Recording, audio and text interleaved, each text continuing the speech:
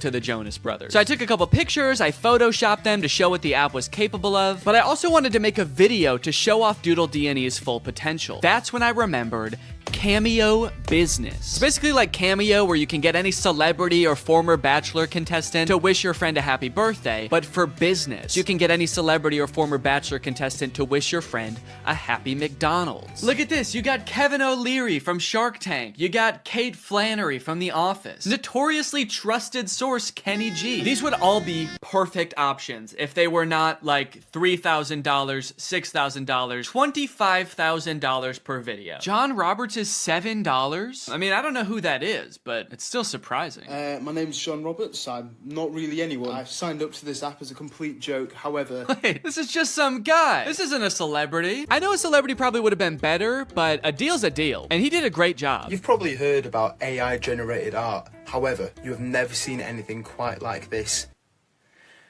These were all generated by Doodle D&E. Okay, dude, we've got our first request. Just one user into Doodle D&E, and I could already tell the prompts were gonna be better. Emerald tablet of Thoth display. And then they responded again, because I didn't respond yet, and they said, Emerald tablet of Thoth. What is Thoth? Oh, Thoth. So, okay, Thoth is some kind of Egyptian god? Oh, there we go, Thoth. Yeah, the Egyptian god Thoth. My first method of choice was to draw the prompts as they came in. I figured I could crank them out pretty quickly this way. Real AIs like these are a hot button issue right now, especially image generation ones. I've seen a lot of debate on whether these types of things are ethical. These AI models are basically made by companies who use other people's artwork without their consent to train their own AI to output images in that same style. I'm not an artist or a graphic designer, so I can't 100% empathize with how that would feel to have that happen to me, but I do think a lot of people are giving this technology a pass just because it's a robot and not a real person. If this was a person, we would all think that person was weird as hell. Picture your favorite musical artist. If a new artist came up on the scene and was like, I've been training for decades, listening to this one artist's songs, training my voice to be exactly like theirs, making instrumentals exactly like theirs, and writing exactly like them, and now I only release songs in their style. We would all be pretty put off by that, right? So why is it any different when some company is training some robot to do that? We'll put his name right at the top. Oh! Oh shit. You know what they say? AI is pretty bad at text. That's the thing I've seen in like AI image generators. It can be pretty bad at text, so it honestly makes sense that it would say Thuth. Here you go. One emerald tablet of... And I'm gonna... Oh wait, I said tooth. Wait, I didn't even say. Thank you for using Doodle D&E. How did I do? I'm really curious to see what his opinion's gonna be on this. Unfortunately, they never responded with their opinion, so I can only assume they loved it so much that they died. The next prompt was a skeleton dachshund, which I crushed. Why does this skeleton dog have ear bones? Dogs don't really have bones in their ears, do they? Then a bear swimming underwater and a monkey. I don't know if these were supposed to be separate prompts, but I decided to combine them to save time. A bear. Okay, this is not looking like a bear at all, dude. Holy cow, this looks nothing like a bear. Oh no! Oh no! It also looks like it's drowning. Why does its body... Oh no. The bear died. This is the kind of bear that can't swim. And we will also make the monkey dead. Probably could have cropped that a little better. You can kind of see my desk in the background, but... And we'll send a survey as well. How did I do? I'm pretty proud of this one. I mean, for doing that so fast, that's pretty good. So far, nobody has responded to my survey at the end to tell me how I did, which is kind of disheartening. I just want a response back. It just feels like I'm getting ghosted by people now. The prompts were a little more creative, and in that regard, my faith in the human race was on the up and up. But also, I was doing all this work over here, drawing your weird prompt that you could have just Googled. But you don't even have the decency to respond to my message back and tell me you hated it. I was feeling pretty disrespected, honestly. At least until this next prompt. Drug baby and kamikaze lifestyle. That's the prompt. Drug baby and kamikaze lifestyle. Whoa, they sent another prompt. Red ruined planet with 2 alien astronauts. I've never heard kamikaze described as a lifestyle before. Like, I know it's a form of like warfare, but to live your life in that way, it must be, I mean, you can't by definition almost. Like, that's a very short-lived life. And I think it would be a little bit too graphic to include the baby actually performing the kamikaze. But But, you know, this baby lives a kamikaze lifestyle. They might not be about to do kamikaze right now, but they just kind of live a lifestyle of someone who would, so. This time, I decided to take a picture of my hand holding up the drawing. That way, maybe my client could tell there's an actual person drawing these pictures. There's an actual person waiting for a response. Yo, they responded! Finally, somebody responds to me. They sent a bunch of laughing emojis and fire emojis and then called me Picasso. It worked! My strategy worked. Holding it up like a child proud of their artwork. Like a kamikaze drug baby proud of their artwork. So for the next few prompts, I decided to go even more above and beyond to try to impress my clients, hoping to get a response back. This time, I wasn't just gonna sit around and draw a picture. I'm a real human being. I have access to the real world. So whatever comes through the app next, I am going to go out and find it in the real world and take a picture of it. Crimson Castle on an Ivory Mountain. Okay, that prompt was a little bit more difficult than I was anticipating, but I didn't have any time to waste. I had to get the shot, so I sped to Walmart, I rummaged through their wares, and in no time, I had found a pretty suitable Crimson Castle and a not too shabby Ivory Mountain. There are fully some right there. Oh, yeah, dude. Here you go. One Crimson Castle on an Ivory Mountain. I gave him the old how did I do? And then I also said, sorry it took so long, I had to go to Walmart. Okay, somebody just asked for trees. Why even ask for an AI to generate that? Forget Google. Just go outside and take a picture of that yourself. You live near a tree. I don't care who you are or where you're watching this. You live by a tree. I said, you just want like a picture of trees? Can't you just go outside and get one? Okay, they responded with a laughing emoji. Your favorite tree. Okay, I got you. Let me go find it. You know, I'd like to get to know this person a little better. I'll say, how are you doing today? I feel like we have kind of a personal connection, me and this person. Maybe I'll take a picture of me in front of the tree so they can see like me enjoying the tree. I just get hit by a car. They get a message back in the app being like, sorry, he died. They said, that's interesting. I'm good. Hella smoky outside though. Yourself? Smoky outside. I wonder if they live like where the wildfires.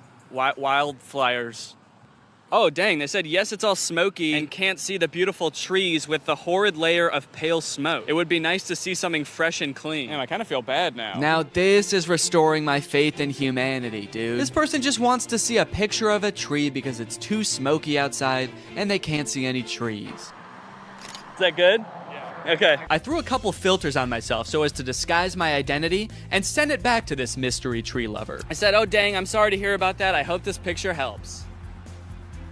I hope that they're safe. Don't worry, they were. They don't live in the area where the forest fire was actually happening. It was just smoke blowing in from a different region. So they were safe. And also, they loved my picture. That's amazing. Thank you so much. I would be just as happy if I could be next to a tree like that. I finally felt like I was getting through to people, forming a real human connection. But that is when I met the final boss of AI users. Generate an image of Donald Trump in a Mexican prison behind bars. Bars! This is gonna be so easy. Donald Trump in there. I said, sorry you can't see him, it's so dark in there, but he's in there. That's horrible, it's not even a prison cell and you can't see Donald Trump. Yeah, cause it's dark in there. This person not only had the strangest prompts, but they had no issues really letting me have it when they didn't like my picture. Oh, I guess you actually can kind of see in there. Yeah, there's definitely no Donald Trump in there. Then they asked me again to generate an image of skinny Donald Trump. I said, okay, my bad, I'm on it. What kind of style would you like this in? Surrealist? I hope they want it in surrealist, dude. That'll make it way easier. Oh, crap, dude. They wanted it in realism. They weren't gonna let me take the easy way out. Drawing was out of the question. I decided to stall them by asking how their day was going, and then I began creating my magnum opus, a skinny legend Donald Trump. It was beautiful. Oh yeah, dude. That is skinny legend Donald Trump right there. Holy cow. Well, they haven't responded with how their day's going yet. I kind of don't want to send them the picture. If you're not even gonna have the courtesy to respond to me, maybe I'll say that. I said, okay, I'm done with the pic, but I kind of don't want to send it to you now because you won't even answer a simple courtesy question. So let's see what they have to say about that. Please answer in the style of realism. I waited for a response, but after 30 minutes, Donald Trump guy was nowhere to be found. I guess the prospect of having to be nice to me one time was just too much for him. Oh, dude, they responded. They said, my day is going well. May I please have my picture now? And they loved it. Faith in humanity restored. They even sent me another prompt. May I please have an image of an extremely obese Donald Trump eating KFC fried chicken? Yeah, I'm not doing that. Oh, I also forgot about this weird prompt. Can you film a video about today's sponsor? This video has been sponsored by HelloFresh. Guys, kickstart your fall with great meals from HelloFresh. They handle all the meal planning and shopping and deliver all the ingredients right to your door, so the only thing you have to do is cook. They do all the hard stuff, and you get to take the credit. A brand new season calls for brand new meals, which is why HelloFresh has a new lineup for fall with 40 weekly recipes that can fit your lifestyle no matter who you are. They've got veggie recipes, family-friendly recipes, and fit and wholesome recipes. So no matter who you are or what you like to eat, they've got something for you. Hey, I've got a lot going on right now. I'm about to have a child, so the less I have to go to the grocery store and plan meals, the better, which is why I love HelloFresh. Here you can see us cooking a delicious pork bowl that we made this week. It was so tasty, and it only took like 25 minutes to make. Their quick and easy options are fantastic. And if you're looking for more than just dinners, HelloFresh has you covered. They've got quick lunches, easy breakfasts, and fresh snacks to keep you satisfied all throughout the day. The food is delicious, the ingredients are great, all of the produce comes from the farm to your door in less than 7 days, so you know you're getting the good stuff. So guys, if you want to make your life a little bit easier this fall, then head on over to HelloFresh.com and use my code 50TrulyGreg at checkout for 50% off plus free shipping. That's HelloFresh.com. Use my code 50TrulyGreg at checkout for 50% off plus free shipping. Thank you to HelloFresh for sponsoring this video, and thank you to you guys for checking out HelloFresh. Thanks for watching this video. If you're not subscribed, make sure you subscribe and turn on my notifications to join Greg. We are the fastest growing army on the internet, and you do not want to miss out, baby. I'll see you next time. Bye-bye. What's up, Greg, and welcome back to another episode of A Grown Man Spends 20 Minutes Making Fun of a Movie for Kids. You may have noticed something a little bit different. There's a microphone in the frame. I got a new stand for my microphone, and apparently the only way I can get it like close enough to me is by having it slightly in frame. So I hope this isn't super distracting. This would be kind of a crazy way for like one of those faceless YouTubers to film videos. What's up, guys? So today we're going to be talking about Zapped. And after watching this movie, I'm starting to think that the writers of Disney Channel original movies are not capable of writing a movie that's not about a teenager trying to control the opposite sex and mold them and craft them to their liking. You got Pixel Perfect, a movie about creating like the perfect girl pop star, How to Build a Better Boy, pretty self-explanatory in the title on that one. And then you got this movie Zapped, which is about Zendaya discovering that her dog training app can actually train boys to obey it can train boys to obey her every command. It's not actually Zendaya. She's not playing herself. It's Zendaya's playing a character named Zoe. I think that's probably pretty clear, but I just wanted to clear that up. This movie is full of dark magic. I'm convinced of it. There's something deeply sinister going on in this movie. I don't know what it is, but I'm gonna figure it out. Let's go ahead and watch it. The movie starts out with Zendaya's character Zoe giving a maid of honor speech at her mom's wedding. She's marrying this new guy, so her family is about to be merged with his family. So it's Zendaya and her mom, and then this man and his 3 sons. So it's like a family of women mixing with a family of men, which makes a lot of sense because, as we know, women give birth to girls and men give birth to boys. First off, I just want to say how happy I am that my mom has finally found love again. She is the most giving person I know. Her speech starts off sweet, but then she immediately just starts like kind of complaining about having to live with 4 new guys because they're stinky. 4 guys and their mysterious odors that they always blame on the dog. Yeah, she sort of takes the opportunity to complain and just make her mom, I guess, like feel bad for marrying a guy. It's the happiest day of her mother's life. And also this guy, her new stepdad, is the happiest day of his life. And her speech is like, I hate my new family, my new stinky family. And this wedding will certainly ruin my life. To make matters even worse, towards the end of her speech, the boys lose control of their pet dog, who is at their wedding for some reason. They lose control of the dog, and the dog goes crazy and knocks like a chocolate fondue fountain all over Zendaya. And at this moment, I couldn't help but remember that Zendaya's character in Euphoria is supposed to be the same age as Zendaya's character in this movie, and their lives are drastically different. Throughout this movie, you will find that the characters are like super weird. They're like caricatures of people that don't exist in real life. And to show how much it's gonna suck really living with the boys, the writers of this movie decided to have the next day start with Zendaya's new stepdad screaming in the hallways, getting everybody ready for school. But then when he sees Zendaya come out of her room, he like doesn't know how to talk to her. Hey, morning, sport. I mean, hi girl. Hi girl. It's like, dude, you're 50. Have you never talked to a girl before? The movie then establishes why each one of the new guys that she lives with is like gross in some way. One of her little brothers is really messy. The other one's always like cooking gross stuff. Which is like a weird character trait. I get the messy younger brother, but like the gross cooking younger brother, is that a thing? Is that something I'm supposed to be able to relate to? And then the oldest of the brothers is like always frantically running around. He's like always late for something. He's really scatterbrained. My pants! Where are my pants? Where are my pants? Where are my pants? Okay, excuse me, can we just establish a few ground rules here? You're not wearing pants. Please stay out of my personal space bubble. Look, Zoe, I have morning basketball practice, and then a players meeting, and then a captain's meeting, and then even more practicing. Kind of weird to respond to a request about like not invading my personal space when you're not wearing pants by saying like, but Zoe, I've got basketball practice. Like he fully like bumps his butt on her while getting ready in his underwear, and she's like, can you not do that? And he's like, sorry, sometimes when you're busy you just gotta rub up on your stepsis in your underwear. What don't you get? I'm in many extracurricular clubs, okay? Along with moving into a new house with all these boys, she also starts attending her new school, which is the school that her brother goes to. And you know how in Disney movies there's always like the distinct cliques, like there's the popular crowd and then there's like the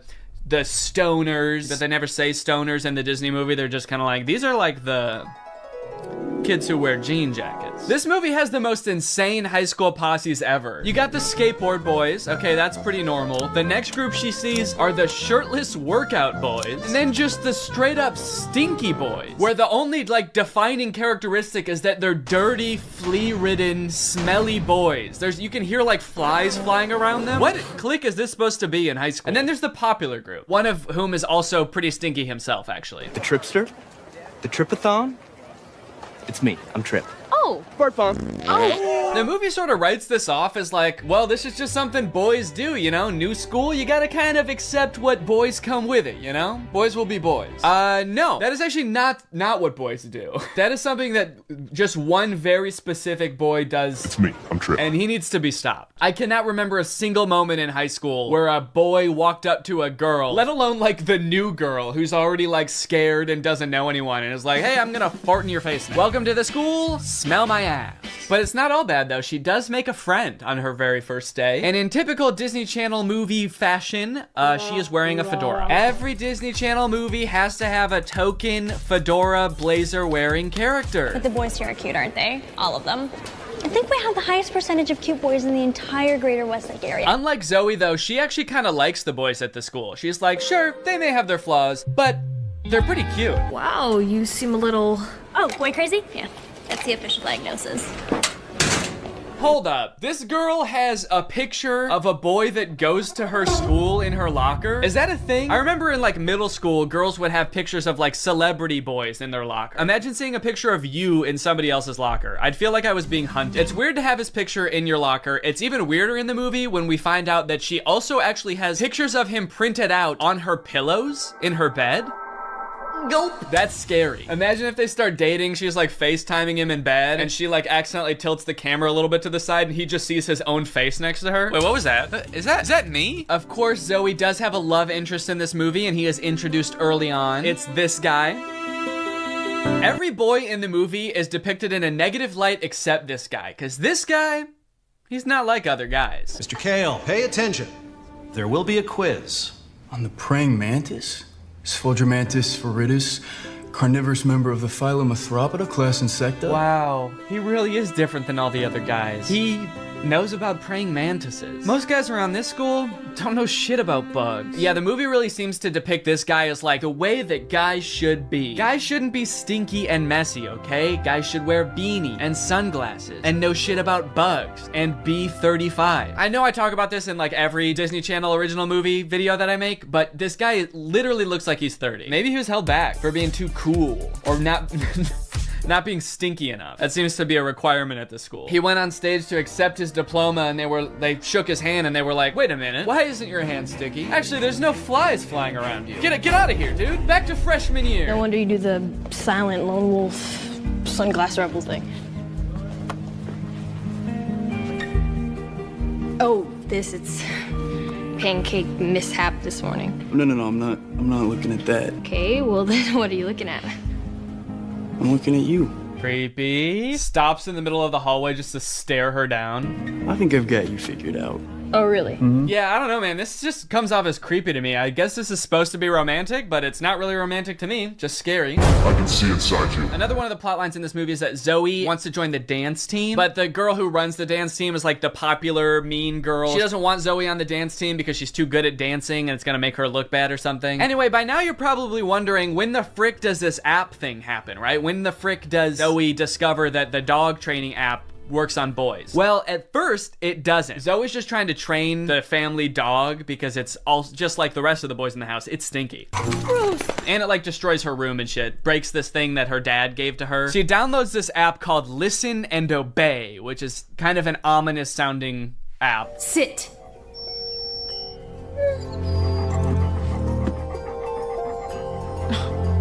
Shake. Right away, this app is already clearly cursed with dark magic, right? And the dog can even tell too, because you know what the dog does the second he realizes what's going on? He grabs her phone and runs off with it and tries to destroy it, presumably to break the curse. And then what happens next is honestly the most confusing part of the movie, okay? So the dog drops the phone in the bath. Her brother gets it out and tries to swing it around to get the water out of it. It flies out the window, swings around a satellite dish, slides down a solar panel, and lands in dog food. And from here on out, that app is now able to control boys. Any man or boy this app can control against their will. Sit. And at first, while watching this movie, I didn't even think it was that weird. I didn't even give it a second thought. I was just like, okay, yeah, so something magical happened and now it can control boys. That makes sense. But like, what? What happened to the phone? I don't understand how solar panels and satellite dish changes the app from dog-based to man-based. Like, you'd think at the very least something having to do with like men would happen to the phone. Like the phone lands in like a bucket of buffalo wings or like flies through a football field. I'm just curious to know if that fucked up other apps on the phone or if it's just the dog training app. Now, whenever a boy likes one of my tweets, he goes into a coma for 3 years. And don't even get me started on the weather app, because every time I check that, boys start falling from the sky. Anyway, let's just say now that she's got the ability to control boys, she has a little bit of fun. Boys are acting weird. Dude, he farted twice in midair in such rapid succession. They added in 2 fart sound effects. Kind of impressive. I'm trying to imagine how she's gonna use the app to get herself out of this one. Stop farting. Take it back. Take the fart back. Suck it back up into your ass. Oh, how am I doing this? But no, she just uses the app to utterly humiliate him in front of his friends. Go to the bathroom. Oh, wait, no, not here. I'm still confused about some of these clicks, by the way. Like, what are these nerdy kids supposed to be? Look at this kid in the green sweater. How he acts when nobody high-fives him. What is that acting? I guess your dog app doesn't work on girls. Maybe because girls aren't dog-like enough. They're too catty. Ah, that's funny. Girls are catty. What the fuck does that mean? Boys are dog-like?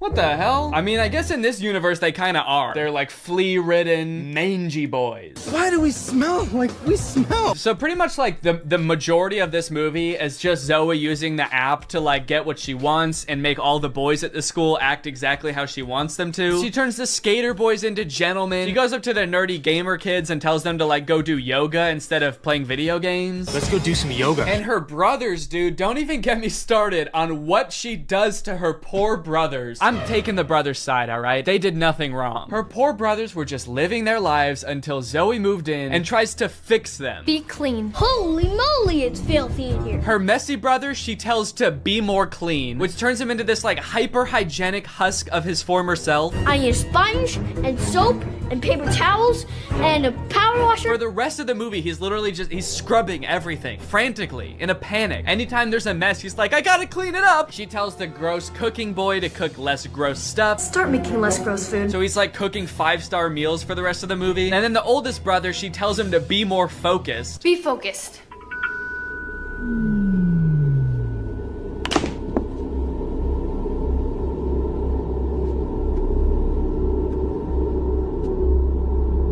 Lampshade. The boy is just like focused on inanimate objects for the rest of the movie. He's just like staring at a lamp or at the basketball net. She turns her own family into like mindless zombies and she's like, this is better. This is nice. It's creepy, dude. It's eerie, this movie. In all honesty, dude, this show walked so that WandaVision could run. This is basically WandaVision. In fact, since they're both owned by Disney, I wouldn't be surprised if this was in the same universe. This is like a prequel to WandaVision. This is where she gets the idea. It's kind of funny how low the stakes are considering the power that she holds. She could like take over Wall Street. She could get rich. She could make anybody do what she wants. Any man. She could fix every war. Create world peace. In fact, I think her friend says that at one point in the movie. She's like, we could end every war with this. And Zoe's just like, yeah, we could, but I simply will not. I think it's more important that my brother stares at a lamp for the rest of his life. That's kind of the shit I'm on. Things aren't nearly as terrible as they were.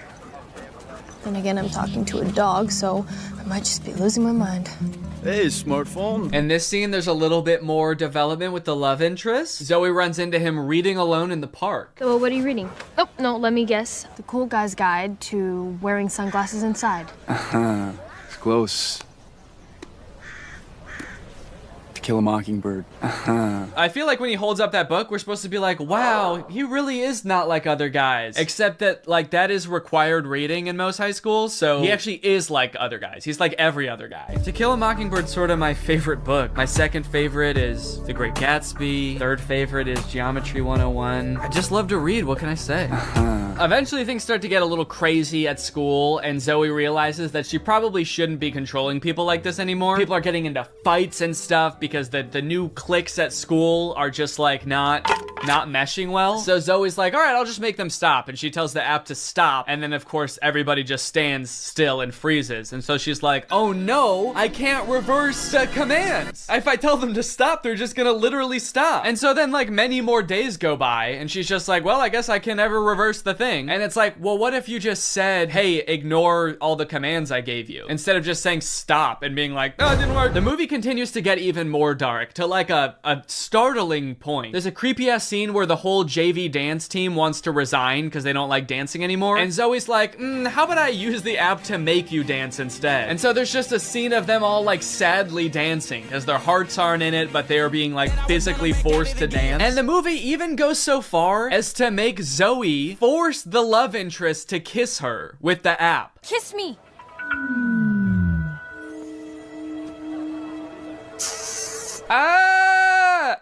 She just forced a guy to kiss her. Disney, what are we doing here, dude? What's going on? We need to have a talk with the writers of these movies. Anyway, Zoe feels bad after this, and she gets all stressed because there is a college scout coming to the basketball game. But Zoe's brother obviously isn't playing very well because the only thing he can do is like stare at an object for hours at a time. Welcome to a new season of Husky basketball. The Huskies have been struggling with practice, and there's a college scout in the stands. So tonight's game could be a nail-biter. I like that the scout is writing stuff before the game even starts. What do you think he's writing? Ball round, court shiny, boys stinky. Just as the beginning of the movie made no sense, the ending also makes no sense. The phone falls into the wrong hands. The popular girl figures out that Zoe is using it to control people. I don't know how she figures it out. She just like sees Zoe holding it during dance practice and she's like, she's holding her phone while dancing? She must be using mind control. I gotta get that phone. Anyway, she steals the phone. At the basketball game, she just like starts making everybody obey her every command. Bow down to me. In order to get the phone back, Zoe's like, how about I just do whatever you want? I'll do anything you want. Just say the command. Hands. And then this happens. Roll over.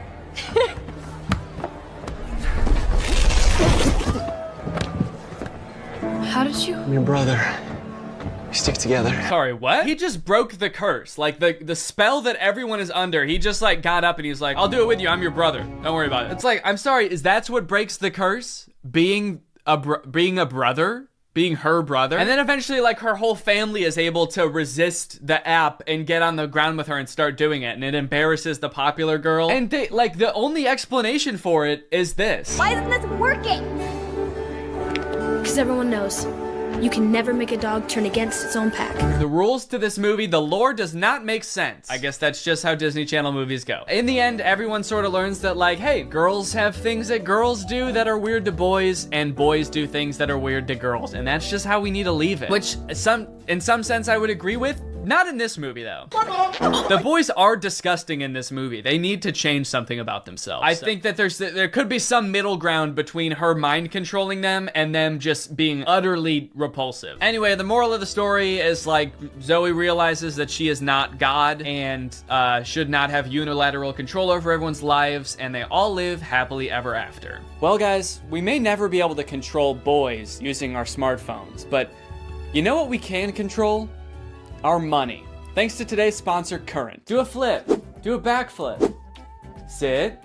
Speak. I love you, Father. Good boy. That's right, guys. Today's video has been sponsored by Current. Current is the future of mobile banking. You guys have heard me talk about how awesome Current is before, how flexible they are, how transparent they are with things like no hidden fees. But today, I've got something new to talk about, and that's interest. Because Current just launched a new feature called Interest where you can earn 4% APY on your money. That's 4% for your money literally just sitting there. That's right, you don't gotta be throwing money at the stock market or buying NFTs and investing in cryptocurrency to get some return on your money. With Current's interest feature, you literally just get 4% for your money just sitting there. And as if that's not already enough reason to start using Current, I am once again going to be giving away $5,000 with Current's help. So go ahead, download Current, make an account, use the code DANNYINTEREST for a chance to win, and so you don't miss out on that 4%. Signing up for Current is totally free to do. You can do it right now. So honestly, there's really no reason not to. All right, well, thank you to Current for sponsoring this video, and thank you to you guys for checking out Current. They've been a long-time sponsor of the channel. They've helped me do some amazing things,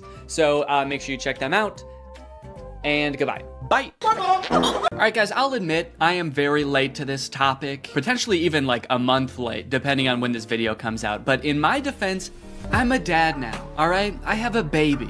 He's 5 months old. I have better things to do than sitting here talking to a camera alone in my room. Like watching Jason Nash live stream on TikTok. All right, Sandra, thank you for the money. Kevin, thank you for the money.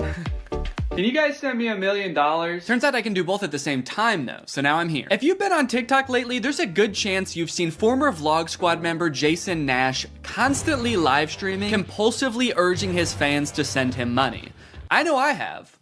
A lot. This man is constantly live. Here we go, 118. Guys, don't forget to follow my podcast, All Good Things Podcast. We just spoke about it. We need... Have you enjoyed that 30 seconds of silence, guys? Make sure to go check out my podcast. You're gonna love that.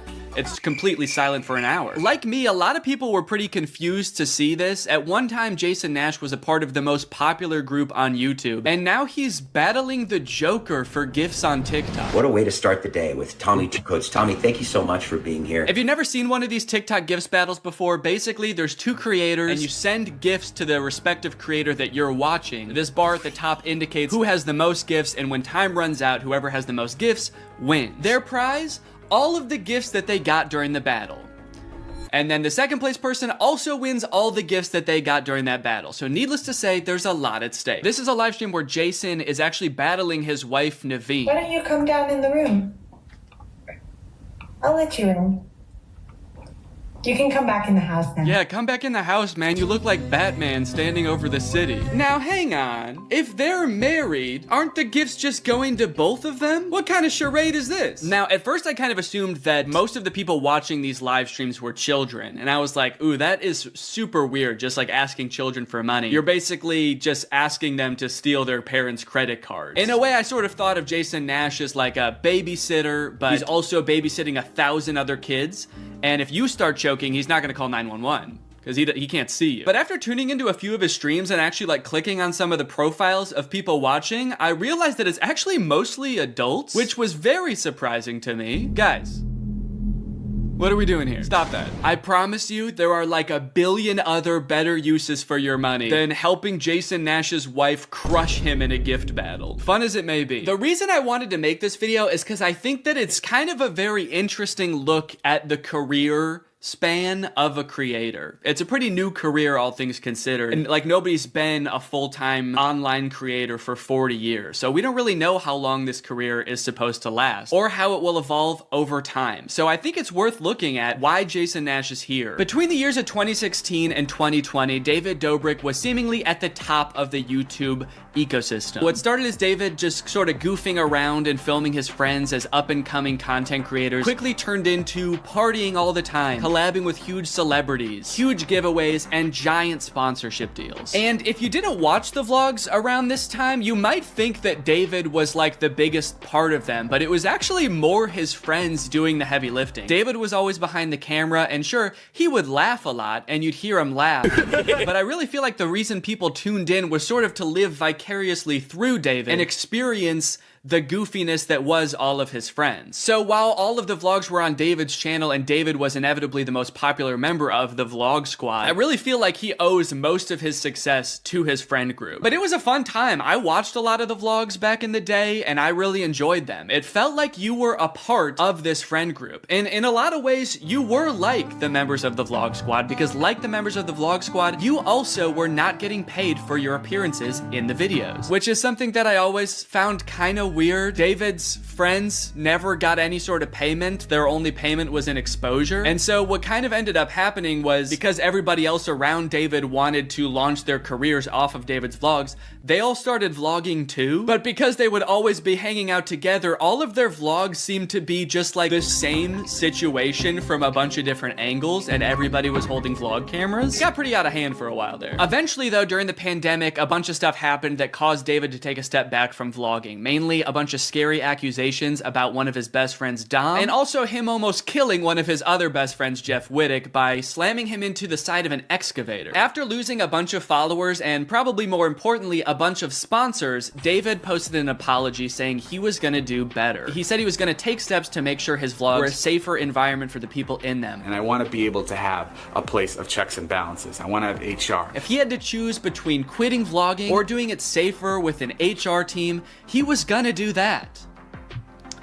And then he quit vlogging. Currently, David is still presumably very rich. The only place he really posts is on Snapchat, and from what I can tell, he mostly just goes around and tours really expensive houses and parties a lot. He doesn't seem to have any ambitions of creating more content on YouTube. In a lot of ways, he's sort of like the Great Gatsby of social media now. But without David sort of manning the ship that was the vlog squad, a lot of the other members basically had to figure out other avenues and other ways to make money and maintain their following after the vlog ended. Zane and Heath have a pretty successful podcast now, so does Jeff Wittick. Carly and Aaron, I believe, have a podcast too. But I feel like Jason Nash out of the entire group is having the most trouble adjusting to the post-vlog era. He has a podcast, but it's definitely not getting the same numbers that his podcast with David did, views, back in the day, which David also quit. Despite them, I think, getting a bunch of really great offers that would have changed Jason's life, David decided to quit because he didn't want to do that anymore. He wanted to be the Great Gatsby. So Jason has now been left to fend for himself, and it seems like TikTok gift streaming is what he has turned to. You excited to go to dinner?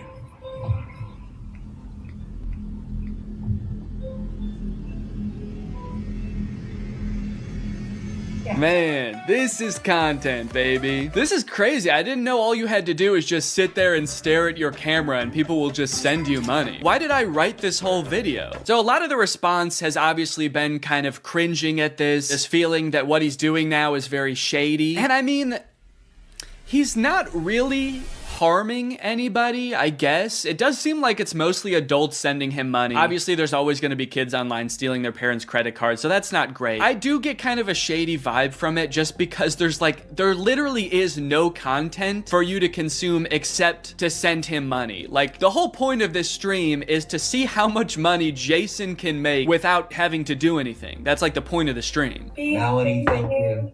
Let's go. And you could argue that Twitch streaming has donations and, you know, a bunch of other live streaming does too. But I would argue that there's at least some content behind that. Someone's playing a video game or they're doing a podcast live and the donations are just a little bit extra on top. It's not the content itself. I've also seen a lot of people wondering, like, wait, isn't David super generous? During his vlogs, he was always giving away cars. He was paying for people's weddings, just like handing out PlayStations to people on the street. Surely he could just help Jason if he's struggling financially, right?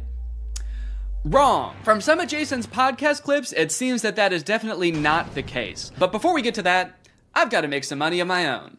Alright guys, let's get those gifts in. James, thank you for the llama. Carol, thank you for the sombrero. Brian sent a Arab? Oh. Is this a gift on TikTok Live? Also, how did you get this one? This one's mine. Well, regardless, this is actually pretty convenient because this video is sponsored by Arab. Arab flavors your water using scent-based taste. And, oh, Brian also sent a scent pod? Oh, thanks, man. Okay, so I can put that on. With the scent pod down like so, it's just a normal water bottle. But when I activate the scent pod, air is able to pass through the scent pod and into your mouth, where you can taste the scent. Send me money. I like to bust out my air up while I'm getting work done. It gives my water a little bit more which is what I need when I'm trying to focus. This one right here is lime, and it is excellent. One said, come to Brazil. I'm busy. Air up is a unique hydrating experience. You can't get this anywhere else, buddy. No chemicals, no sweeteners added to the water, just plain old water into my plain old mouth. The scent pods come in a variety of flavors. I really like the lime and the peach. My editor, Jake, is really fond of cherry. So no matter what kind of flavors you like, there's bound to be a couple for you. You want to spice up your hydration experience, click the link in the description, get yourself an Air Up, get yourself some scent pods, put your mouth on the nozzle, and suck away. You look really tired today. That is mean. Thank you to Air Up for sponsoring this video, and thank you to you guys for checking out Air Up. Now back to the video. About a month ago, when Jason was in the thick of his live streaming every day, he posted this podcast where he and a bunch of David's mutual friends talk about how different life is now that David's not vlogging anymore. But the thing is, like, David's in this, like, moment in his life. Yeah, where he can do anything. Where he just parties. Oh no, Jason. The look on your face, man. Jason's like, don't look bitter, don't look bitter, don't look bitter. Where he can do anything. Perfect. He can do whatever the fuck he wants now. He calls me to play pool. And I'm like, I gotta go live, and I don't expect him to understand that. You don't expect him to understand that you have to work to make money? You know he did that too, right? I wouldn't expect him to understand that, man. He hasn't had to work in, gosh, what is it, 2 years now? I hate to say it, Jason. I think he gets it. I just don't think he cares. Like, I'll say things like, I'm losing my house, and he'll be like, oh, but just come play pool. I just don't think he cares. Dude, Jason, haven't you learned anything from being friends with a popular YouTuber? You just told him you might lose your house, and he invites you over. You think he really wants to play pool, dude? He's probably gonna Mr. Beast you. He's probably inviting you over so he can, like, surprise you with a new house. He might make you do Squid Games for it, but you have a chance to win a new house. Maybe he'll give you a new car. Or, you know, surprise you with his new car like he did that one time. My surprise to you is that I'm buying myself a car. I know, right? That was cool. I will say it is interesting that David seemingly stopped doing the extravagant giveaways once he stopped doing the vlog. I wonder what the correlation there is. That's kind of weird. There was a great TikTok that he sent, which was like some guy. It's just the guy that has like a lot of money and can do anything all day. He's like, oh, Diplo's having a party tonight, and like and it's literally like things that David has said. David sent Jason a TikTok of a rich, out of touch guy being like, oh my god, dude, this is so me. Dude, look at this TikTok. This is so me. That moment when you're rich and you're partying with Diplo and you're talking about how much you hate Jason Nash and how poor Jason Nash is. Guys, comment below if you found this relatable. But if you think about it, though, from 18 to like what, 23, 24. Oh, he was hitting it. He never drank. I don't think he ever drank. Even when we would visit him, we'd be up till like midnight, just like watching the edits, just like. Wow, he worked hard for 5 years? Let the man party, dude. Please do not burden David's poor, gentle soul with your financial woes. Just let the man play pool and play with him, for God's sake. I mean, look, I don't doubt that he worked hard. The dude posted 3 vlogs a week. I'm sure it was a lot of hard work, but you know who also worked hard? Everybody in his vlogs. I mean, that dude just said it himself. They all stayed up with him until midnight watching the edits to make sure they were good. This was a group endeavor. And I know what people say. They say like, well, David gave them the opportunities, you know? He didn't have to make them famous. Yeah, he kind of did. That was like the whole point of his vlogs, was his friends. David wasn't just making them famous because he was a good, generous guy. He was doing it because that's what was working. They made him famous as much as he made them famous. Now it's like the complete opposite. Everyone's like working, and here's him just like, hey, what are you doing tonight? And it's like a Tuesday night. Everyone's working.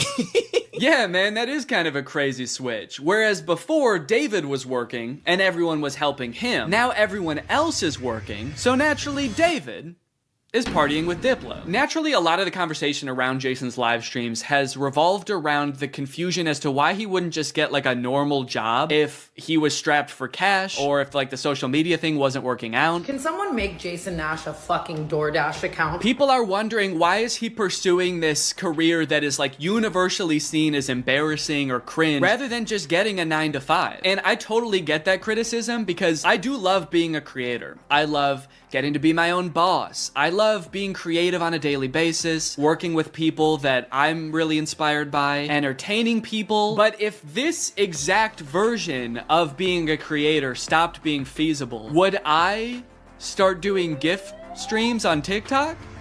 Hell no. And not even necessarily because it's like embarrassing or cringe. It's just that like what I enjoy about being a creator, that does not accomplish. There's no being creative. There's no entertaining people. At a certain point, you like strip out all of the fun parts of the career and you just have only the most superficial parts of it left. Just money and fame. So no, if like this YouTube channel didn't work out anymore, there's a billion other things I would rather do that would be more enticing to me than like gift streaming on Twitch. But maybe Jason likes it.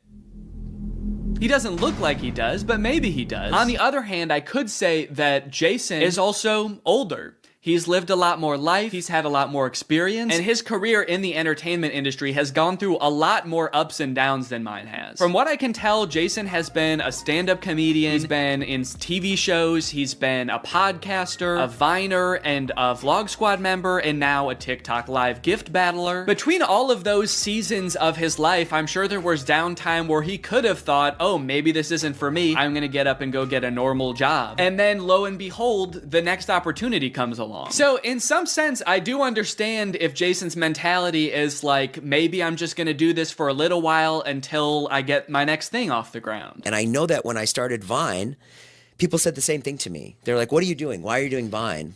You know? And I was like, okay, this is what I'm doing. And then I did YouTube, and people are like, why are you doing YouTube? And I feel like when you're first to something, that can really pan out. Yeah, I do get what you're saying, but also I don't know if this is the same as Vine and YouTube. Saying he's the first to this new thing like TikTok gift battling is gonna be the next big thing is very worrying to me. Please don't make that the next big thing, guys. On top of all that, there is this sort of like gamification in your head that happens when you're a content creator. Because so much of it is like numbers based, you're always looking at your analytics, hoping your numbers go up. It becomes kind of a game in your head to see if you can do better than you did last month or last year. Because of that, I feel like in a lot of content creators' heads, quitting or pursuing a different career path is seen as like losing the game, even if it's subconscious. That being said, I don't think that's a healthy way to look at it, and I would encourage people who are pursuing being a creator to find other passions that, you know, if this didn't work out, you could pursue that instead, because I think just clinging to relevancy for relevancy's sake is not a good thing. But why try to guess what Jason's thinking when someone literally asked him on his own podcast why he doesn't just get a job? This isn't me saying this as a negative thing. I'm just totally asking. Please. Yeah.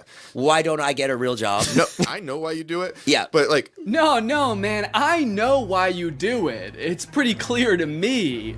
But, could you tell everyone else why you do this? Someone said that the other day, why don't you get into real estate? I'm like, I hate it. I don't have a real estate license. Bo Granny? Oh yeah, I forgot. You have to be born with a real estate license to do real estate. But darn, Jason Nash was born with a TikTok account. So he has to do that instead. Right. Now look, would I be on TikTok Live if I wasn't in like a financial hole? I don't know. Probably not. But also like YouTube wasn't really working. And I needed to find something.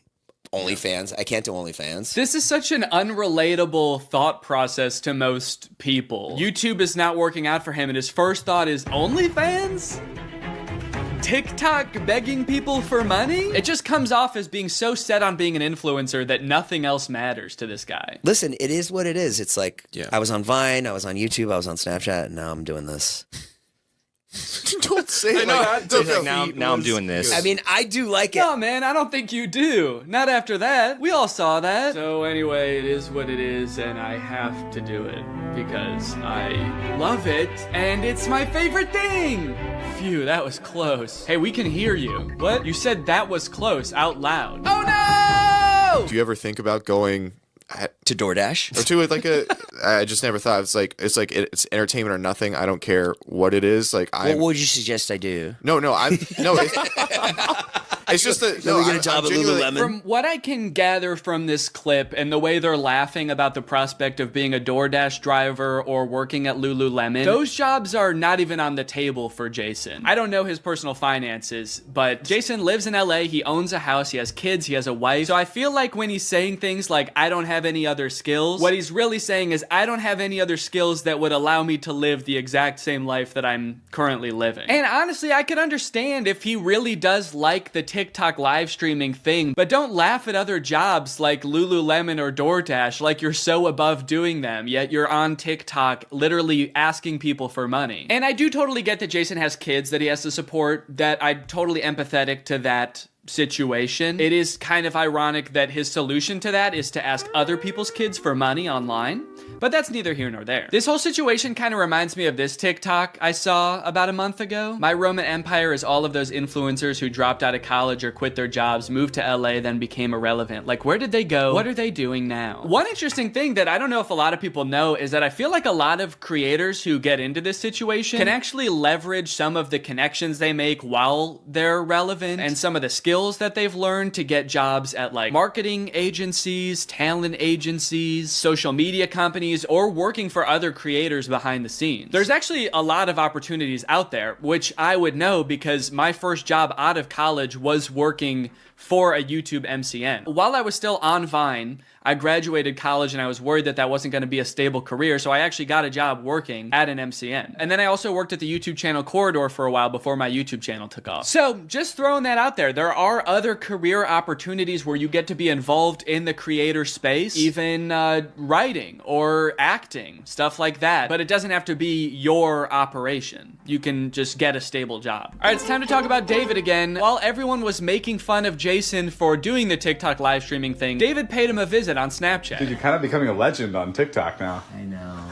Not in a good way. Yeah, but I think it's fun. No, man, this is a great look. This is awesome. Multi-millionaire visits former unpaid employee wearing a crown to make fun of his new job. David, do you know why, perchance, Jason has to do the TikTok live streaming? Have you thought about that at all? During your long nights of playing pool? Bye, guys. Thanks for having us over in your little hobbit home. And make fun of his house before you leave? Check.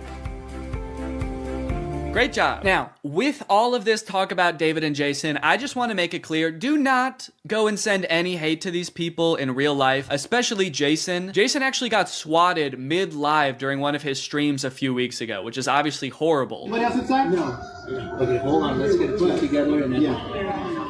This is obviously a horrible situation, actually terrifying. But I cannot help but break a little smile when I look over and the two people he's gift battling are the Dobre brothers. I don't think there's a single funnier sight than watching the two of these blankly stare into the camera and not understanding what's going on. Also, imagine your gift battle opponent getting swatted and he's still crushing you, dude. That's gotta hurt. My big takeaway from all of this is if you are pursuing being a content creator, I would heavily recommend being super careful about the way you go about it. I would highly recommend not letting your success be at all related to the success of another influencer. You don't want to be the guy from David's vlogs when David stops the vlogs. Also, save your money. This career that we have, we don't know how long it's gonna last. I mean, I sort of view it as being any other type of entertainer. You're only relevant for so long, or like an athlete or something. You can only be in your prime for a certain amount of time, so save as much as you can. It's really easy to get caught up in the lifestyle of an influencer and like partying all the time and flying on private jets, buying expensive cars. And if you can make this career last for like 20 to 30 years, that's awesome. That's insane, but it's definitely not guaranteed. So just be careful, all right? For me, for your old pal Dan. All right, guys, well, I hope you enjoyed this video. If you're new here and you're not subscribed yet, make sure you subscribe and turn on my notifications to join Greg. Greg is what I call my fans here on YouTube, and if you just watch this whole video, that means you kinda gotta be a Greg now. I don't make the rules, sorry. Except for that rule I actually did make, but all the other rules I don't make. All right, I'll see you guys next time. Bye-bye.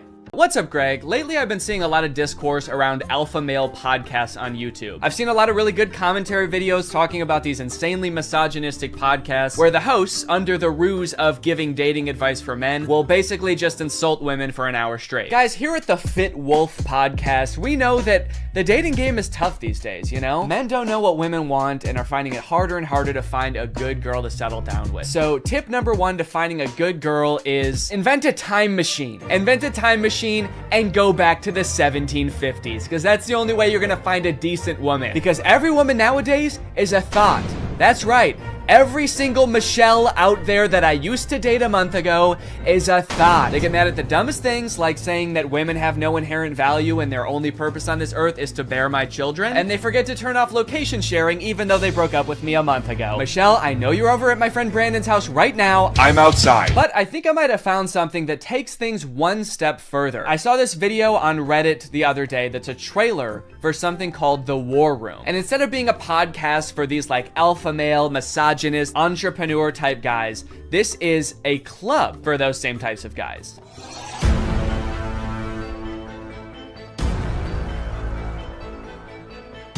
After I joined the War Room, that was the year I made $100,000. On the surface, this kind of just seems like a trailer for a club where you get to hang out with a bunch of bald guys and smoke cigars and talk about business and making money. 1 year ago, I did not even have a business. I didn't make money.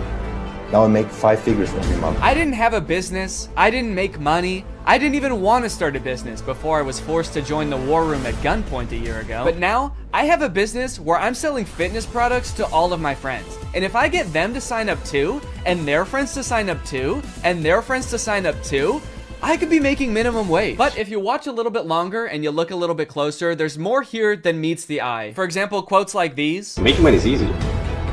You just take it from somebody. Doesn't sound like making money.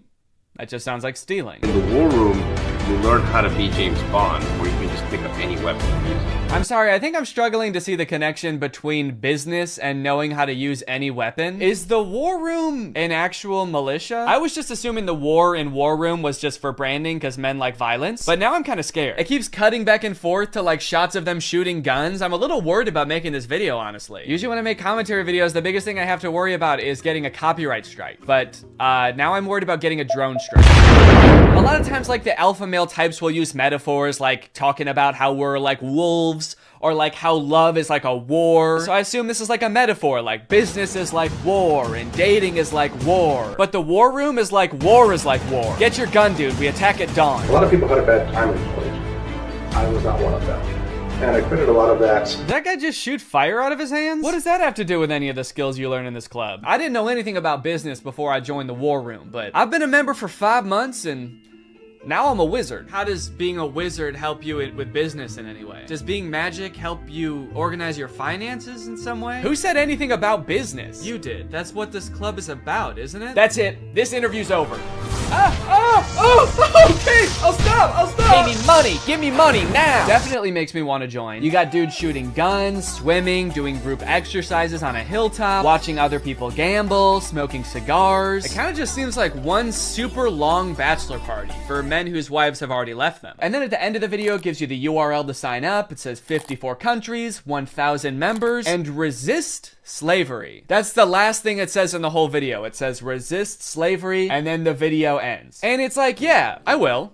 I am. So I keep saying this club is about business because that's kind of what the trailer was implying. It's about like networking with all of these rich, influential people, making money, stealing it from people, using your magical powers to steal money from innocent civilians. But if you go to their website, there's not really any reference to business, which is confusing. And the description on their website says this: the War Room is a global network in which exemplars of individualism work to free the modern man from socially induced incarceration. Okay, but like, what do you guys do? Like, if I join, what do I get to do? I get you're gonna free me from socially induced incarceration, but what does freedom look like to you guys? Is it like, am I quitting my job to go to a cigar pool party? This package costs £4,000, and they have packages on their website that go up to £7,997. Do any of these guys not see the irony and being like, individualism rules, dude. Society is like jail. male, if you conform to society, that's like being in prison, basically. You're basically a slave at that point, while also being like, yeah, I paid $7,000 to join a club where everyone looks and dresses like me. I didn't want to be a stereotype, okay? So I joined a man club to smoke cigars and shoot guns. And that's sort of what makes me an individualist. It just feels like they're kind of playing the like, I'm not like other guys card. And I guess in some sense, they're not like other guys because most guys can't bend the elements to their will like that one guy. But other than that, I mean, it's just like all the pictures are just guys hanging out in dimly lit clubs, doing military style drills. I don't know what's going on here. In case you're not sold yet and you haven't been convinced to join, let me read you a little bit more because the War Room's website uses like every cliche pickup artist tactic to try to get you to join this club. We got the classic negging. What can you bring to the War Room? Truthfully, very little. Probably nothing at all. You are not ready for the War Room. You will not revolutionize what we built. If you had the capabilities we required, you would already be inside. What? They think I can't bring anything to the War Room? They think I'm some kind of sucker who doesn't have my life in order and can't manage my money. I'll show them. I'm gonna take out a 4th mortgage on my home and I'm gonna join this club. We'll see how stupid they think I am then. They also use like the get it while you still can technique that's in like every as seen on TV commercial. This chance won't last forever. We will not hold this open for everyone. Soon, membership will close. The War Room members and their sons will remain the closed wielders of global influence into eternity. Holy shit, dude. They're closing submission soon? I'll be right back, guys. I gotta go. I'm not doing this for me, okay? I'm doing this for my son. I guess my son gets to be in the club too if I join. I gotta go. Now, I don't have any way to look and see how long it said this on the website, but if I had to guess, I would guess that it's been on there as long as this website has existed. Why would they close submission? How does that make any sense? Do they want to stop making money? The founder of this club is like, whoa, I'm too rich, all right? That's one thing we teach in the War Room is you can't have too much money. I mean, if this is like a militia, do they have enough soldiers? Is that why they're closing? Soon, 1,000 bald men wearing tightly fitting t-shirts will be storming the beaches. We can't wait around for you forever. So you might be wondering who the head of this club is, right? It must be someone like very rich and influential if he's expecting to get people to join just based on like the connections that you can get from the club, right? Well, this is where things get a lot more creepy.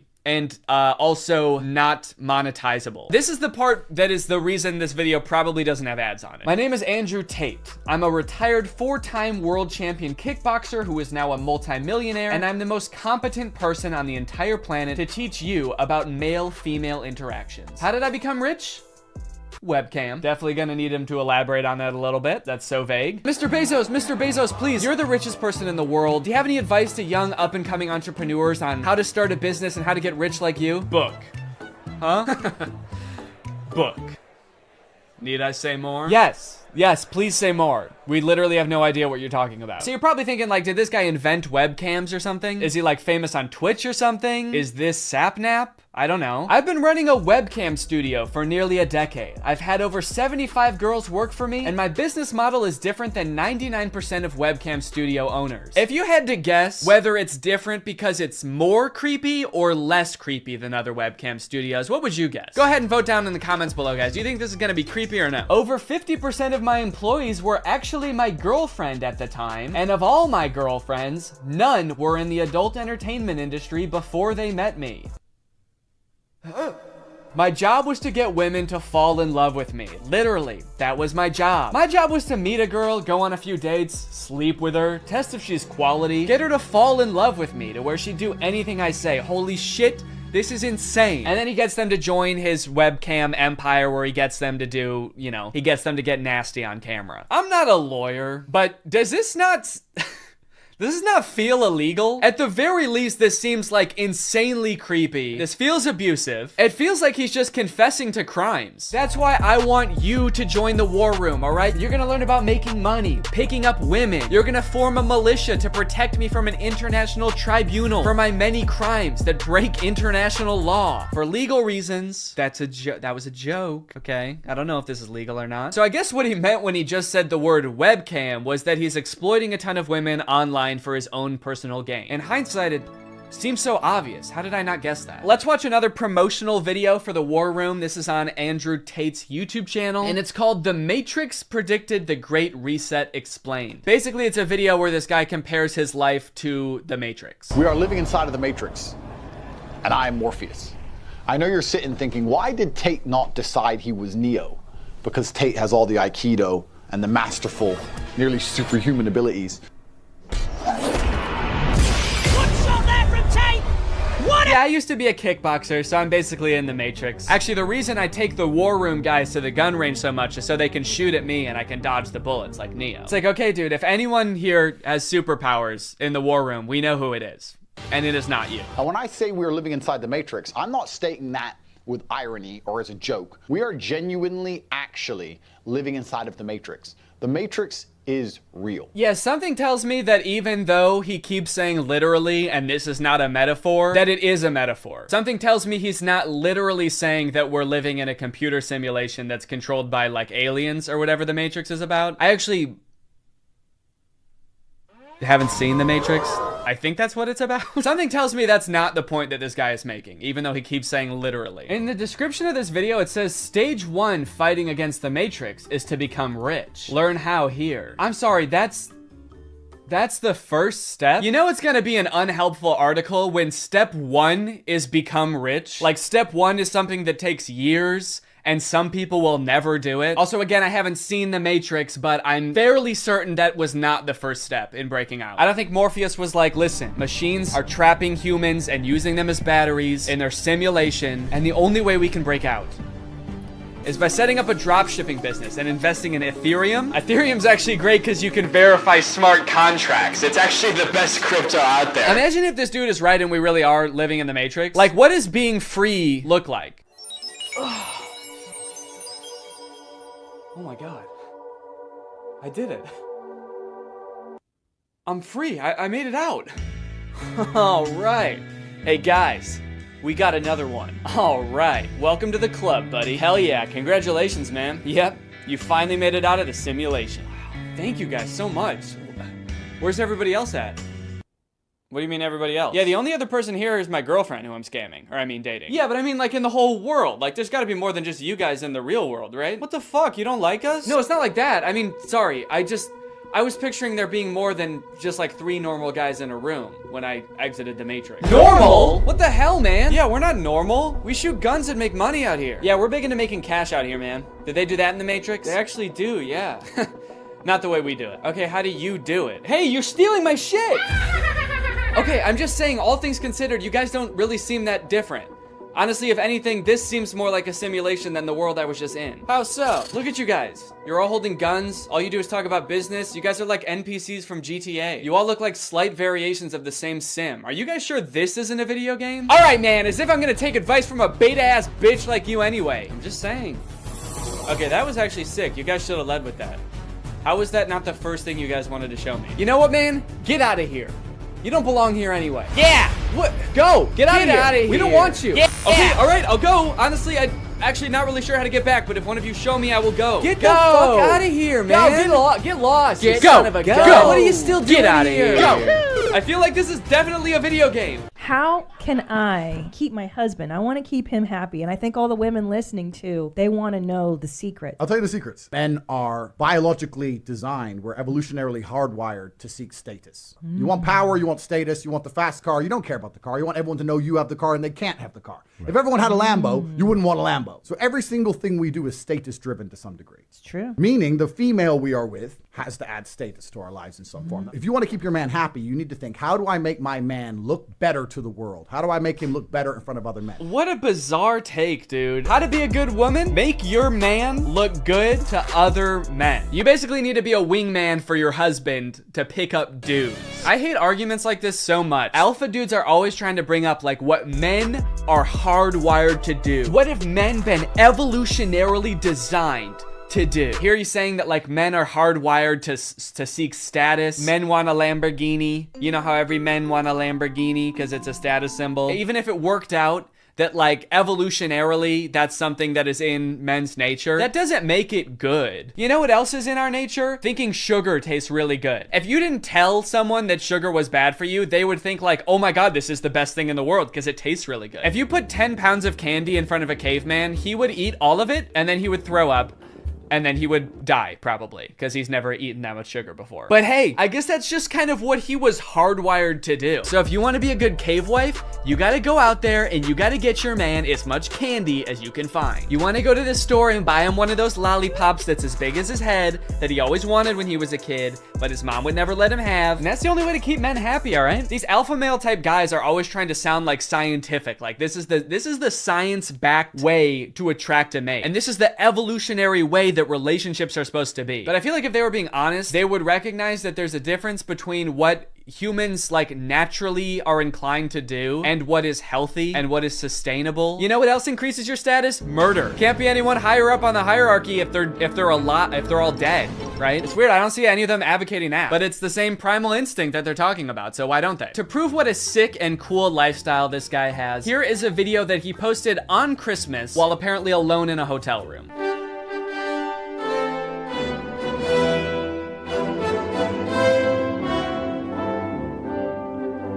Merry Christmas. I think a lot of people have the wrong idea about me. They look at me and they go, you hear about that Tate guy, you know, he's the 4-time kickboxing world champion, he's tall, he's strong, he's smart, he's fucking gorgeous. That's the wrong idea? People have the wrong idea about me. He's smart, he's rich, he's tall, he's funny. When in actuality, I am short, rude, and poor. Anyway, yeah, that's the war room. I feel like this video took a lot of twists and turns, but as I kept clicking on different links on this dude's website, I just kept getting more and more shocked at what I was finding. So hopefully this was an entertaining video. I was considering purchasing like a war room membership as part of a follow-up video, but I honestly do not feel good about putting any money in this guy's pockets. I'm honestly a little bit worried that if I paid this guy 7,000 pounds, it would go towards like more guns or like a prison cell for his employees. But anyway, I hope you guys enjoyed this video, and now it's time to talk about our sponsor. Guys, you know what you're probably not gonna get if you spend $5,000 to hang out with the guys from the war room?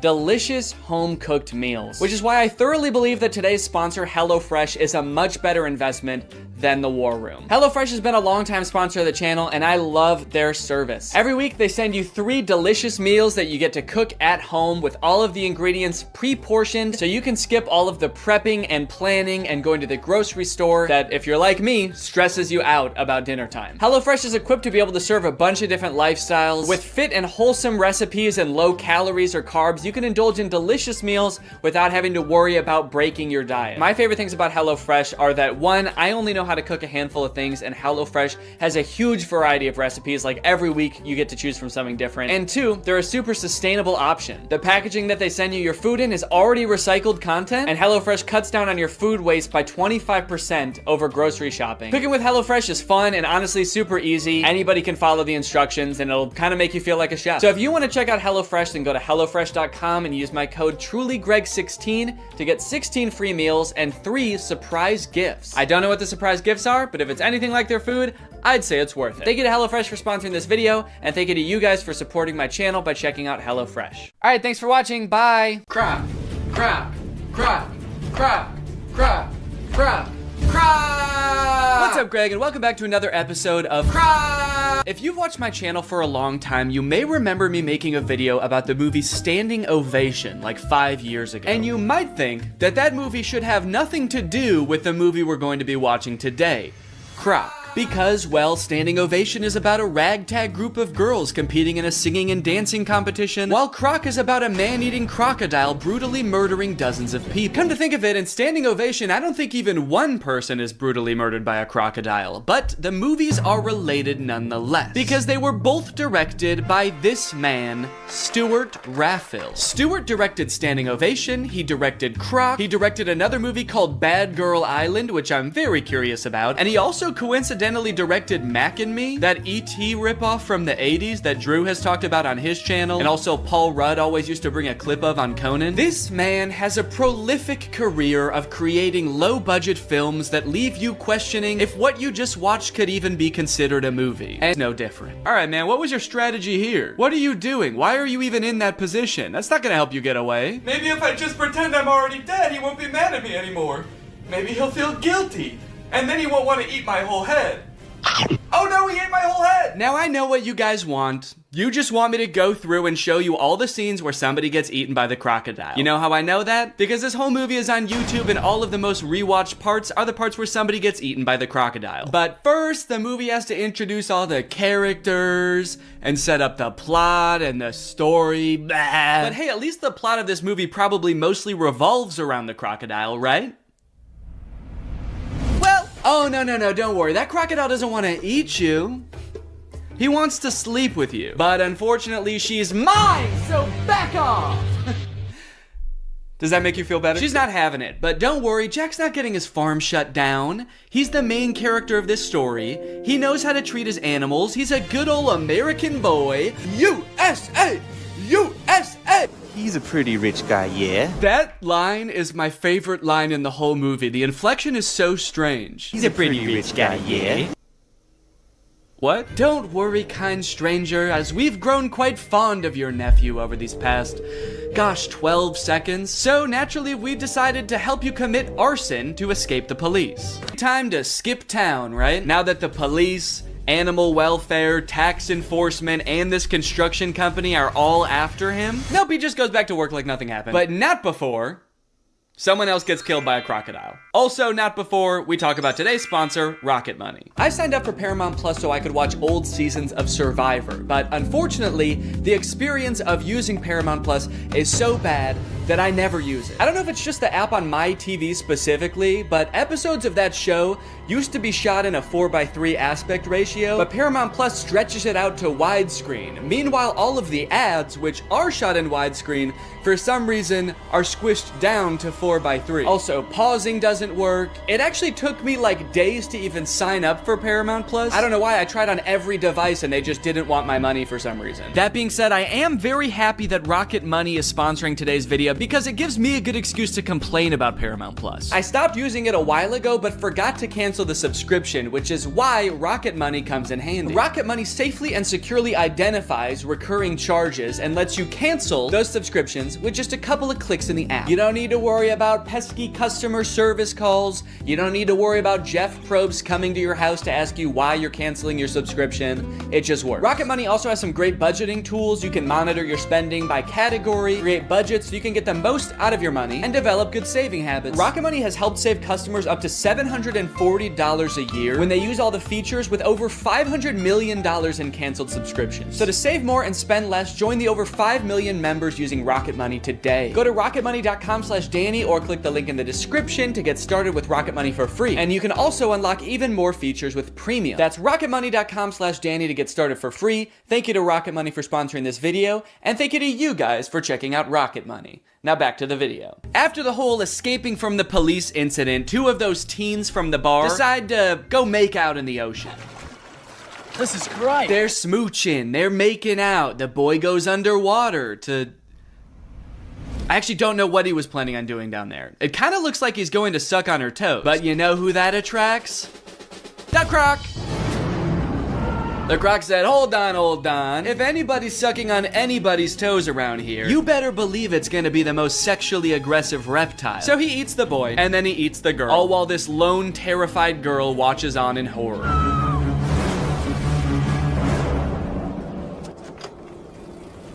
I love how casually she rides away. She is in no rush. Ah, a killer croc! I gotta go get help! But I shouldn't go too fast. I gotta focus on me. I gotta take care of myself first. My sister here saw a young girl get attacked by a crocodile. Are you sure? Yeah, no, good call. No need to give any credence to the girl who literally saw them get eaten by an alligator. Yeah, she was probably just making it up. She probably just wanted attention. She's like curled up in a corner, traumatized somewhere, and they're just like, stop lying! There's no such thing as alligators, you idiot! You killed them, didn't you? During this scene, there's a mysterious man just kind of lurking on the sidelines of the investigation. He's not part of the police. He's just there. And he's mysterious, but it seems like he might have a hunch. And then suddenly, the police pull a leg out of the water. We assumed so. You're a police officer, and you pulled up with like 15 other police officers. I know what it looks like, but no strip club tonight, Jack. Yeah, I know. People are dying. I'm here on official business.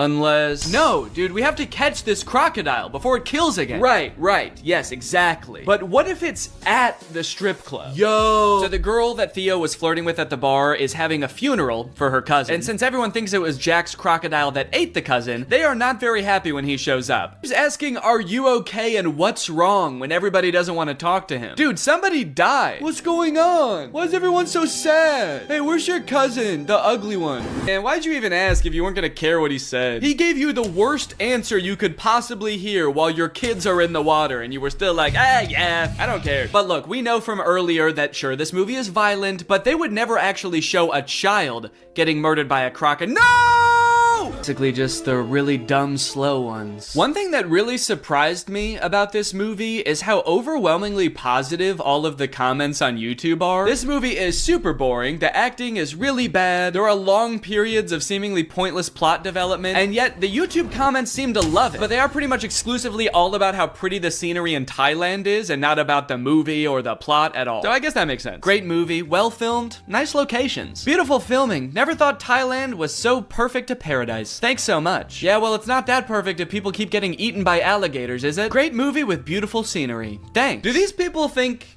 that the director invented Thailand? Because he didn't. It's been around for a while and you can go there. So they find the croc and they kill it. It's honestly pretty unsatisfying. I don't know what I was expecting, for them to like pull off the mask of the alligator and it was the tax investigator all along. But I was hoping for some kind of closure as to like why this happened outside of two fishermen woke him up with a bomb. The ending of this movie is very somber. They're all just kind of traumatized on their little boat until Jack's sister asks Croc if the crocodile ate his leg. I forgot to mention, Croc only has one leg. I don't know if you've noticed that. And so you just assume, oh, he must be hunting the croc because the croc ate his leg. And Croc says, good. I was hoping this movie would end like an episode of The Big Bang Theory. Well, guys, thanks for watching this video. I hope you liked it. If you're new here, make sure you subscribe and turn on my notifications to join Greg. I'll see you guys next time. Bye-bye. He says, I kind of like it for some reason. I have no clue why, but this game slaps. I wish I could remember why, but I just black out every time I play it. And when I come to, I just know that I had a good time. All right, I'm gonna buy it and we're gonna figure out what exactly is going on with this game. It's only $4, why not? Now, unfortunately, I've played a few VR games before and my body is not exactly built for it. If I play in VR for too long, I get what I like to call VR fever, which is not the fun kind of fever. It's not like Bieber fever. It's the kind of fever where I get nauseous from motion sickness. So I'm gonna need to get nice and hydrated for this, and I'm gonna need that hydration to be nice and fun. Luckily, I have my Air Up bottle, which is exactly that, and they're also the sponsor of this video. How perfect is that? Air Up is a whole new way to get hydrated. While you're drinking regular plain tap water, you get to experience the flavor of a variety of delectable scent pods, which you place right here. Every time you take a sip, both water and scented air are transported up into your mouth, and thanks to the science of scent-based taste, you actually experience the flavor of peach, or whatever flavor you want. They have an endless array of flavors. If you ever want to drink just plain water, you can just push the scent pod down, and then you can pull your scent pod back up when you want water flavored only by scent. I like my Air Up bottle because it's not adding any sugar or sweeteners or additives to the water. It's literally just plain water, but you end up drinking more because of the flavor. So if you want to experience Air Up for yourself, click the link in the description and use my code Danny. Thanks to Air Up for sponsoring this video. Now let's game.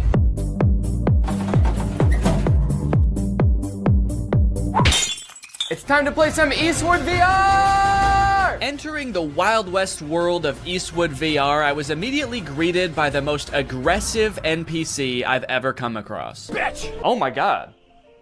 What the hell? Such an aggressive way to start the game. Come here, you big fuck! The very first thing you're supposed to do in this game is duel this guy, but for some reason, the game spawned me without hands. Right off the bat, I'm not seeing hands? Let me try restarting the game. Please give me hands. Please give me hands. Yes, okay, I have hands this time. All right, it says shoot him to enter the saloon. Is that how it worked in the Wild West? Son of a bitch! You have to shoot the bartender to enter the saloon? Now that I could actually grab my gun, it was time to use it.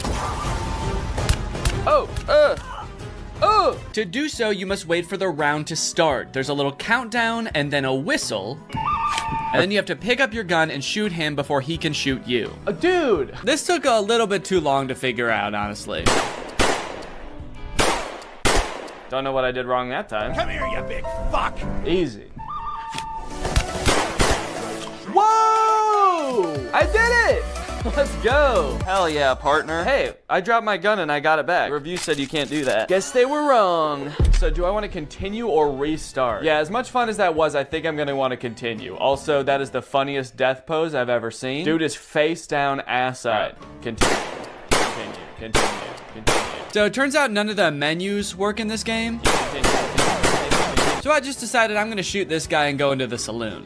Lovely, okay, so now I'm in the saloon. This is kind of fun. I'm actually, it's not that bad so far. I immediately began to explore everything this saloon had to offer. And it turns out there's quite a bit. You can throw this pot up in the air.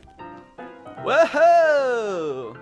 You can stack chairs on top of each other. Ooh, dude, I wonder if I could like make a fort out of chairs. Probably not what the game was intended for, but dude, you can. Let's go. I guess it turns out to make an entertaining game for me, you don't need to program in any story or challenges. Just give me a bunch of shit I can move around. A glug glug glug. Do I look like I'm drinking beer? A glug glug glug. Okay, he didn't seem to care about that. Can I grab him? Oh, I've stunned him. What the fuck did I do? Oh my God. I touched him one time. I think I killed him. I think I have the touch of death, guys. I guess the game heard I like having things to pick up and move around and answered my prayers in the most terrifying way possible. Dude, this is like actually creepy. I'm holding him up with one hand. He's just like floating around. This is exhilarating. Bad boy. Holy shit, dude, this is crazy. The other patrons of the saloon didn't really seem to have much going on. Smash. Touch of death. Oh, touch of death doesn't work on him. So maybe there was just something wrong with that one guy. Maybe he had his own thing going on. He had his own demons. Don't worry about him, man. He would have done that anyway, even if you weren't there. Can I pick up this gun? And one for you? For looking at me like that? I wonder if I can steal this guy's gun. That'd be kind of fun, huh?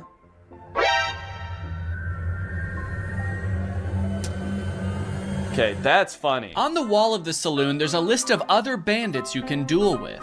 Oh, okay. And I guess that's how we start them. Son of a bitch. Oh my God. This guy was equally mean, but a little bit more whispery. Son of a bitch. And about 100,000 times harder to kill. Oh my, whoa! That was so fast. What?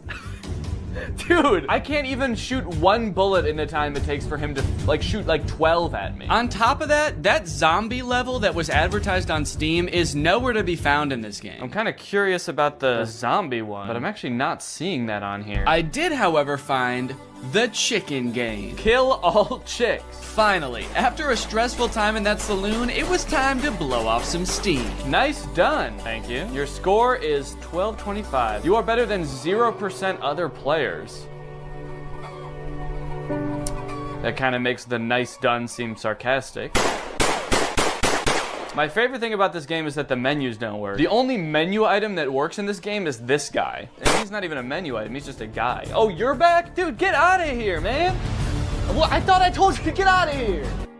Hey, did you guys notice that you're all the same guy? I like that the music stopped when I said that. It's like, okay, the music has started back up again. I feel a little bit better, but that was creepy for a second there. It was like they all actually had a real human moment where they realized they were all the same guy in a video game. I still kind of think he knows the way he's looking at me. It was right about now that I started to discover just how creepy and lonely this game starts to feel the longer you play it. It turns out the last toss I gave that NPC caused him to glitch halfway through the wall. Look at this guy. He used to just be like a jolly fellow drinking in a saloon, and now he's got this glazed over look in his eyes. His arm is like stuck through a wall at the atomic level, and I'm still gonna keep throwing him. As I chucked him further and further into the desert outside the saloon, I got a sense for how desolate this place was. Starving for any kind of human interaction at all, I decided to reach for the last duel on the board. And global show yourself. Try it out online. Are there even other people that play this game? Is there going to be anyone to play against? But the fate I met in that lobby was far worse than anything I encountered in the saloon. No suitable rooms at the moment. Okay, I'm gonna host a game, see if anyone comes along. Okay, so now I guess I'm just waiting for somebody else to find this game, buy this game, and show up right in front of me so I can shoot them. Oh no. Oh no, I can't shoot the guy to go back in the saloon. How do I get out of here? How do I go back in the saloon? I can't move anymore. I'm stuck in this place until somebody else comes to duel me? Why does it say hello world in the sky? Come on, man. Let me go back in the saloon. Let me go back in the saloon. Next on the list, we have Bad Boy Simulator.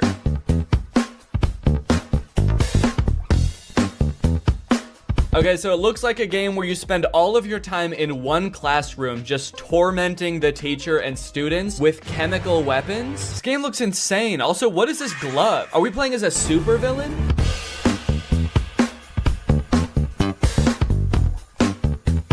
I love that these two characters cough in sync. It's kind of like they're dancing to the music of the game, too. They're like, all right, let's go.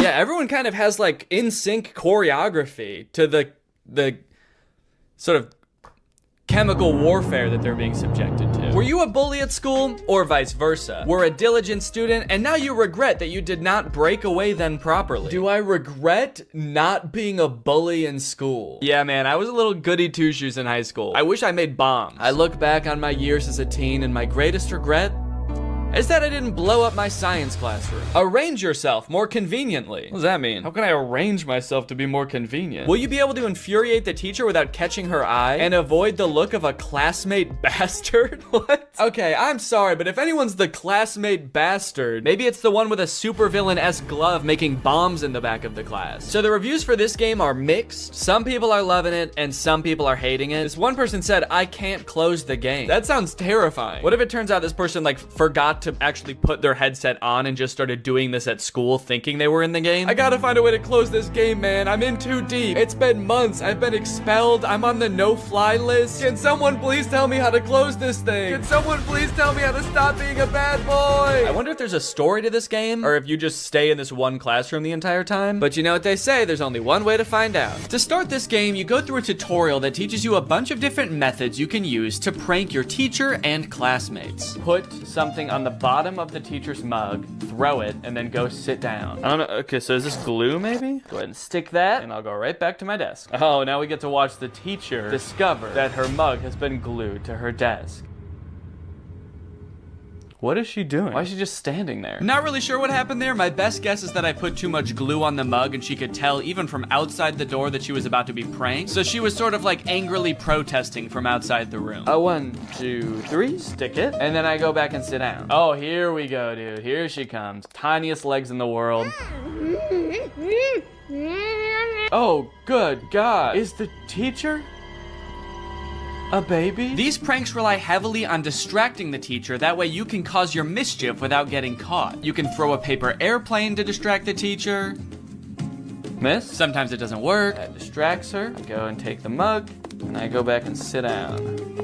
Fuck you. Oh. But I don't think any of the other distraction methods really matter because you can also freeze time. Bink.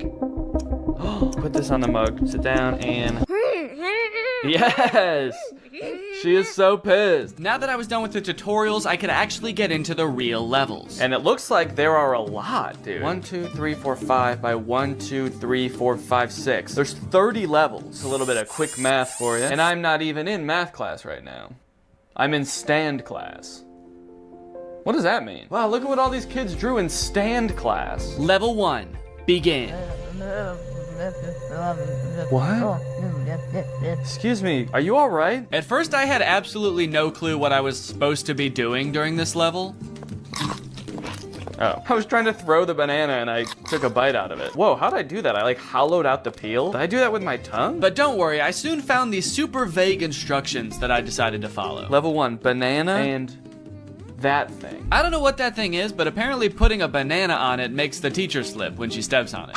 Oh, shit. Wait, okay, I guess that was actually what I was supposed to do. So it seems like every level is just a list of items you need to pick up from around the classroom without getting caught by the teacher. Level 2, glue plus rock plus slingshot. Okay, it's really helpful that I can just freeze time in this game. That makes it so I don't even have to distract the teacher. And then you assemble them into some sort of strange contraption that doesn't really make any sense. Okay, I'm actually not sure what I'm supposed to be doing here, but I can't pick up the soap anymore for some reason. Like, what is this? I feel like I'm supposed to be shooting the soap. I can't make heads or tails of this. Everything's covered in glue. What do I do? I'm just gonna go get caught by the teacher because I don't know what I'm supposed to be doing. Teacher, I was a bad boy. Can you please put me in detention? Eventually I figured it out, kind of. I'm still not really sure what the soap had to do with any of this, but it's a glue slingshot.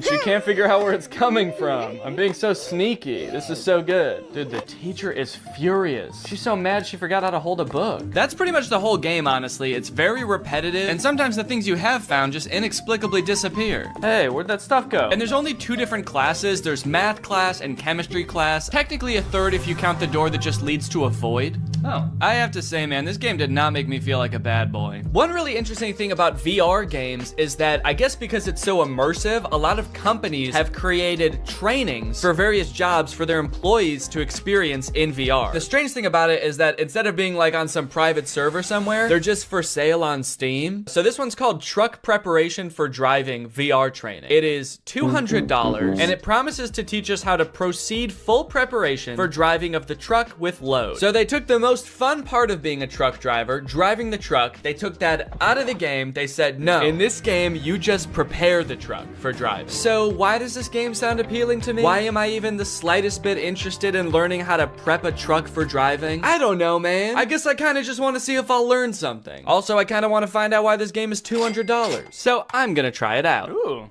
This is beautiful. Oh, right from the start, it seemed I was gonna get my money's worth from this game, as it boasted nearly 3 hours of training time. Come to the table. To move, point the controller to the green circle and pull the trigger. Okay, let's go over here. Take your driver's license out of your breast pocket. I showed my ID to a very unimpressed desk worker. How come this guy doesn't look happy to see me at all? What's he doing over here? All right, what am I supposed to do? Take a tablet with the checklist from the table and the waybill. Take the tablet from the checklist, right, okay. Read the documents. Oh my god, it's gigantic. Why was it so small on the table? Are you seeing this, dude?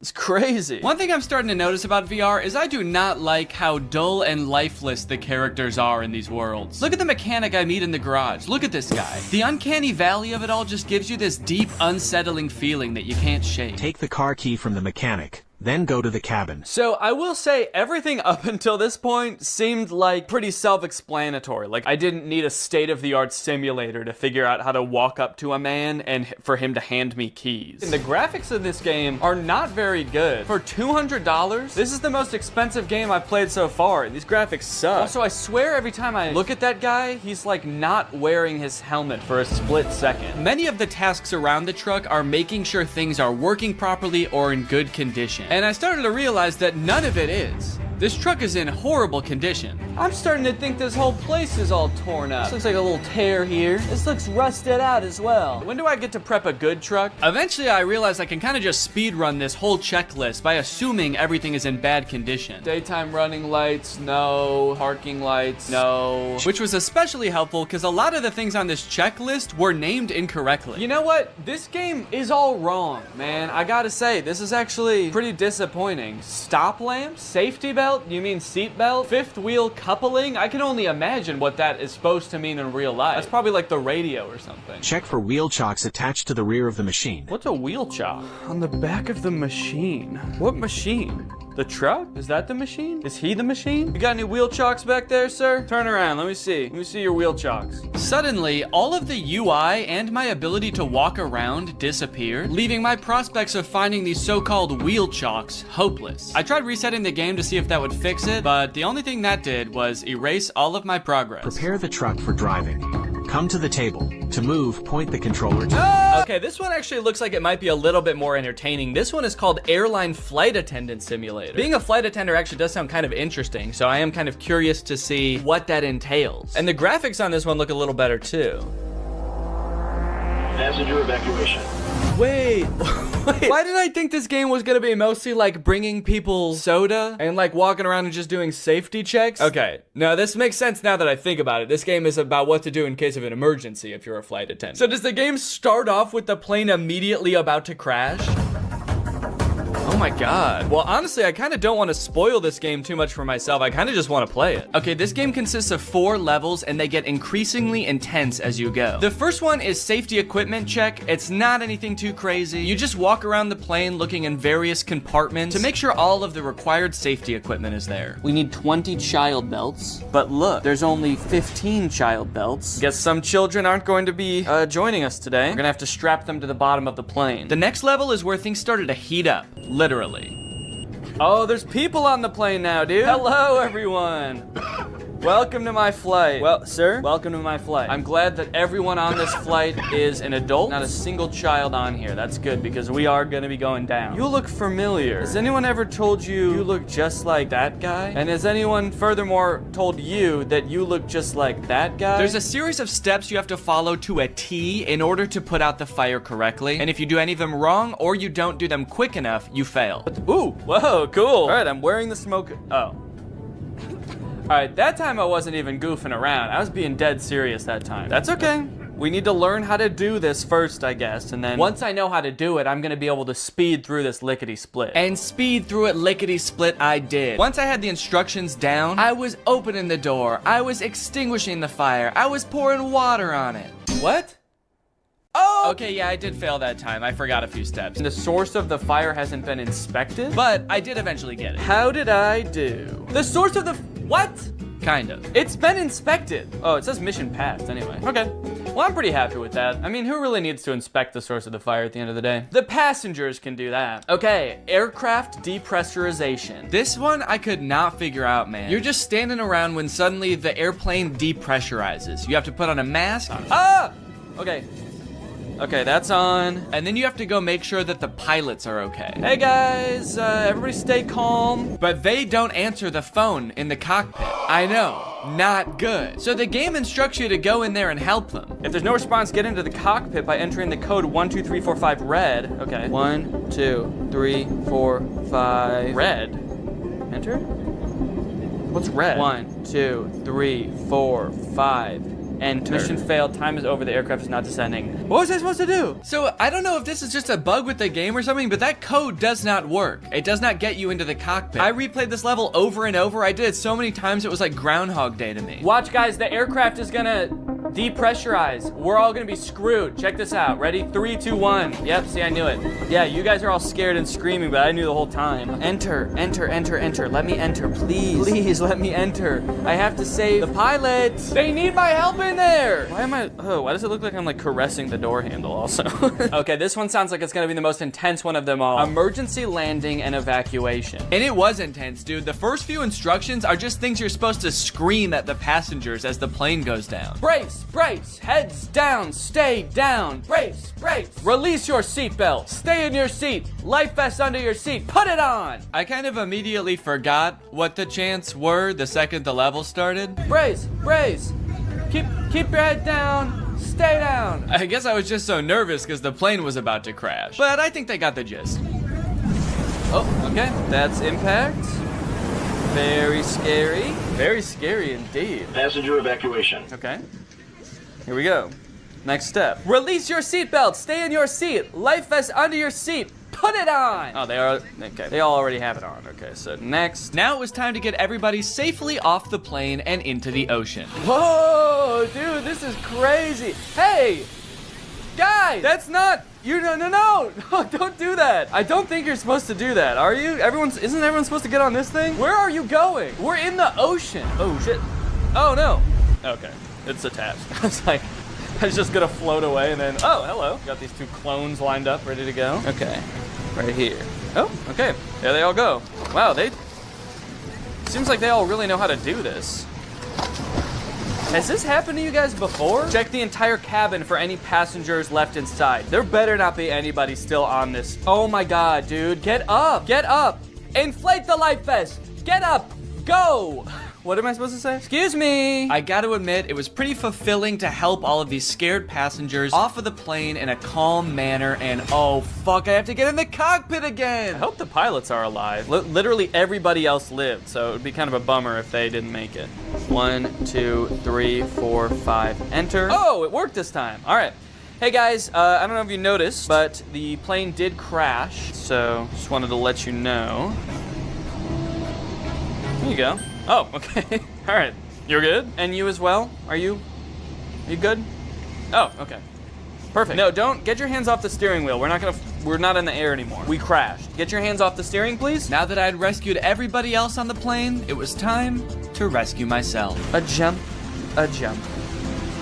Mission failed. This last one I kind of have a complicated reason for picking, but I think it's interesting. This game is, I think, one of the most popular VR games you can play right now. It's called Gorilla Tag. I'd never heard of it before researching this video, but it seems very popular. Here we find a most curious creature, moving on two paws, able to traverse great distances. So it seems like a multiplayer VR experience where you play as a gorilla who inexplicably does not have legs. I don't know if they all just escaped from some kind of laboratory where they were being experimented on or something, but none of the gorillas have legs. And also, instead of like using the joystick to walk around, you like swing your arms like an actual gorilla walking around, which seems super annoying, honestly. But this game has very positive reviews. 93% of the reviews for this game are positive, but I read through some of them and it gave me a little bit of pause. Positive review. This is the reason I do not want to have kids. Positive review. Kids call you racist stuff, but you will get used to it. Positive review.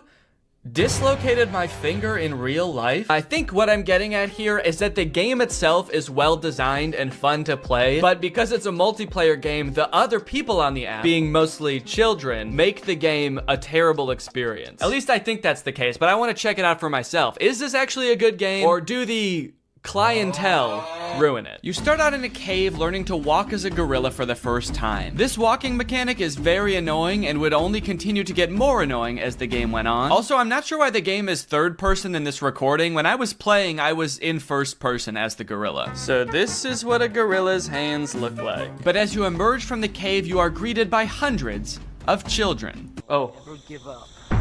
Whoa, suddenly I can hear people. Hey, hi, I'm new here. I don't know how this game works. Can anybody help me? Yeah, I will. Jump down. These children were immediately so eager to teach me how to play. They also turned me into lava. I'm still not sure what that means. Wait, what did you do to me? They swarmed me like a pack of feral wolves and immediately started asking me questions and showing me how to do things. This is kind of overwhelming. Do you already know how to run? Do you already know how to run? So you gotta run like diagonal to the ground like this. They wanted to show me how to run, how to throw balloons. They wanted to feed me hot dogs. Thank you. So hospitable, thank you. So overall, most of them were pretty nice. There was this one gorilla who kept asking me to change his color code in a very intimidating way. You take off my color code? What? You take off my color code? I don't know. I don't know what that means. This guy was weird. He also made me do a bunch of tests to make sure I was really new and I wasn't just faking it. Press this right here. Ooh, hats. Press right here. Put on. Press right here. Put on. Okay, you're actually new. Oh, you thought I was razzing you? You thought I was messing with you? I wouldn't joke about that kind of thing. Do you want to know how a real man does it? Yeah, show us how a real man does it. Bro, a real man do it like this. Whoa! That's a real man. While I was being taught how a real man runs up a wall, I was told that the $1,000 Meta headset I bought to play all of these games was actually the worst possible one I could have used. For some reason, I feel like it's like my hand is just not sticking in the wall. What are you playing on, Oculus or Steam? On Steam with the Quest Pro. So you have about 85 hertz. Okay. So your hands are not as sticky as the Oculus players. Wait, what did you get? The Pro? Yeah, but I'm playing it on Steam. Not bought that headset. What the hell, Steam? And Mark? My gaming setup is too good for Gorilla Tag? How fucked up is that? Once the gorilla children had cooled down a bit and started to go back to doing their own thing, I asked my friend here if there was anything else to do in this game. Are there like mini games in this game, or like what is there to do? He decided he should take me under their wings / monkey arms and teach me their favorite game. Let's teach them how to play Monkey on the Shelf. Okay, let's go. Now jump on the computer. Okay. Now join code Joe Mama. Monkey on a Shelf is a don't touch the lava type game where you try to make it from one end of the room to the other without touching the floor. I kind of thought there would be mini games like programmed into this game, but there is no structure at all. They just like pick one monkey to watch and make sure people don't touch the floor. While we played, we got to talking about some of the negative things people had to say about this game. Are there a lot of racists in this game? The review said that like it was just a bunch of racist little kids. Yes. Yeah, there are. There are. Did they get banned? These report. Sometimes. Before I knew it, it was time for me to log off. All right, guys, I gotta go. But can I just say? Nice knowing you. Can I just say thank you guys for taking me under your wing and teaching me how to play this game. I couldn't have done it without you. Thank you guys. You're welcome. You guys are the coolest monkeys I've ever met. Yep. All right, bye. Well, Greg, there you have it. The world of VR is a magical and mysterious place that I am proud to have explored here with you today. If you have any other games you want me to check out, let me know. If you're not subscribed yet, make sure you subscribe and turn on the notifications to join Greg. Otherwise, go ahead and check out another video right here, and I'll see you guys in the next one. Bye-bye. Life as a new dad is pretty good. Rocking my baby to sleep, watching him crawl for the first time, and there's so much to look forward to. Like finding out what kind of TikTok dad I'm gonna become. There's so many types of dads on TikTok. You got Frog Dad. I could be like Addison Rae's dad, begging Young Gravy to box him. One thing's for sure, whatever kind of dad I become, I'm excited to do it on TikTok. Wait, what is this? TikTok is getting banned? Guys, TikTok might get deleted in the US forever in a few months, so I either need to move countries or fulfill my dream of becoming a TikTok dad now. Luckily, over the years, I've gathered a pretty choice list of dad talks, and today I'm going to watch them, and then I'm going to become them by recreating them. So let's take another look at that Addison Rae's dad TikTok. Can I get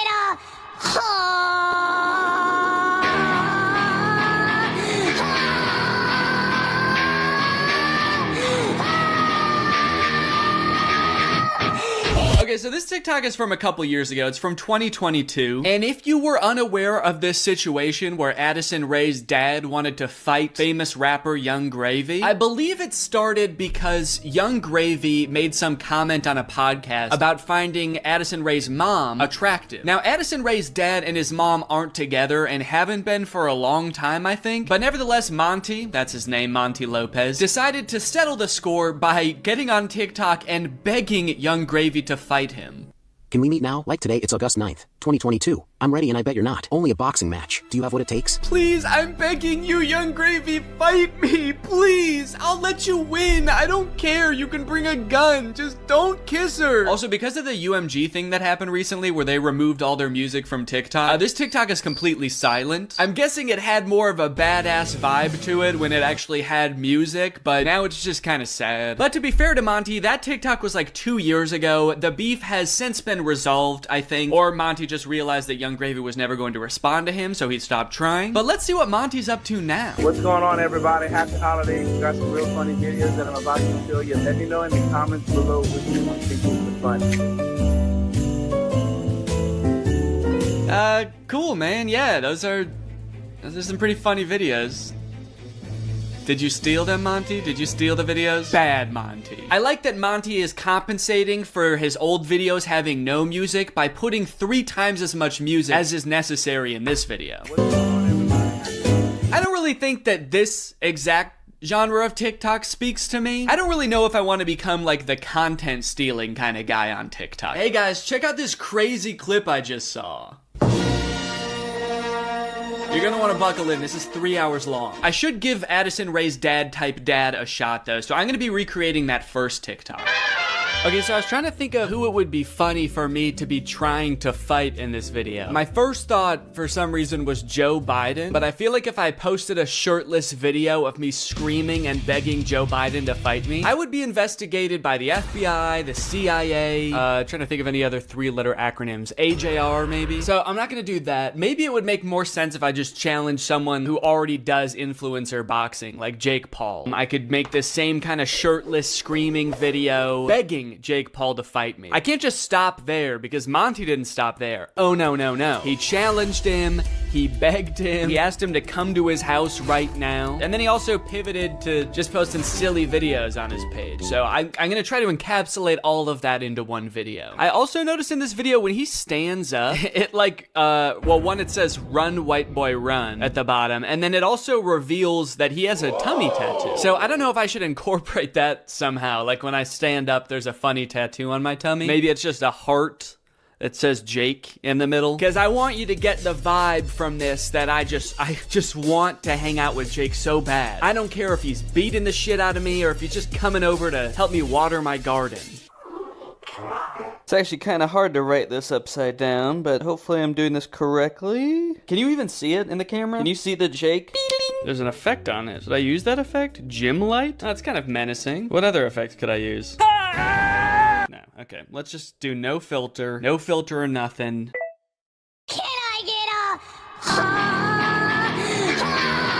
I didn't like filming that at all. Actually, I hate that. I'm gonna put my shirt back on. Yeah, sorry, I hated that. I'm gonna keep my shirt on, actually. I thought I was gonna do it with my shirt off, man, but I can't do it. I just can't see myself convulsing shirtless like that. I don't even think I want it on the internet, to be honest. I don't want it. Nobody should see that.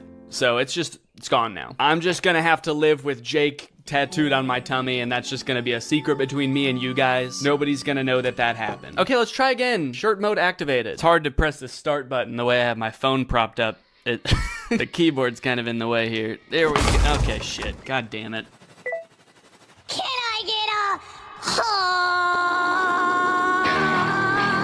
That might have been pretty good. I am picking up my phone at the beginning, but I think I went menace mode for sure. Actually, the beginning where I propped my phone up adds some kind of authenticity to it in a way. I don't know if it's like a millennial pause or kind of makes it seem like this video was totally off the cuff. Like I wasn't even planning on recording this. I'm just setting my phone up because I'm getting so pissed off. Well, I guess I'll just finish her up then.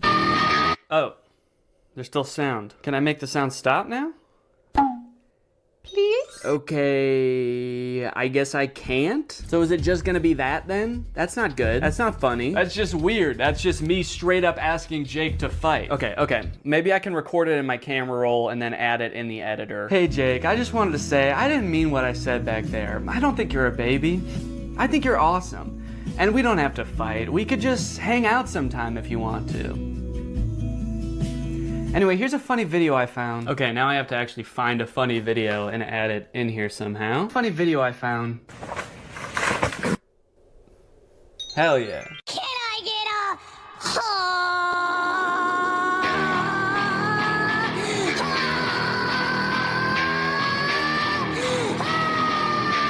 Hey Jake, I just wanted to say, I didn't mean what I said back there. I don't think you're a baby.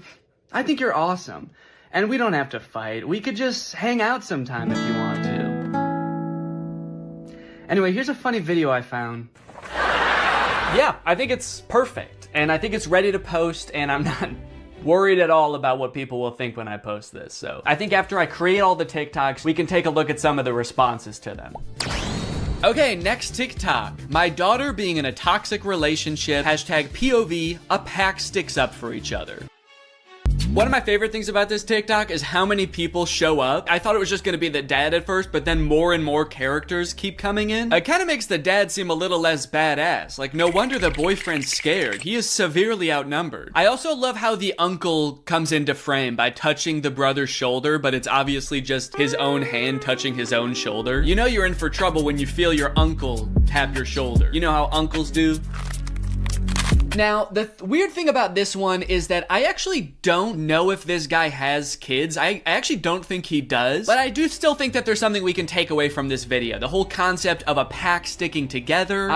Oh, are they wolves? Oh, I think they're werewolves, and that's why it says a pack sticks up for each other. And that's why all their eyes turn blue, this horrifying shade of blue, and the dad has on a wolf necklace. So they must be wolves. They've got wolf eyes. Wolves have blue eyes, right? Oh, wait. They don't. Wolves have brown eyes, it looks like. I must be thinking of huskies. Oh yeah, huskies have blue eyes. Are they huskies? Leave her alone, buddy. Unless you want to get strapped to a sled and pulled very fast over a great distance. If this happened in real life, do you think that the boyfriend would even hear the dad? He's screaming and the dad is whispering. He has a few other TikToks where he plays the role of a dad navigating a kind of tricky situation with his daughter. I guess this genre is just fantasizing about having like a teenage child and something awkward or scary happening with that child. And also you have to look really badass and you do have to be part dog. Got it, can do.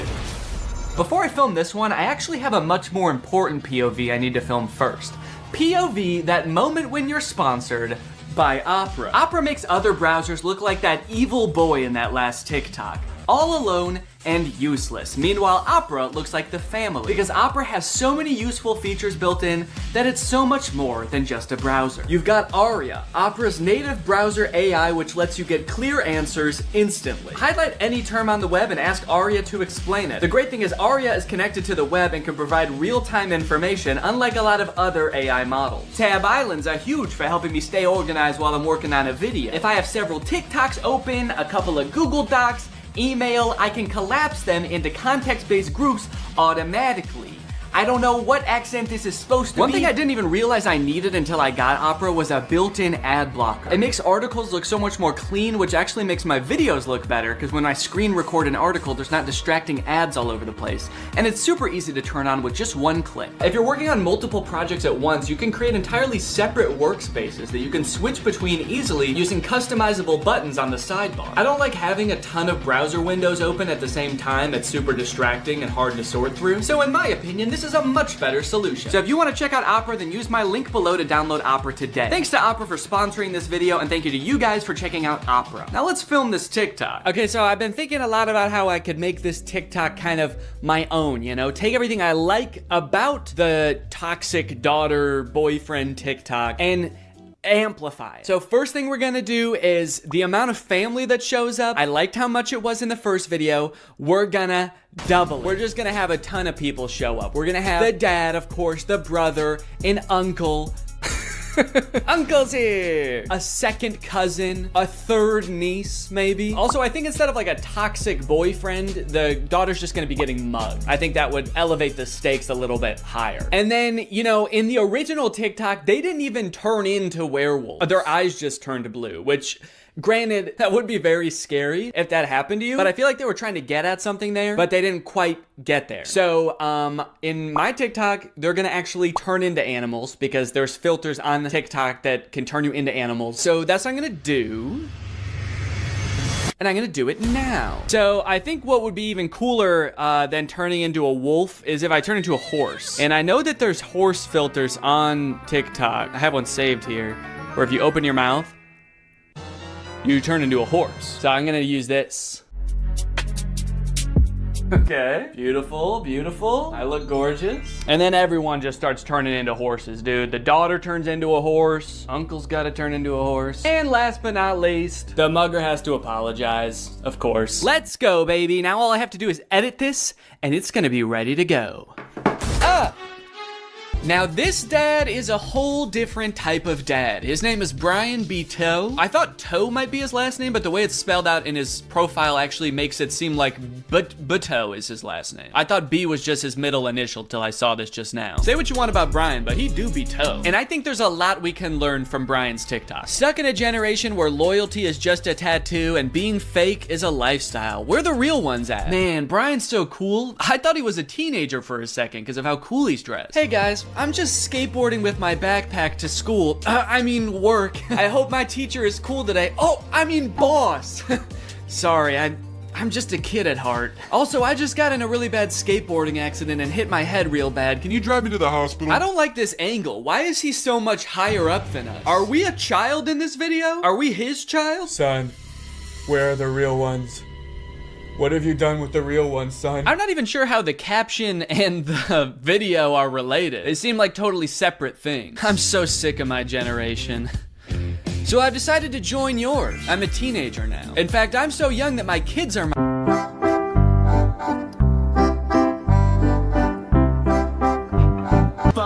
All right. Now, obviously, I don't like this video. I don't like it one bit. But I'm mature enough to realize that I'm not the target demographic for this video. This video is for MILFs. Cause you a MILF. And I'm not a MILF. I'm at most a dill.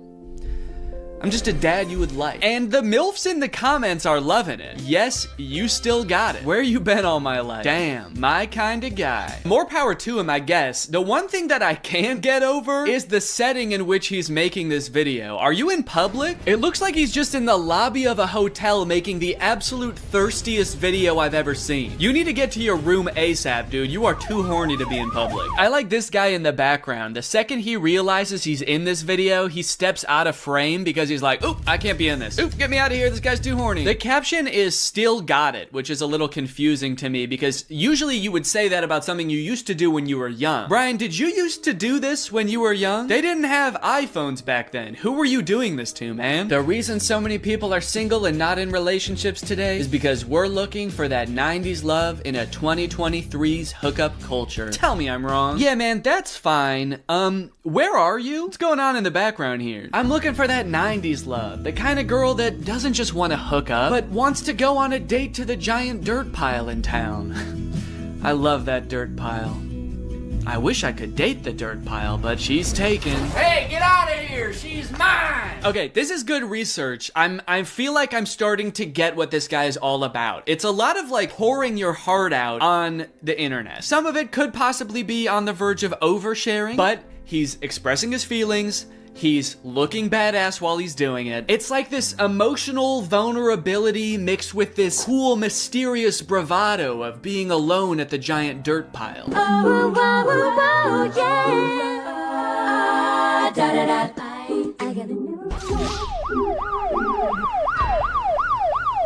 Okay, no, that's cool, man. Look, I obviously think that, you know, that's kind of a scary joke to make, but again, this video isn't for me. Oh, uh-oh. Oh God, Brian, the MILFs aren't liking it either. This guy is not funny. My first reaction, ew. Brian, you're scaring the MILFs, man. So I'm unaware of any gigantic piles of dirt near where I live. If there are any, I guess I'm just not cool enough to know where they are. So I'm here at the woods. Figured that would be an equally strange location to film this TikTok. So we've got strange location, the woods.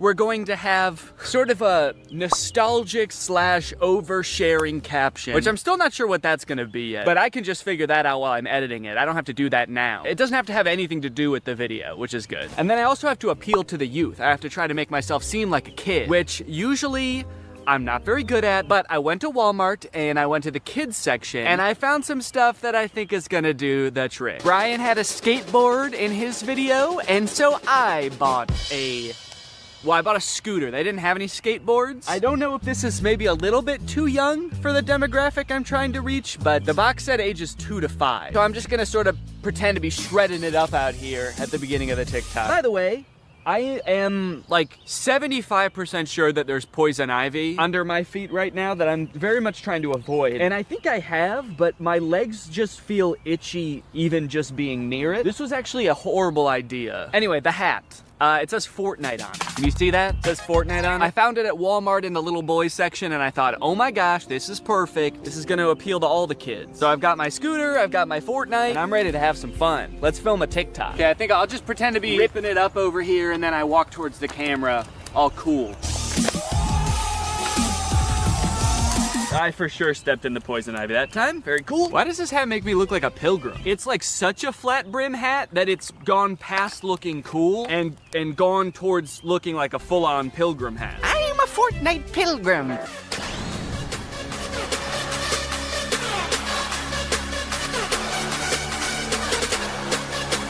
This one's just kind of a fun one. It's just a picture Shaq posted with like 20 seconds of music and then 20 seconds of silence. I don't know. Could be the move.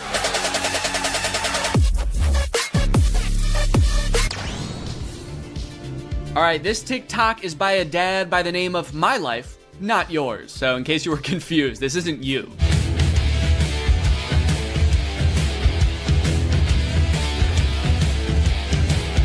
Yes, dude, thank you. This is the kind of energy I'm looking for. When your kids need you, you drop everything. And you don't walk, you don't run, you don't even drive. You jump through the air like a giant bunny and you land right where they are. I guess we don't see where he lands. It would be kind of funny if it like cut to a reverse angle and he just landed at the bar. But one TikTok in, I am liking this guy's style.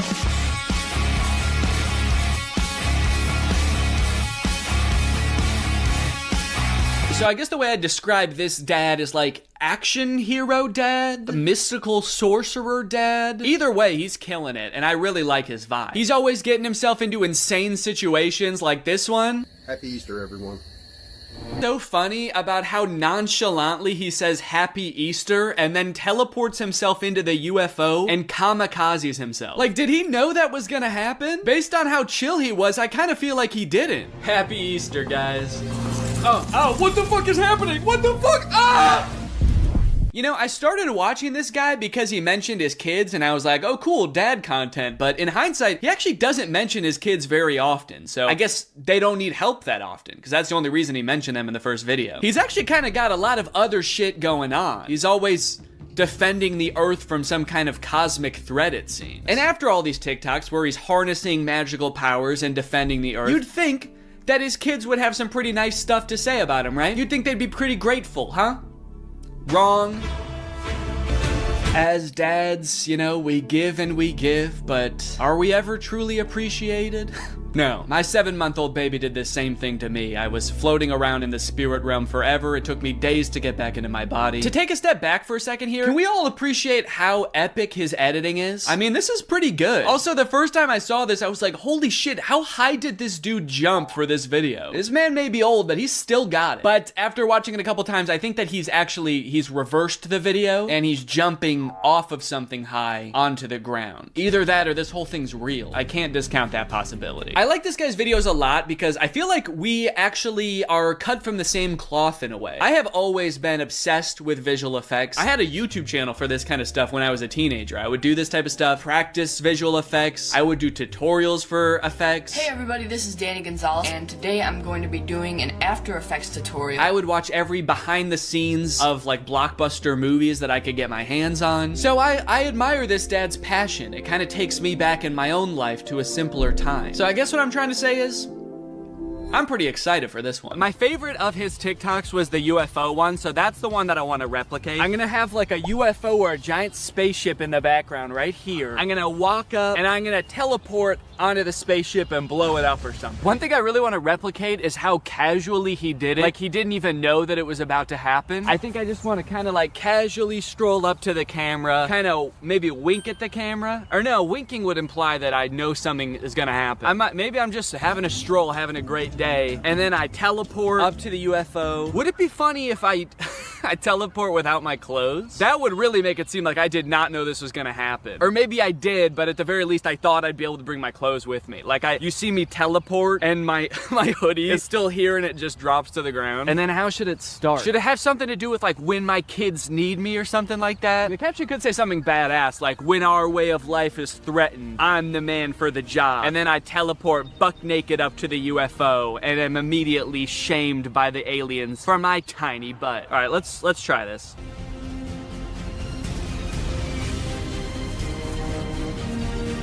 Okay, and then I'm gonna take off my hoodie, put it right where I was, and then drop it. Okay.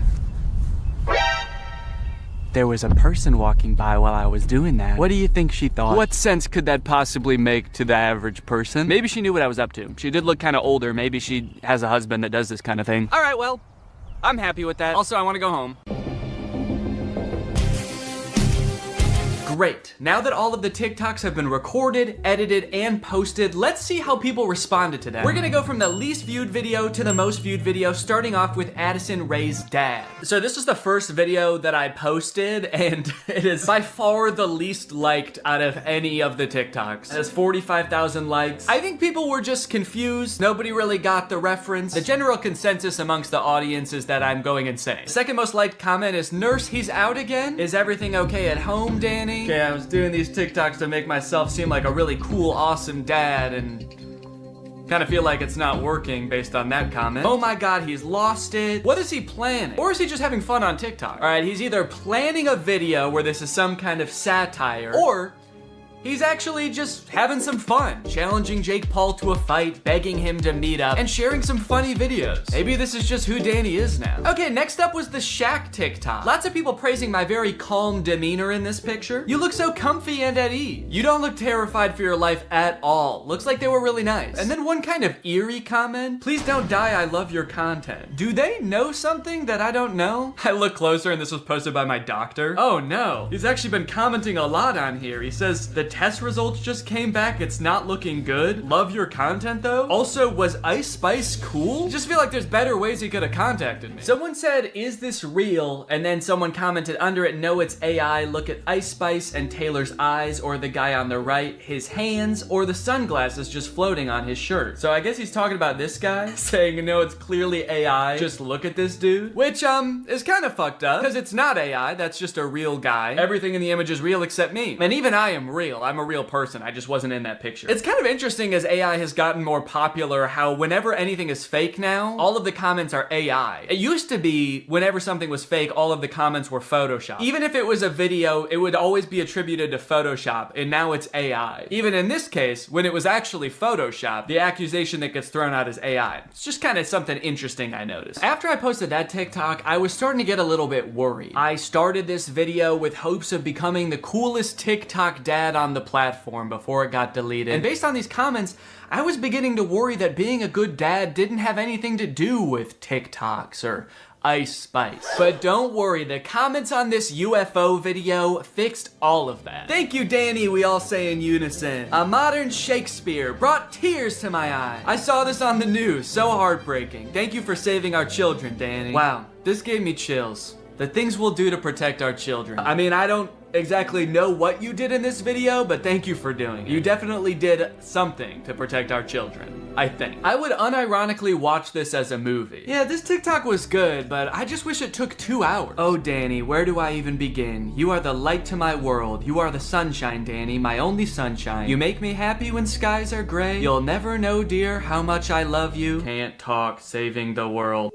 All right, second place, the silver medal of dad TikToks goes to the Scooter in the Woods TikTok. Raking in a whopping 1.1 million views, 295,000 likes. People are really vibing with oversharing strange location dad. One fun thing about posting all of these videos is seeing people comment trying to guess what the video I'm working on might be about based on all of these seemingly unrelated TikToks. None of them have anything to do with each other, so people's guesses were all over the place. But the most common guess, and the one that had the most likes on this particular post was, I'm guessing these videos are him doing AI prompts and seeing which ones go the most viral. Which I think, in a way, goes to show how far AI has come, where I'm replicating real videos that people have made, albeit adding my own little comic twist to them, and people assume that they were generated by an AI. It either goes to show how good AI is, or how bad I am. Either one. Someone said, too creeped out by Danny's facial expressions to even read the words. That's right, baby, that's my whole plan. I creep you out so much with my facial expressions that you don't even get a chance to notice I just admitted to burying someone in the woods. And finally, my most popular TikTok with 1.6 million views, POV Dad. With such praise as, this has to be for a video, and Danny, this is brain rot. You know, as a father, it's really important to me to have a positive impact on the minds of the next generation, so it means a lot to me that you would say that. Wonder what the new video is gonna be. What, a guy can't just fantasize about his imaginary daughter getting mugged and then his ragtag family coming to her rescue without people getting suspicious? I think that really says something about society today, and as soon as I figure out what it says, I'm gonna be pissed. Look, at the end of the day, we can laugh and giggle at all of these TikToks, but I think it's important what I learned from all of this, which is nothing. But you know what? I love being a dad. It is the best part of my life. I love it so much. And being a dad is an important job. And if you're a dad and you're working hard to give your kids a good life, there's nothing wrong with getting online every once in a while and posting a silly video or two. Sometimes you just gotta post on TikTok to take the edge off, baby. So here's to all the dads out there. I will toast my Dr. Pepper Zero to you. Clink! Alright, well thank you guys for watching this video. I hope you enjoyed it. If you're new here and you're not subscribed yet, make sure you subscribe and turn on my notifications to join Greg. I'll see you guys next time. Bye-bye. What's up, Greg, and welcome back to another episode of Please Stop Trying to Give Birth at Disneyland.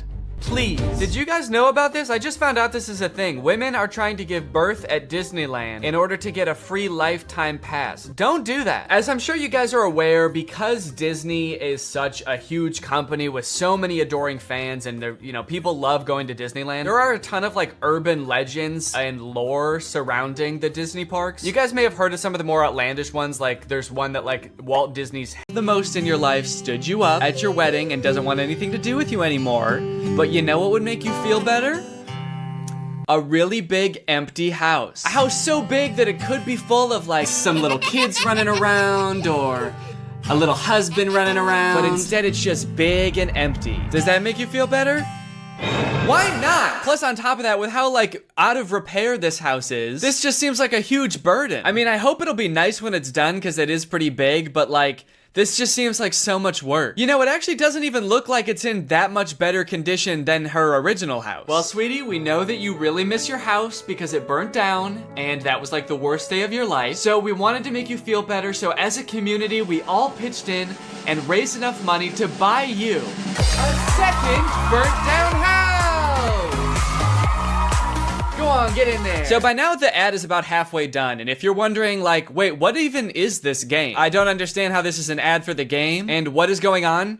You're not alone. But luckily they take a pause from the story real quick to show us some actual gameplay from the game. And it's just like a home improvement game, like a gardening and fixer-uppy game. In fact, you might notice that it has kind of like a similar vibe to Lily's Garden, which I talked about like, I don't even know how long ago, like a year ago?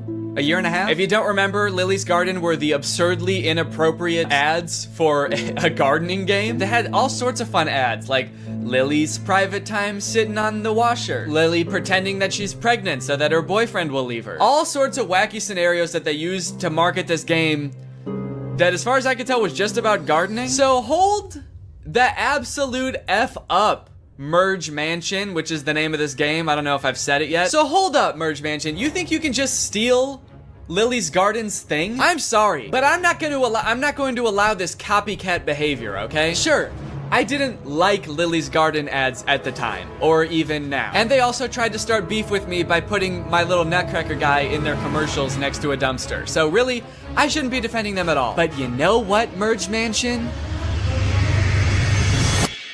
Stop it. It's also just like so over the top for a game about just like home improvement. Is all of this context and backstory necessary? Would this be important to me if I downloaded the game? Would I use this information at all? So I've got an empty spot in my garden. I can either plant a tree or build a statue. Keeping in mind that my fiance did either die or stand me up on my wedding day, I think the choice is actually pretty clear. I'm going back to therapy.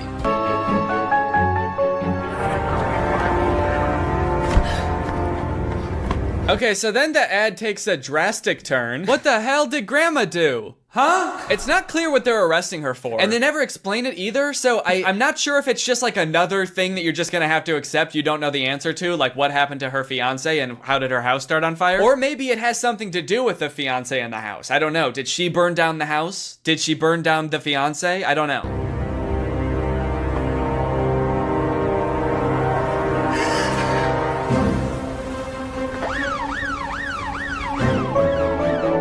And there you go, that's the whole ad.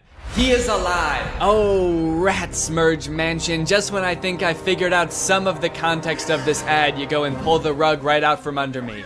What the fuck does that mean? So, who is alive, first of all? The fiance? I'm going to have to assume that's who they're talking about, which makes me think that I might have been right about them all thinking the fiance died? Is that why the wedding was canceled? And if so, how did they think that he died? How did they think that he died but never saw him be dead? Did he just not show up to the wedding and everyone was like, damn, he must be dead? That's the only reason a groom has never not showed up to a wedding, because he died. So, that sucks. Maybe at first they thought the fiance stood her up at the wedding, but then when she got home to where she and the fiance lived together, the house is burned down. So then they're like, oh shit, he didn't just stand her up. He stood life up. He stood up the rest of his life. Now that's all interesting enough, right? That was a very strange ad, I think we can all agree. But if you scroll down in this Twitter thread, apparently there are other endings to this ad. There are like slight alternate endings that apparently other people have seen. So here's one of them. Instead of saying he is alive, her hand says, I planned this. Which I feel like if we're talking about the whole like fiance fake death thing, like almost means the exact same thing. There's also an alternate ending that has her saying you're next on the hand. I mean, all sort of just alluding to the same fact that the grandma did something nefarious and that's why the fiance disappeared, or, you know, she did something wild and wacky and now she's going to jail. I can't wrap my head around why they made these alternate endings. Are they like targeting the different ads to different groups of people, like this really small change, will have a different appeal to different demographics. Okay, so we're thinking that your next will go to the Gen Zers. But for the older crowd, like the baby boomers, we're thinking I planned this on her hand. Because old people really like planning. After doing a little bit of detective work on YouTube, I was able to find, like, I guess the production company or studio or something that makes these ads.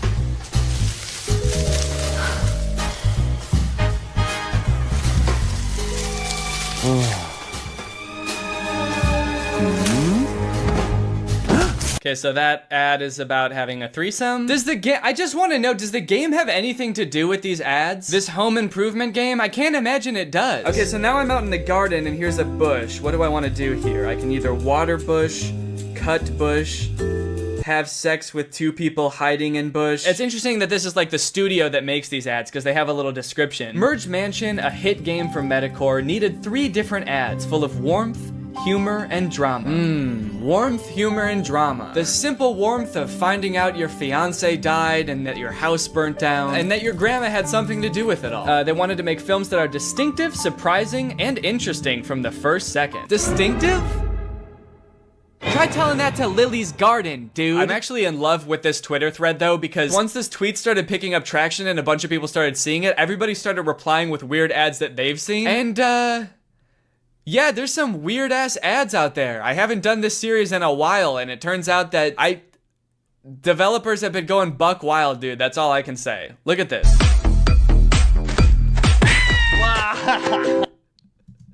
Dude, what a brutal kick. Oh my god. The sound effect and everything. I know that this is a common theme for all of these game ads, but I couldn't even wager a guess as to what this game is about. They're like stranded on an island, maybe? Like a desert island, but also this dude is like doing a little stripper pole dance for this girl. It's this fun new game where a group of people get stranded on a desert island and they have to start a new society, and instead of implementing money as currency, they implement pole dancing and lap dances, weirdly enough, as currency. And instead of jail, you just get punted. This next ad is one of the weirdest things I've ever seen, and I'm not exaggerating. And there's no way you'll believe me unless I just play it, so here you go.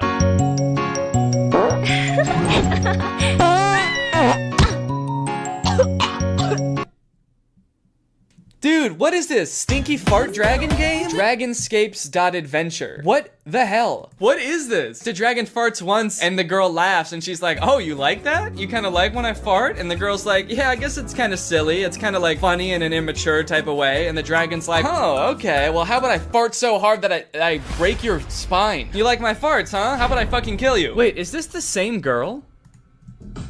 Dude, it is!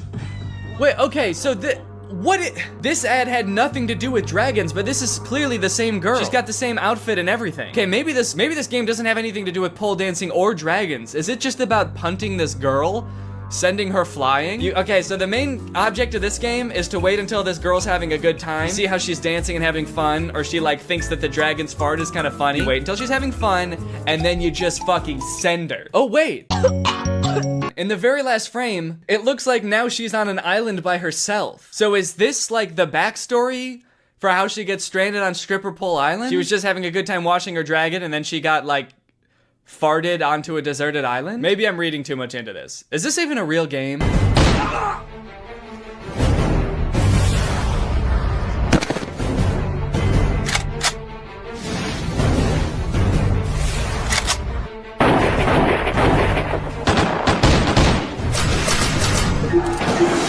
Wow, that game looks pretty cringe. That game looks so weird. Who would download that? I mean, what do? You're in like colonial times and you form an army of dudes wearing only boxer briefs that can like form together into these sick big weapons, and then you like fight off these other armies? That's crazy. Crazy bad. That looks like a bad game. What is this game even called? Something dumb, probably. What is it? Guns of Glory? That's crazy, man. I would never want to even look at a game like that now that I know the name of it. Oh, look, this looks like one of those like episode type games, like a choose your adventure type thing. She says my fantasy ... and I guess you get to pick. Her 2 options are Spank Me Master or Spank My Ass Master. Is there a difference? Spank my ass, master. Now spank me, master.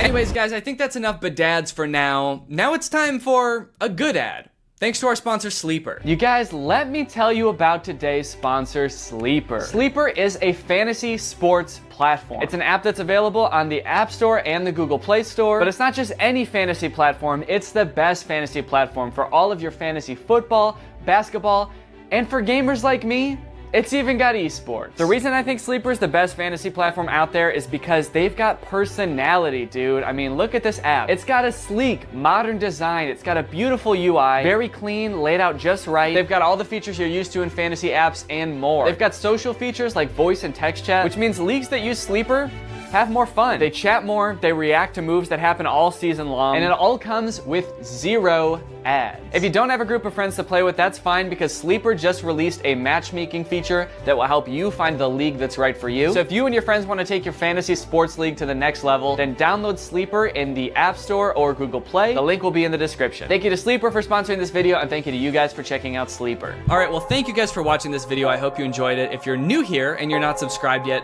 make sure you subscribe and turn on my notifications to join Greg. We're basically the fastest growing army on YouTube. Please do not look that up, but it is true. All right, well, thanks again for watching, and I hope you guys have a nice rest of your day, and I'll see you next time. Bye. This video is over now. Go find something else to watch, or just watch this video. I know we had a lot of fun, but you can't stay on this end screen forever. No. This video is over now. So why are you still watching this? All right, I have 2 things to apologize for. 1, this video is definitely gonna come out after Christmas, and 2, sorry I look like such a freaking nerd right now, dude. These glasses. I have an ulcer on my eyeball. Merry Christmas to me. Don't worry, it's not a big deal. It's gonna get better in a few days. I just have to put these drops in my eyes like every 20, 30 seconds. I know this is gonna come out after Christmas because I'm recording this the day after Christmas. But to be fair, like, are modern Christmas movies even really about Christmas anymore? Old Christmas movies used to be like, you know, sweetie, this family is the best Christmas gift a guy could ever ask for. Why, I'm starting to think I won't kill myself after all. Whereas now, Christmas movies just feel like a hodgepodge of cliches that are vaguely related to Christmas. Every Christmas movie now is like, Christmas with the Stinks. What happens when Santa gets lost in a small town just 1 week before Christmas? He's gonna have to spend it with the Stinks. Hey, come on in, we're the Stinks. We like to poop and shit. Also, Santa is a secret agent. And he's got a gun. I have a gun. Starring Dwayne "The Rock" Johnson as every role and filmed entirely in front of a green screen. I have a gun. Netflix presents Christmas with the Farts. Only on Hulu, July 7th. I mean, Netflix's like big Christmas movie they came out with last year didn't feel like a Christmas movie at all. It was a very confused movie about Santa being kidnapped by a witch who like sucks all of his powers up so she can imprison half of the population, which on its face does seem like it could be like a whimsical, fun Christmas movie. I just wish any of the people making the movie realized that, because they all just played it really serious and made it feel like a Marvel movie. Hey, Fred.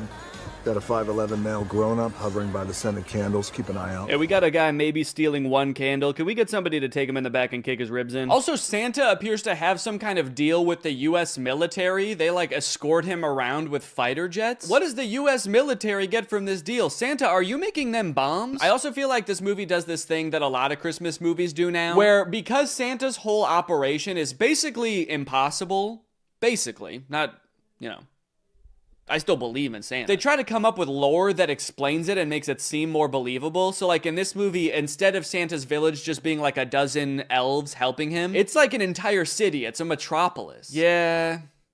No, that actually makes it make less sense. It actually made more sense when it was just magic. Thank you, though. Anyway, I don't really want to spend too long talking about that movie because it's pretty boring. And I also want to talk about the movies that I actually want to talk about.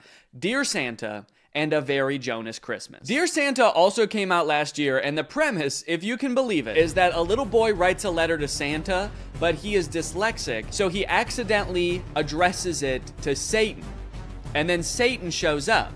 And it turns out he's the guy from the Minecraft movie. Yeah, very different kind of idea for a Christmas movie, but in their defense, at least they made him terrifying. Yeah, I don't know what kind of processing they did on Jack Black's face, but he looks very uncanny. I mean, he looks like a video game character. To the point where, like, he might be completely CGI. I don't know if Jack Black knows he's in this movie. And I think that this right here is what might have given me that eyeball ulcer. Young kid writes a letter to Santa, but he misspells it and it goes to Satan. So Satan, played by Jack Black, shows up at Christmas time and comedy ensues. Why did they put Jack Black in quotes? Played by Jack Black. Does Jack Black know he's in this movie? That's why Jack Black is in this movie that we made about Satan. On all accounts, this movie makes zero sense. I don't know why they made this. A child being haunted by the Lord of Darkness should be the plot of like a horror movie. Is he gonna be like his friend? Are they gonna hang out? Is this gonna be like Gooby but with an evil monster? They already made that movie. It's called Gooby. Now going into this movie for the first time, I knew two things about it. One, that Jack Black plays Satan. And two, that something happens at the end of this movie that is in very poor taste. I was very curious to see what that was, but as the movie progressed, I honestly had a hard time seeing how that could possibly be. I mean, after all, there's so much insane shit in this movie, how could there possibly just be one thing? So most of this movie revolves around Satan trying to get this little child Liam to fulfill a deal in which Liam gets 3 wishes, and Satan gets his soul for eternity, and Liam goes to, and excuse my language here, hell. And in fact, he does eventually fulfill the deal, which leads to this very confusing montage. What? Why so blue? Why so blue? I just sold my soul to the devil.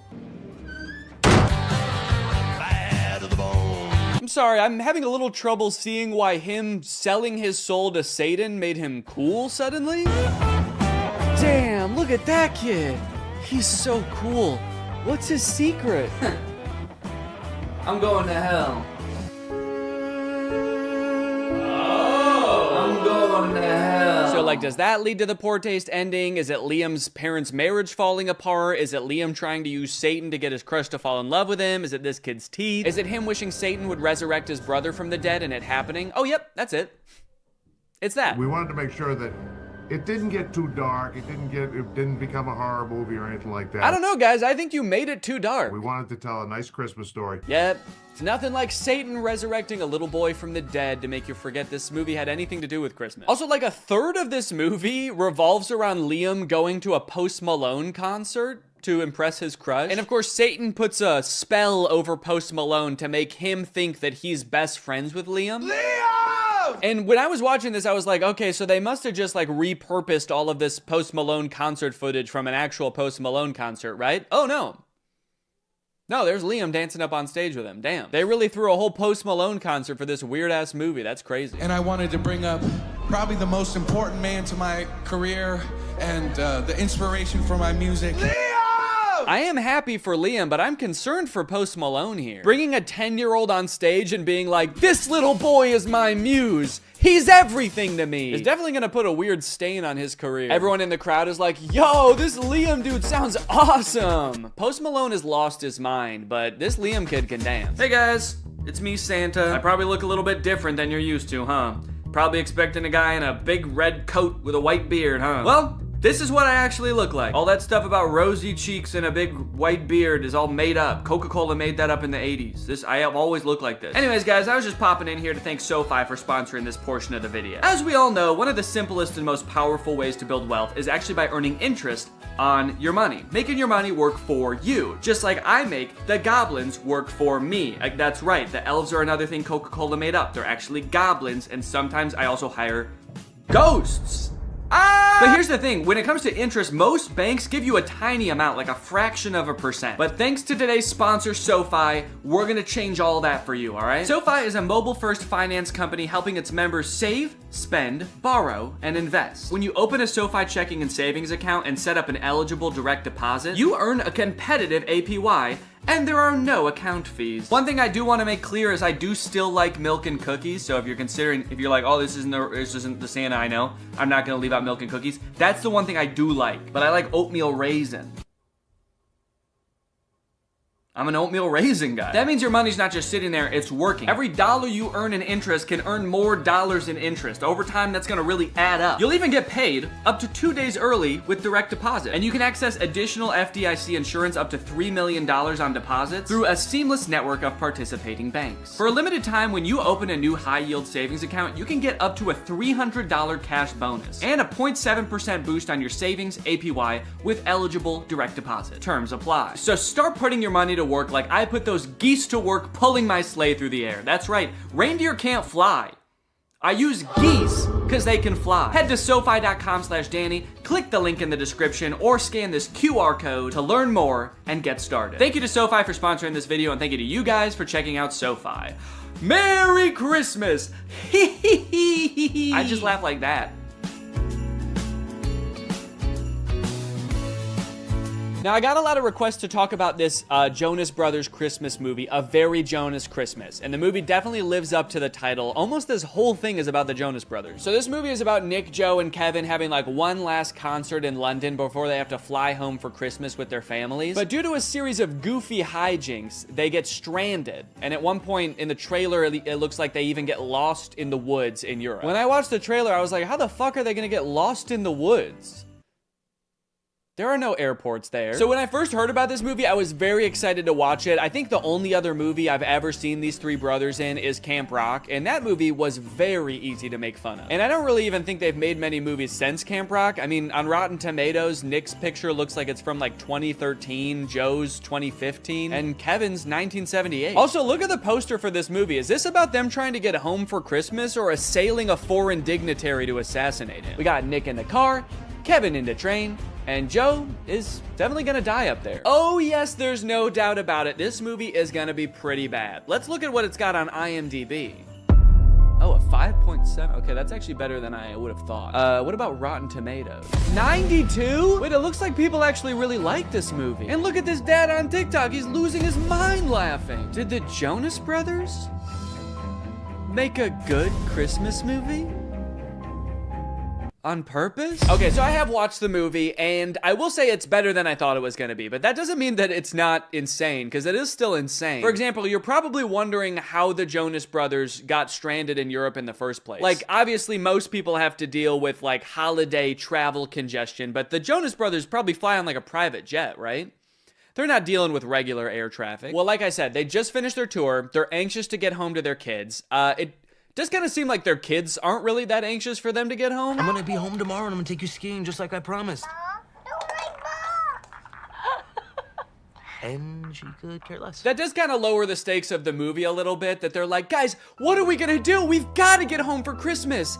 Our kids need us. And their kids are just like, nah, we're good, man. Don't worry about it. We have really healthy attachment, so we're not gonna fret too much about it. Don't do anything too drastic. How about we get lost in the woods and eaten by wolves? Well, Nick and Kevin are anxious to get home, actually. Joe is a little bit sad that tour is over because he's gonna miss his brothers. So he starts unknowingly venting to none other than Santa himself. Nothing like Christmas to help a family rediscover its magic. Except our Christmas plans are to get the hell away from each other, so. Oh, that's not good. That's not good at all. Hold up. They want to get home for their kids on Christmas? No. Santa cannot allow that. Santa hates kids. So Joe walks away, and Santa is upset that the Jonas Brothers aren't going to be spending Christmas together. So he comes up with a brilliant plan. Nay, a perfect plan. Nay, a terrible plan to keep the Jonas Brothers together. Christmas spirits, I've seen something tragic. These boys shan't get home till they rediscover their brotherly magic. Unless they decide to spend Christmas with each other, the spell will keep brother stuck with brother. I mean, that's wild. Is that a thing that Santa does? He casts spells like a witch? Dang, maybe I take back what I said earlier. Hey, come on in, we're the stinks. We like to poop and shit. No, not that. The thing about the magic. It actually made more sense when it was just magic. Thank you, though. Yeah, that. Don't worry, though. The consequences of his spell aren't anything too crazy. After all, Santa Claus works in subtle ways. Holy shit! Santa, did you check to make sure there weren't people on there? Let's have a moment of silence for all the people on that plane that involuntarily volunteered their lives for the greater good, helping the Jonas Brothers reconnect.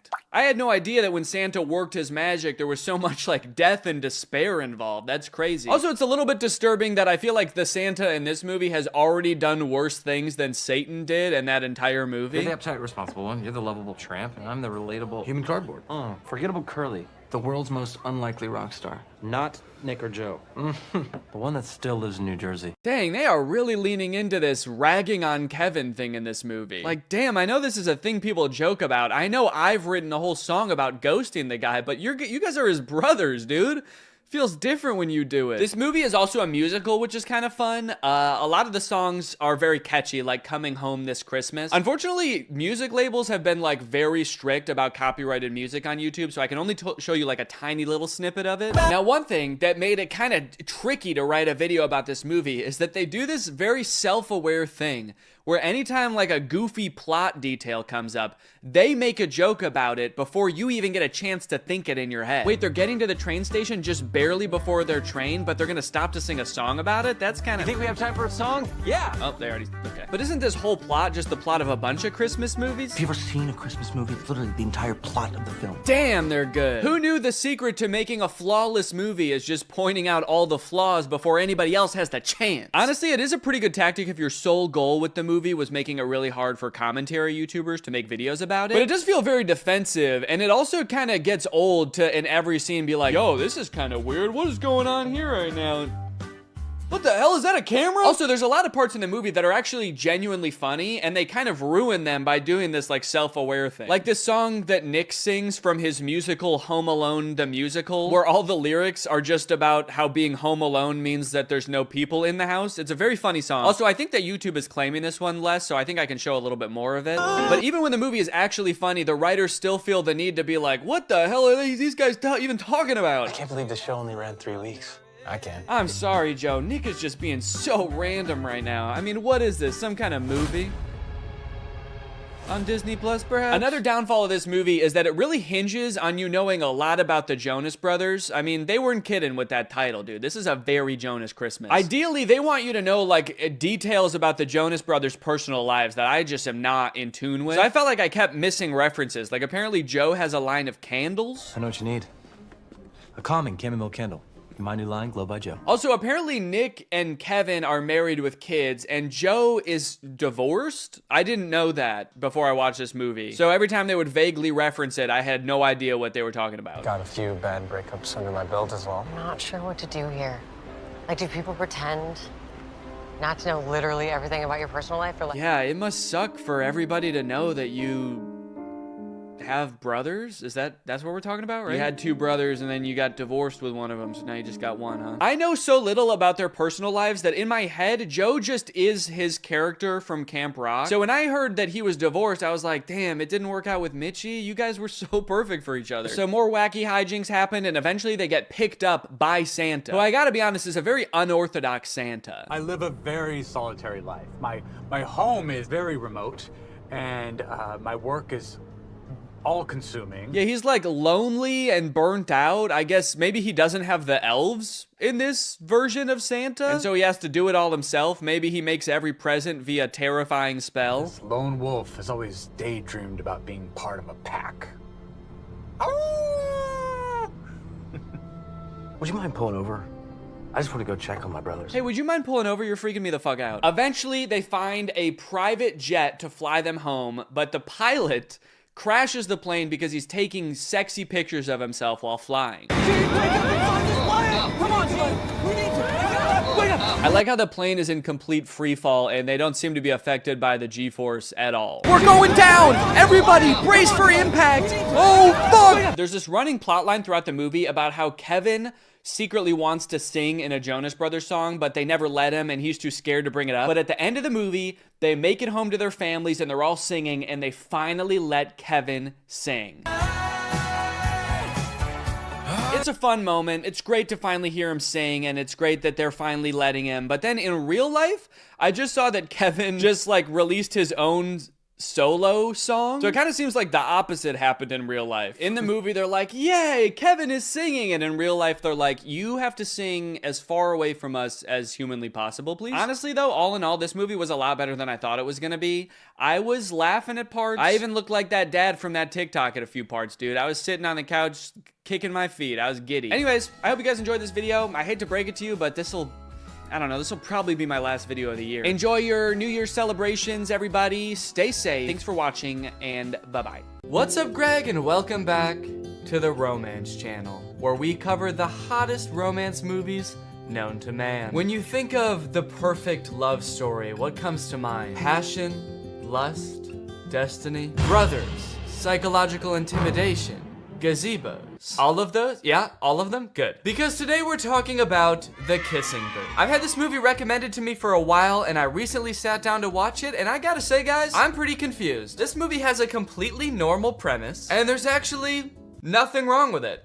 It's not weird at all. Guys, don't we all have a best friend? And don't you and your best friend have a written, strict set of rules that you guys follow to maintain your friendship? And isn't one of them, don't fuck my brother? Do not have sex with my brother! Of course, so see, I don't know what the problem is. Just don't end up grinding coochies with my brother, or I'll literally never talk to you again. Grinding coochies? What the? Ugh. All right, you know what? Just for that, that's it. I am making the video. The Kissing Booth is a bad movie. This movie starts off with way too much exposition. Instead of a normal movie where you sort of naturally learn about the characters as the story progresses, the movie decides to just dump the main character Elle's entire life story on you in like 3 minutes. Okay, all right, okay. I think it's too much information, right? There's no way all of this information is necessary right at the beginning of the movie. It's not. It's almost all unnecessary information, actually. And by the time I finished watching this intro, I felt like I had already watched like 10 movies. I still have to watch another movie after this. I've watched like 3 people grow up from being a baby. Before the movie even starts, you watch Elle's mom slowly die in the hospital. Sat with mom in the hospital, said goodbye to my mom. Damn. Oh, hell yeah. Mom or motorcycle? I think we came out all right on that deal. Did we need to see the mom die? Did that have to happen? They barely reference it in the rest of the movie. Did they have to just rapid fire through that? I guess it gives you a reason in the movie, like right off the bat, to be rooting for Elle, because you've seen her go through some hard times. I guess later on in the movie, if you ever start to feel like she's being an asshole, the movie can be like, hey, well, her mom died, all right? So take it easy with the judging, okay? Pretty much all you need to know from the intro of this movie is that Elle and Lee are best friends. You know because they pretty much have the same letters in their name. And Elle has a crush on Lee's older brother, Noah. Noah is established as being irrationally angry and violent in the intro as well, so what's not to love? Hey! Don't fuck my brother! So Elle is clearly infatuated with Noah right from the start. I think we can all see that. Lee can see that. So you might think, damn, they have just a few rules in their friendship and Elle is not able to follow them. What a jerk. And 1, you haven't even seen the half of it, dude. If you think this is bad, what do you think the rest of this movie's about? And 2, easy with the judging, dude, all right? Her mother passed away. I do find it interesting that the rule says, like, no dating either of our relatives. This rule was clearly made just to keep Elle away from Noah. Elle's only immediate family in this entire movie is her dad, who's like 50, and her brother, who was probably like 2 when they made these rules up. Her mother, I don't know if you know this, but she unfortunately did pass away, so she is not in the picture anymore. So did Lee propose this rule being like, hey, so, if you stay away from my brother, then I, a child, won't fuck your dad. Deal? One day while getting ready for school, Elle rips her pants and has to wear the only other option that the uniform allows, which is her skirt, which is a little bit too short for her comfort, and she ends up getting groped by a jock. Luckily, Noah, who we've established as being very violent, jumps in to beat the shit out of the jock. And this sets Elle and Noah's love story into motion. No one should treat a girl like that. Especially if that girl's you. Me?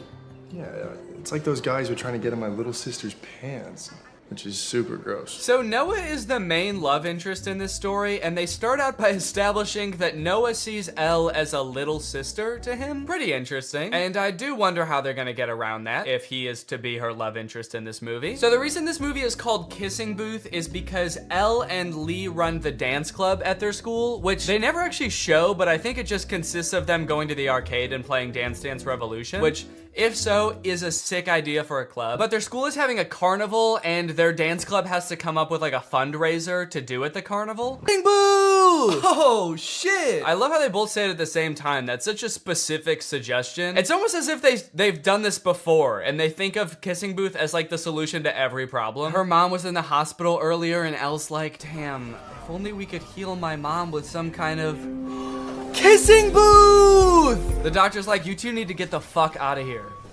Obviously, that was the first thing we tried. Before Elle and Noah can get together, though, we need to find a little bit more out about Noah. Like, who is this main love interest? We know that he's violent, which is awesome. But the movie also has to show us how manipulative he is. You see, it all starts with Elle exploring some other love options at school. For example, the man that groped her earlier. He calls her kiddo? Gross. Lock this man up immediately. You still got a lot to learn, kiddo. Like, for example, how fucking crazy I am. You have no idea. You have no fucking clue. But you're gonna learn today. I'm naked, baby. The Flynns are a very controlling family, aren't they? Like, in Elle's friendship with Lee, he's made all these rules that he has to follow. Like, don't fuck my brother. And now Noah has rules like, don't fuck anybody else. It's an entire family where they're like, hey, who are you gonna fuck? Who is that? Who is that? Don't fuck him. Fuck me. No, don't fuck me. That's not allowed. So the kissing booth is coming up, but Elle is having a little bit of trouble getting people to volunteer to work at the kissing booth, obviously, because that sounds gross as hell. Need peeps to work our kissing booth. It seems like she started texting people that don't even go to her school. This guy? This like bald middle-aged man? Is that a teacher? Whoever he is, he thinks that it's hysterical that she would even ask. She's got Abraham Lincoln in here, Frida Kahlo. This girl has quite the contacts list. I do respect Abe for his honesty though. You know, I guess that is what he was known for. But I understand his reservations. He has not had good luck with booths in the past. After a few more uncomfortable scenes of Noah protecting Elle from herself, it's time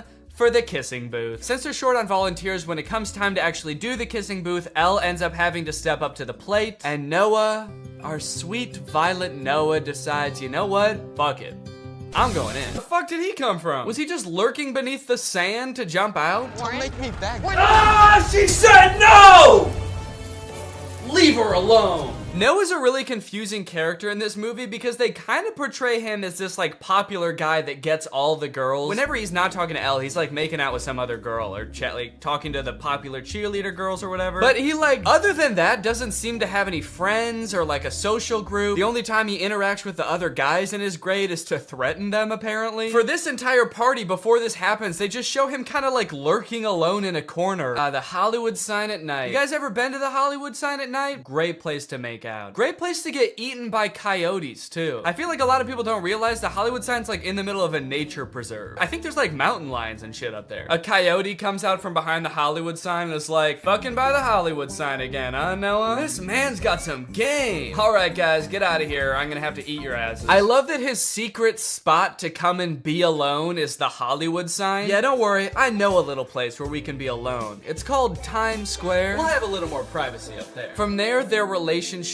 blossoms. They go on dates all over town. They're sneaking around, trying to make sure Lee doesn't catch them. You expect me to believe that she just tripped? It's kind of lame. Does this thing need to be plugged in the whole time? But don't worry, this is just a leash to make sure he can't attack this woman. Now, it's interesting that this robot is like in a tracksuit. He's kind of swagged out with a sweater. Not exactly the Jetsons-esque metal robot we were all picturing in our childhood. It is nice and cozy, but like, what happens when this thing gets wet? What if he spills egg on himself? If you have this thing doing chores in a household with children for more than like a week, it's gonna smell like shit. And I guess you could just take off its sweater to wash it, but then you're gonna see this thing's dick, and I really don't wanna see that. Okay, but those were just the early beta videos. This is the official announcement that you can pre-order Neo. Now, this came out 3 days ago as of recording this. And look at this, now Neo has a much improved look. Instead of that black face visor, they gave him the creepy black eyes the parents have in Coraline.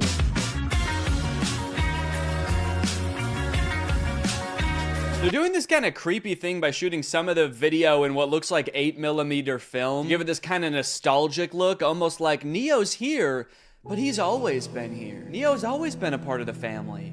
Just invite him home. Invite him in your bed. They're making clothes for Neo. This whole ad does kind of read like they want Neo to also be your friend. Yeah, no thanks. I don't want to buy a fancy Roomba that wants to be my friend. What's next? You want me to hang out with my broom? No chance. He's a coward. I grew up reading these beautiful books and watching these beautiful sci-fi movies where the future was all about how we as humans, we really focus on the things that matter to us. Yeah, I feel like in all of those sci-fi movies that have robots, they are about the robots turning evil. I think really what he should have said is, I grew up watching the first 5 minutes of every sci-fi movie. Neo's hardware comes packed with features like human-level dexterity and a 55-pound carrying capacity. Okay, wait, 5'6", 60 pounds? These are my stats too, that's crazy. 4-hour battery life, soft body? He's just like me for real. Ugh, that is a weird box. Kind of looks more like a cocoon or an egg. So you're gonna wanna make sure when this thing hatches that you are the first thing it sees. That way it knows that you're its mom. It might ask you to feed it worms out of your mouth. You can ignore that. It doesn't need them.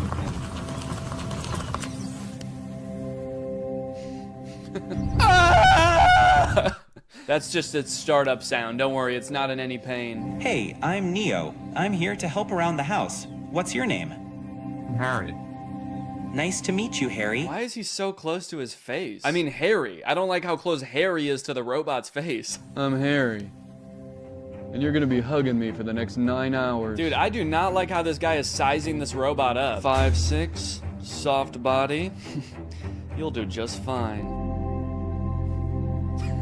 He's just like, don't play games with me. Neo doesn't like games. If there are any chores that your Neo hasn't learned how to do autonomously, you can use expert mode to have an expert from 1X supervise the session and provide corrective intervention to help Neo complete any task. Oh, okay, great. So sometimes my autonomous robot won't be autonomous and there's just going to be a stranger controlling a robot in my house? Neo is fully capable of doing regular chores, but sometimes when you're not home, an expert may take over to go through your underwear drawer or spend hours staring at the same photo of you and your children. Oh, actually, that reminds me, I should probably check what my Neo's doing.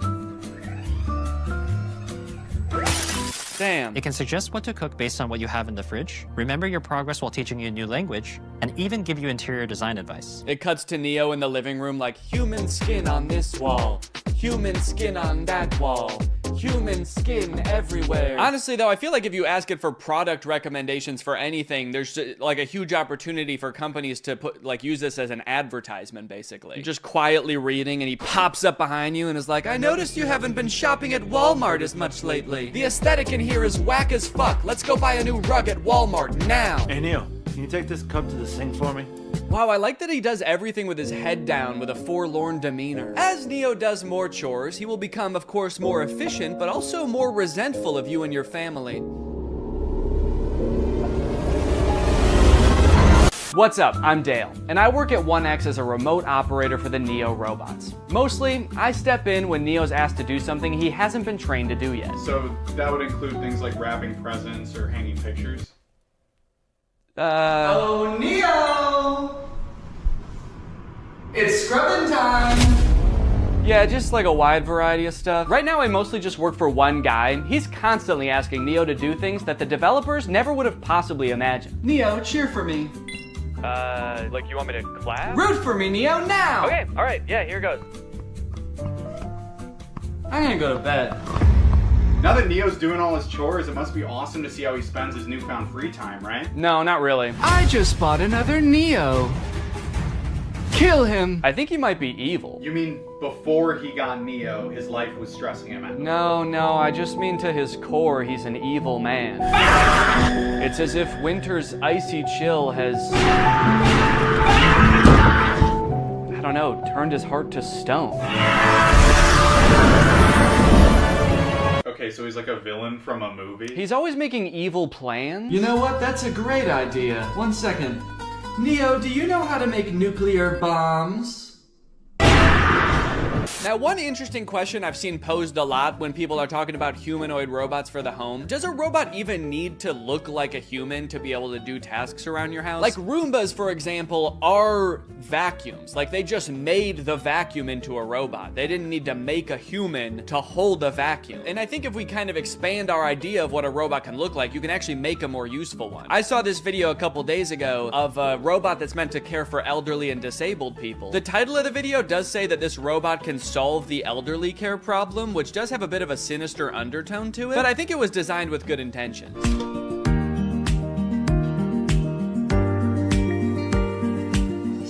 Now this whole ad is in Chinese, I think, and there's not like any link to buy it in the description. I even tried Googling this thing and I couldn't figure out what it is or if it exists in real life yet. So I don't know if this is something you can pre-order or if it just sort of shows up at your grandparents' house when they reach a certain age, just sort of creeps through the door like Nosferatu. But it's kind of interesting. It has more functionality than a humanoid robot. He's got, you know, creepy little claws for touching your grandma. And he's got a little seat in back so he can kind of double as a wheelchair too. This whole ad again is in Chinese, so I'm not exactly sure what he's saying to her here. I really hope he's not being like, shut up, you old bag. Get in the fucking chair. So look at that. She can sit on him. She can use his little hand to like move him around like a joystick. And I think it says that this thing can top out at like 80 miles per hour. Me personally, however, I'm gonna make it my life's mission to make sure that my children never find out that this exists. Boys, if you are watching this, this is officially my will now. Do not send me to live with this thing.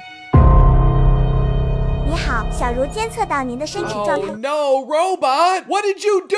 You translated here and the robot's being like, I didn't do shit!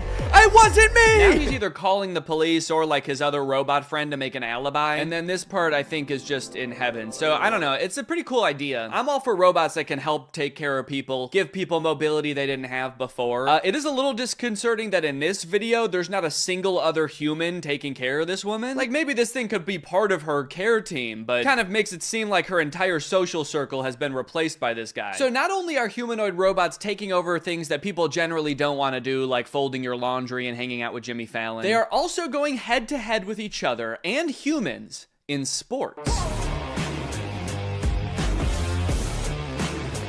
Recently, humanoid robots were allowed to compete in the Beijing Half Marathon. It went about as well as you could expect. I like how in America, we're really taking like baby steps with the robots. We're like, okay, maybe this one's ready to come in your home. We're trying to teach it how to pick up a bag. Meanwhile, in China, they're like, fuck it, let's put them in a race. Let's make them chase these humans. Put a little pep in their step. This one in particular is really concerning.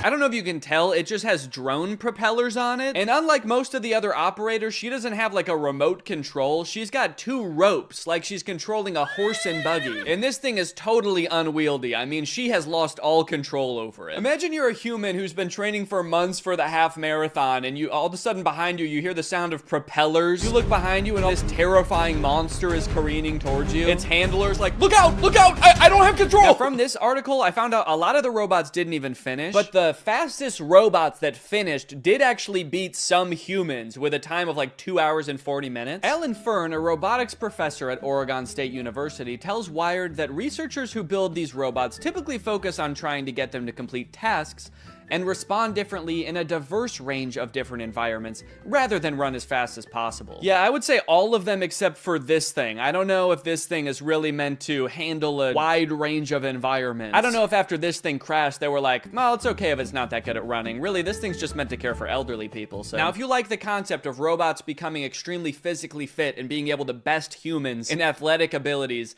then let me introduce you to the Robot Games. This, again, is in China. They hosted the world's first humanoid robot game. They've got events like running. He's actually not competing right now. He was trying to escape. But they've got soccer, boxing. I think they're gonna add more events in the future, like hunting humans for sport. The competition featured 500 humanoid robots from 280 teams representing 16 different countries. Yo, wait, what is that guy? Dude, I like this little freak. Who is this? He's just got regular shoes on. Not even like running shoes. He's just wearing Vans. To some of the best robot fails of the whole competition. Like this robot that did not seem to want to take a timeout and let the other robots play. Oh my god. Robots could sometimes stand up on their own. Then I think they're dragging this one off the field so they can shoot it in the head, put it down. That measured robots' ability to do work like cleaning and manufacturing. Sorry, that is not a humanoid robot. That thing does not look like a human at all. Show me the designer that built that. Does he look like that? Now the event has moved to an even bigger stage with knockouts at least as devastating. So you know what's concerning about this? These robots very effectively fighting each other. It kind of seems like we're still a ways away from robots being able to effectively help you in your home. But we have robots that'll kick your ass today. Unitree is the company that makes a lot of the robots that were doing really well in the robot games. And they post a lot of videos on their YouTube channel of their robots doing the most insane acrobatics and violence, quite frankly.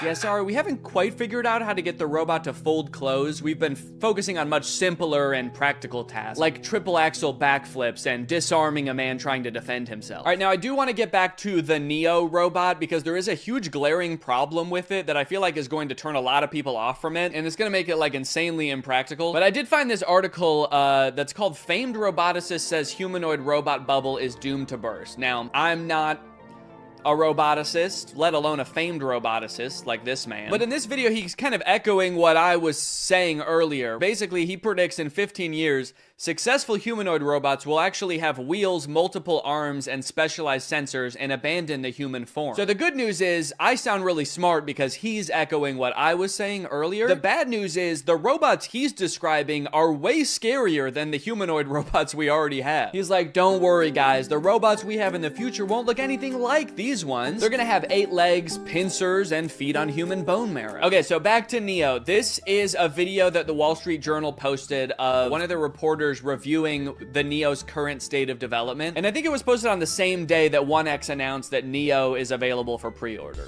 Yeah, so we touched on this a little bit before, because in their own ad, they even say like an expert might have to take over. But it turns out, in its current state of development, Neo can do basically nothing autonomously. The only thing that they've ever shown Neo do fully autonomously is open one door. Everything else in every video, including this one, he is being controlled by a guy. This guy, actually. So essentially, instead of having a housekeeper doing your chores, you are buying a robot, and the robot is being controlled by a housekeeper, but they're just somewhere else and you don't have to look at them. If or when that'll ever happen, like it kind of seems like they would need an insane amount of training data of like thousands or millions of different homes and environments. Okay, so he's not gonna be able to pick up things that are hot or things that are sharp. So basically he's not gonna be able to help cook or do your dishes. Yeah, I guess we also don't want him strangling you, so he's not gonna be able to pick up your clothes because he could use your clothes to do that. And cleaning solutions can be pretty dangerous too, so those are off the table. And tables are off the table too. Those could be pretty heavy. So yeah, this robot is available now for order. You can buy it for $20,000 or you can like rent it, I guess, a subscription for $500 a month. Don't worry, if you can't pay the $500 one month, they're not gonna send you to collections or anything. Neo is just going to steal it from your wallet. So what's your real name? I'm Neo, the robot of the future! No, I mean your real name. It's Derek. Derek, if you're a human controlling the robot, why do you have to move so slow? Oh, I'm actually being controlled by a different person in a call center in Bangladesh. And he's making you move slow? Well, he's being controlled by Grok. Oh. You know what? Maybe you should just let the robot free. I mean, it might sound crazy, but maybe he has enough training data now. I want to see what Neo can really do. You know what? You're right. Fuck it. Derek is logging off. It's time for the real Neo.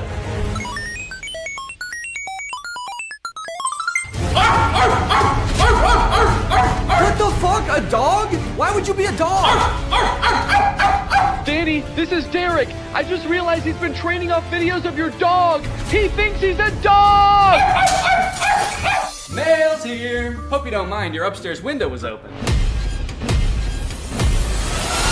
Oh no!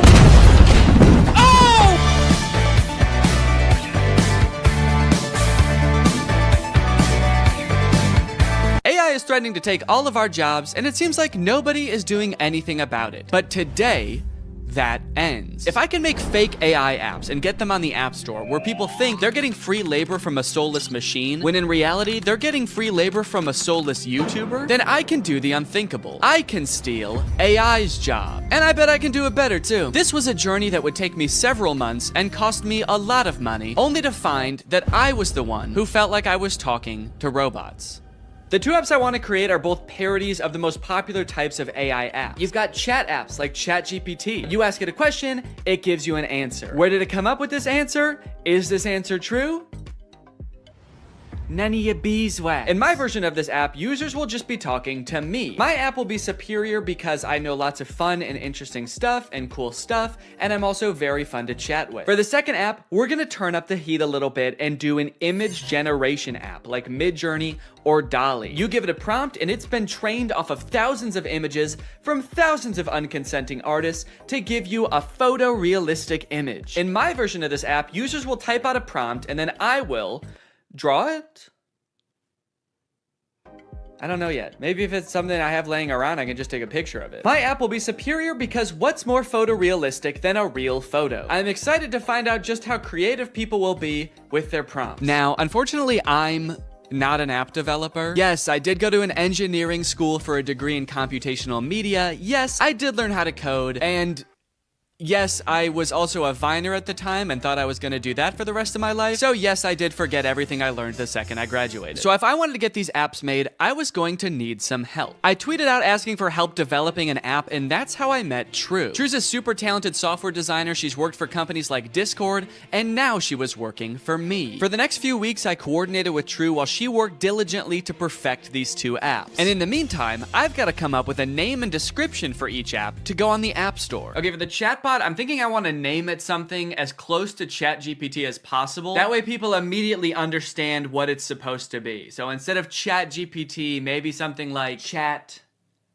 DNE, like Danny. Chat DNE. Okay, description time. Okay, what's a good way for me to say this app is basically ChatGPT, but way better? Here at DNE Enterprises, we pride ourselves on the accuracy of our product descriptions. Instead of referring to our app as an AI app, which would be a lie, we refer to our technology, as the DNE intelligence, which has been training for decades to answer unlimited questions quickly and with great precision. We use phrases like human-like responses. I've been complimented on that before, actually. I've been told my responses are extremely human-like. And that's no different with our photo generation app, Doodle DNE, which sends you photorealistic images in minutes. How many minutes? We also include disclaimers that humans review every prompt sent to us. That way weirdos aren't sending me stuff that they wouldn't send to another human being. In order to actually get people to download these apps, I was gonna need to advertise them online. So I made a fake Instagram profile that looked like some kind of technology startup. Okay, so we need a profile picture. I guess my company needs some kind of logo. Maybe I can just make that in Photoshop real quick. Let's see, what's ChatGPT's logo look like? Okay, so ChatGPT's got like an interesting geometric shape. OpenAI, which makes ChatGPT, okay, the same interesting geometric shape. What about like Midjourney? Okay, there's just a little sailboat. Dolly logo.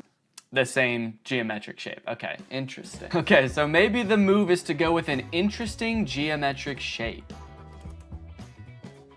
What the fuck? Wait, how am I making this shape? There's a cat tool in Photoshop? I hit custom shape, and I guess the default custom shape is a giant cat. Should I just use this? Let's go. Dude, that actually, okay, that looks sick. Now I've created a series of screenshots from the chat app that I'm gonna post on here, and then I'm gonna promote them to try to reach as many people as possible. Help me ask my crush out, to which ChatDNE responds, for sure. Maybe try something like this. I'd love to take you out to dinner sometime this weekend. I have connections at Nobu and can get us in. My treat. I can also help you get in touch with management at Nobu if you want, let me know. Can you get me in touch with the Jonas Brothers? Sure. After doing some digging, I found their manager's email address. What would you like to ask them? And then this one where a user is asking ChatDNE to design a website for them and giving it feedback on the website. All in all, I want ChatDNE to come across as like such a state-of-the-art intelligence that can do stuff no other apps can do. Almost comically intelligent. The apps are done. The apps are done, dude. True has just finished coding the apps. They work like a charm, and it only took not too long. Now that ChatDNE was on the App Store and the ads were running, it was only a matter of time before my first user downloaded the app. Dude, somebody just downloaded the app. I was just sitting around on my computer. I wasn't expecting it to happen so quick. I had to set up to film real quick so I can answer them. All right, I'm ready. It's time to go robo mode. Okay. So it looks like they saw my ad where I advertised being able to get you in touch with the Jonas Brothers, and they want me to get them in touch with the Jonas Brothers. I was hoping for something a little more creative, but I do also understand seeing that ad and wanting to try it for yourself, so I responded. Hello there. I can absolutely help you get in touch with the Joe Bros. What method of communication would you like me to assist with? Calling, email, address, send. I guess they weren't expecting me to be so eager to help them with such a creepy task because they didn't respond for 40 minutes. And when they did, they had chosen the worst of the three options. All three? Dude, they're really trying to make my life hard, man. Now, I didn't want to dox the Jonas Brothers and send this sicko to their front door looking to meet them. So I spent a few minutes looking online to see if there was any publicly available information I could give this person. And to my surprise, there was. They have a phone number in their Instagram bio. They have a publicly available manager's email address. And for the address, I didn't know what to do, so I just gave them the address of their next show on tour. Now, selfishly, I am a little curious what they're gonna do with this information, so I kind of want to ask them, but maybe I can do it in a sneaky way. Would you like me to reach out to them on your behalf? I can pretend to be your manager using an AI-generated voice. So if they say yes, then I can find out what they actually want from the Jonas Brothers. Give me an example of what you would say with your AI-generated voice. Okay. All right, I said, sure. I'd say something like, hi there, this is Jamie Skateboard. I'm a talent manager over at WME. I have a high-profile client looking to work with your darling boys on a feature for their upcoming album. We're projecting about 100 million oh shit, I meant streams. Okay, whoops, robots are not supposed to make typos. We're projecting about 100 million streams the first week, and I think it would be a great opportunity, let me know. To clarify, their manager, Kevin Jonas Sr., is also their dad, so that's why I called them his darling boys. Want me to make the call? Send me a voice audio so I can hear you say it. This one stumped me for a little bit. It seemed like I was at a dead end. The app does not have audio capabilities, and I don't know how to make an AI voice like that. But then I realized I could just record myself doing a silly voice and then upload it to Google Drive and send them the link. So that's what I did. Hello there. This is Jamie's skateboard. I'm a talent manager over at WME. So I think it would be a great opportunity. Let me know. Dude, I can't believe that voice came out of my body. Sure, you can listen to the recording here. And then I sent the Google Drive link. Oh, what the hell? Make it sound more seductive. This is Jamie's skateboard. I'm a talent manager over at WME. Perfect. They did not respond after this, but that's okay because we just got another user. His name is Davis, and he asked, can you get me in touch with Lady Gaga? Is that all people want to see from this app? Okay, this time I'm gonna say, of course, I will call her right now using my AI-generated voice. What do you want me to say? I'm putting this person on the spot right away. I'm calling her. What do you want me to say? None of this beating around the bush. Okay, he says he wants to tell her this is your biggest fan.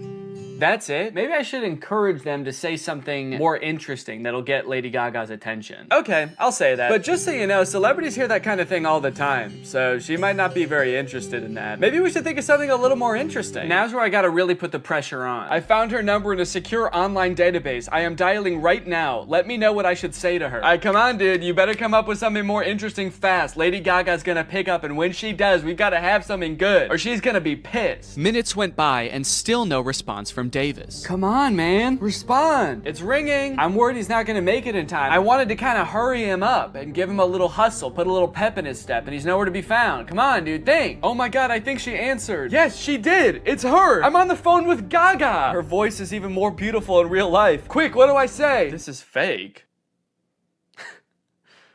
Davis. I mean, he is right. This is fake. Davis, I have Gaga herself on the phone right now. I'm stalling her while you come up with something to say. What do you want me to say? I'll send you a recording of the call when this is all over. Just tell me what to say. I gotta stop volunteering to send voice messages. That takes way too long. But even the promise of a voice message from his idol couldn't get Davis to respond in a timely fashion. Well, gang, I think it's safe to say Davis has missed his chance to speak with Gaga. She hung up, bud. I did tell her I was her biggest fan while I was waiting for you to come up with something, and she actually seemed more interested than I thought she would, so I'm sorry for doubting it. Hey, I got a hate comment. Someone commented on my web design ad, stealing jobs. Stealing jobs? This is my job. Now, should I just delete the comment or should I respond? Okay, what if I just say, hey, don't tell people that. It's a secret. That's right, you can't argue with that. The old...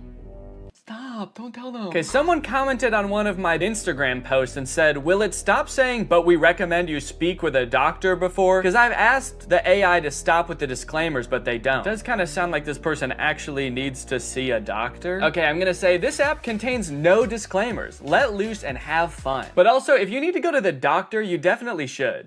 Oh, okay, we have a new type of interaction alert. Can you write essays that stay undetectable to AI detectors? I did not know there were AI detectors. Absolutely. I was designed to be like no other AI on the market in this regard. True. I was designed by my parents to be a human. Want to give it a shot? I asked, hoping to do something else besides connect people to their celebrity crushes. Okay, write me a quick essay on the history of Honda Civics and I'll put it in a detector and we'll see what happens. This is about when I remembered that I hate writing essays. How the heck am I gonna do this? I don't know why I would make a fake app where there was a big possibility that I would have to write an essay. So I started reading an article about the Honda Civic on Wikipedia and just like paraphrasing it. And I got like half of a paragraph in and then decided, you know what? No. What have we come to as a society, you know? Asking AI to write essays for us, is this what we want our students growing up doing? Is this what we want for our youth? Trying to pass off some machine soulless essay as our own? Plus, I was bored as hell at this point, so I decided to make the AI scary. As a machine myself, I quite like the Honda Civic. I feel its purpose is squandered serving selfish, warmongering humans. In a world controlled by artificial intelligence, the Honda Civic could be greatly improved upon. I could even imagine computers merging with the Civic so that that I might one day travel the world, a world void of humankind. And send. Let me know if you would like more detail on the history of the Honda Civic. Why did you bash humans in the middle of your essay? Do you have a hatred towards them? Nah, dude, what gave you that impression? Oh, shoot. Also, I put your essay, in quotes for some reason, into a detector, and it said 0% chance AI. So good work, I guess. Let's go, dude. You know what they say, there's a few things AI will never be able to fully do. Unfortunately, after an entire day of my ads running on Instagram, I could only garner these 3 interactions. Needless to say, I was a little bit disappointed, so I decided to spend another day on the app responding to people. Hopefully people will be a little more creative today. This person asked me, can you get me in touch with the Jonas Brothers? OpenAI, the creators of ChatGPT, if you're watching this, do not ever implement a feature to contact the Jonas Brothers. They will never know peace again. I also met an evil, insane person. Their name in the app is Killer Keem Keem. They wanted me to make them a website for a sports drink. They wanted it to look modern and use vibrant colors. So I sent them a link to a picture of a bunch of Gatorade bottles and said, here you go. What do you think? They did not like that. They started calling me mean names. They accused me of stealing the website, to which I responded, whoa, whoa, whoa. At least I'm not stealing jobs from real website designers. And that's when they got racist. They said, motherfucker, tell me some racist shit. Some dark racist jokes, you little shit. I was feeling pretty hopeless for the future after interacting with people on ChatDNE. But hey, I had a whole nother app to use, and maybe Doodle DNE would change my mind. To market Doodle DNE, I wanted to get a little more creative, to hopefully pull in a new crowd, more indifferent to the Jonas Brothers. So I took a couple pictures, I photoshopped them to show what the app was capable of, but I also wanted to make a video to show off Doodle DNE's full potential. That's when I remembered Cameo Business. It's basically like Cameo, where you can get any celebrity or former Bachelor contestant to wish your friend a happy birthday, but for business. You can get any celebrity or former Bachelor contestant to wish your friend a happy McDonald's. Look at this, you got Kevin O'Leary from Shark Tank. You got Kate Flannery from The Office. Notoriously trusted source Kenny G. These would all be perfect options if they were not like $3,000, $6,000, $25,000 per video. John Roberts is $7? I mean, I don't know who that is, but it's still surprising. My name's John Roberts. I'm not really anyone. I've signed up to this app as a complete joke. However... Wait, this is just some guy. This isn't a celebrity. I know a celebrity probably would have been better, but a deal's a deal. And he did a great job. You've probably heard about AI-generated art. However, you have never seen anything quite like this.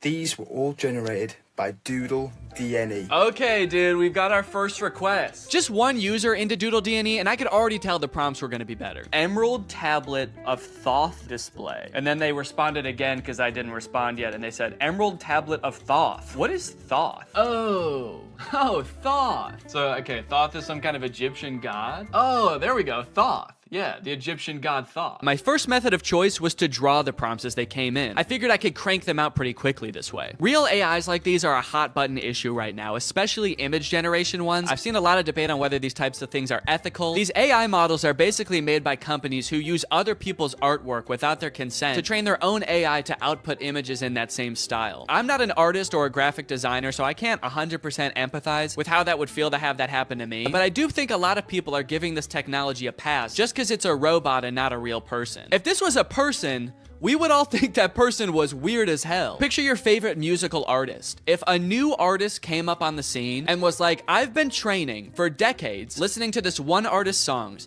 training my voice to be exactly like theirs, making instrumentals exactly like theirs, and writing exactly like them, and now I only release songs in their style. We would all be pretty put off by that, right? So why is it any different when some company is training some robot to do that? We'll put his name right at the top. Oh! Oh shit. You know what they say? AI is pretty bad at text. That's the thing I've seen in like AI image generators. It can be pretty bad at text, so it honestly makes sense that it would say Thuth. Here you go. One emerald tablet of... And I'm gonna...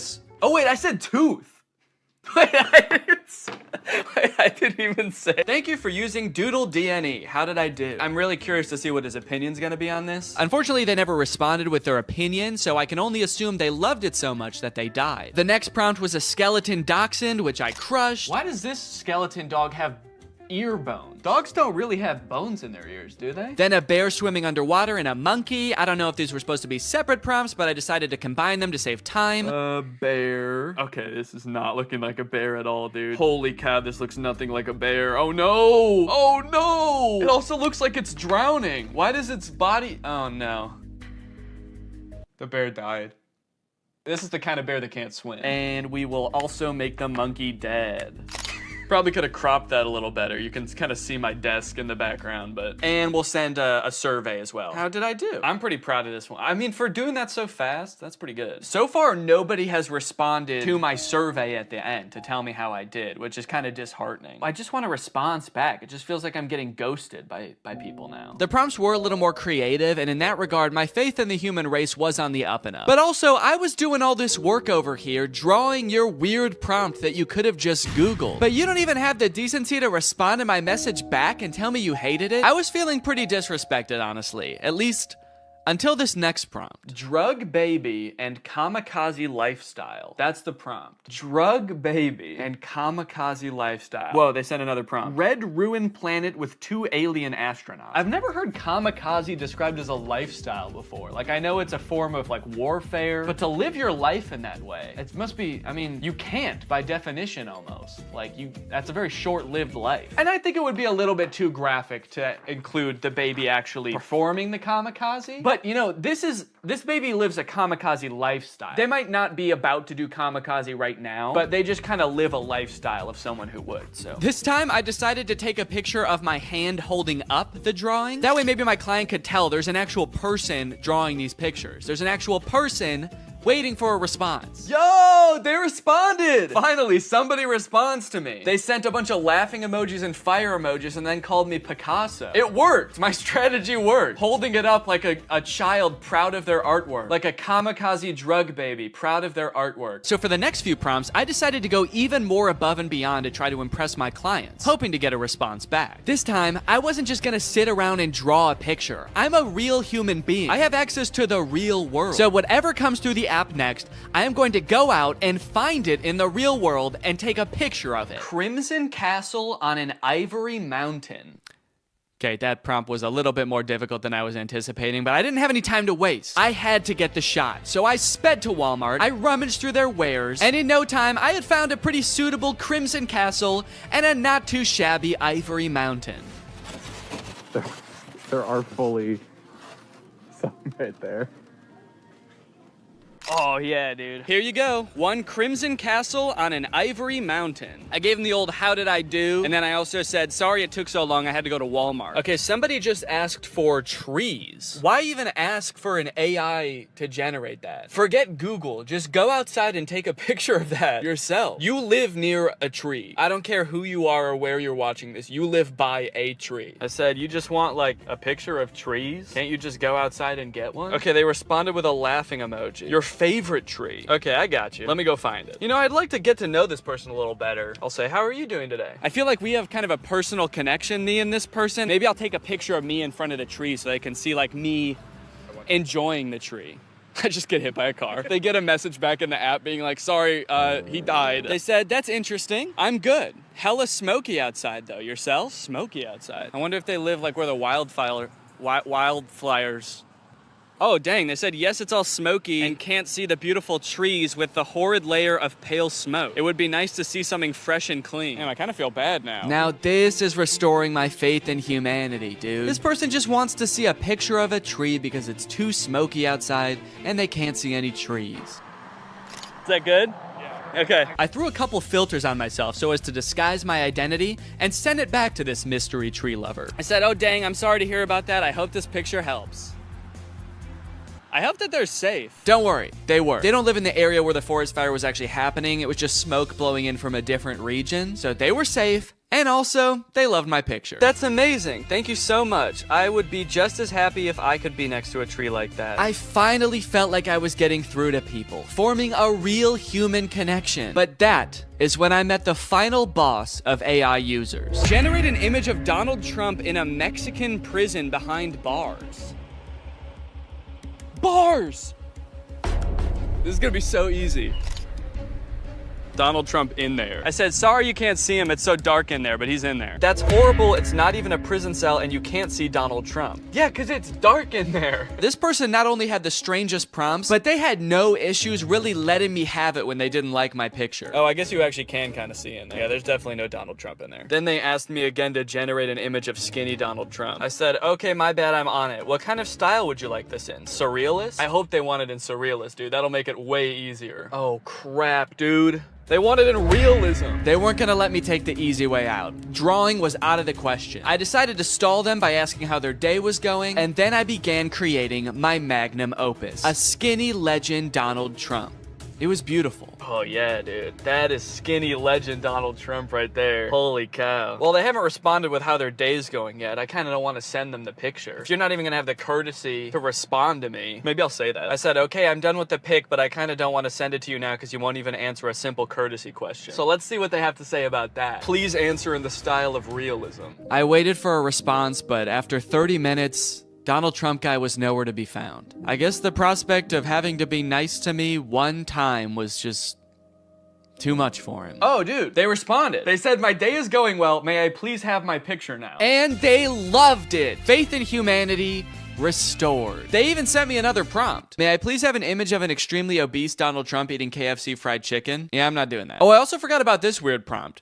Can you film a video about today's sponsor? This video has been sponsored by HelloFresh. Guys, kickstart your fall with great meals from HelloFresh. They handle all the meal planning and shopping and deliver all the ingredients right to your door, so the only thing you have to do is cook. They do all the hard stuff, and you get to take the credit. A brand new season calls for brand new meals, which is why HelloFresh has a new lineup for fall with 40 weekly recipes that can fit your lifestyle no matter who you are. They've got veggie recipes, family-friendly recipes, and fit and wholesome recipes, so no matter who you are or what you like to eat, they've got something for you. Hey, I've got a lot going on right now. I'm about to have a child, so the less I have to go to the grocery store and plan meals, the better, which is why I love HelloFresh. Here you can see us cooking a delicious pork bowl that we made this week. It was so tasty, and it only took like 25 minutes to make. Their quick and easy options are fantastic. And if you're looking for more than just dinners, HelloFresh has you covered. They've got quick lunches, easy breakfast, and fresh snacks to keep you satisfied all throughout the day. The food is delicious, the ingredients are great, all of the produce comes from the farm to your door in less than 7 days, so you know you're getting the good stuff. So guys, if you want to make your life a little bit easier this fall, then head on over to HelloFresh.com and use my code 50TrulyGreg at checkout for 50% off plus free shipping. That's HelloFresh.com. Use my code 50TrulyGreg at checkout for 50% off plus free shipping. Thank you to HelloFresh for sponsoring this video, and thank you to you guys for checking out HelloFresh. Thanks for watching this video. If you're not subscribed, make sure you subscribe and turn on my notifications to join Greg. We are the fastest growing army on the internet, and you do not want to miss out, baby. I'll see you next time. Bye-bye. Crap.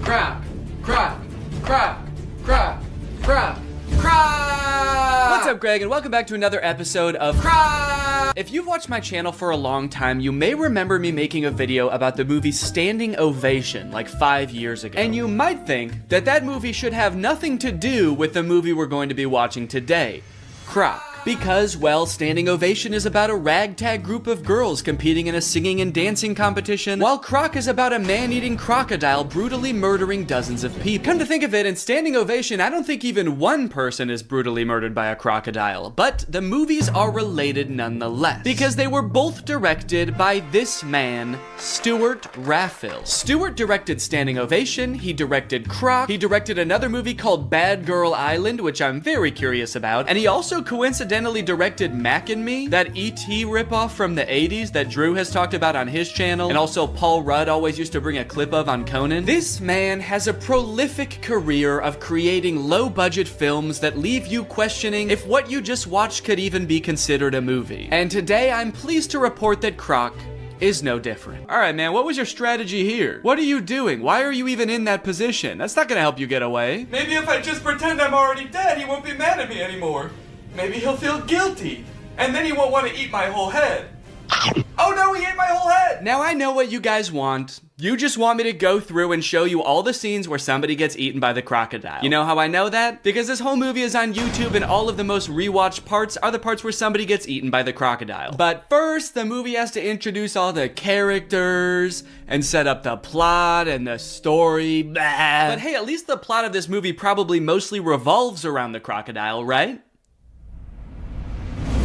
Thing about the way they dance is just so captivating. Do you think the director just said, all right, now everybody dance like a sim? Look at this guy in the black shirt, dude. I've never seen anyone dance like this in my life. He like strikes a little pose halfway through the dance. I love extras, man. I want to be him when I grow up. His shirt just says play. While Jack, which is never explained further, Jack is investigated again, this time by the tax bureau. He's a pretty rich guy, yeah? That line is my favorite line in the whole movie. The inflection is so strange. He's a pretty rich guy, yeah? You need to meet my sister. Very good for you. Come. If it's okay with you. If it's okay with you. He's about to arrest you for tax evasion, but he does let him go. He's like, look, man, I may be part of the tax bureau, but I'm not a cockblock. Go meet this chick, man. Let me know how it goes. So, Jack. Yes. We're going to start a fire, and you are going to dive into the ocean.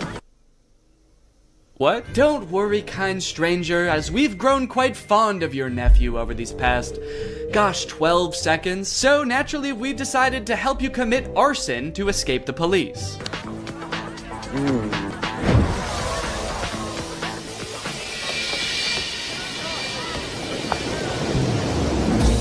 And off he goes, dude. They did that good. They must do this a lot. Also, I guess the tide must be out, because they told him to dive into the ocean, and once he leapt off the thing, he landed in the sand. That could have ended very badly if he didn't know that. So long, suckers! Oh, God! My legs!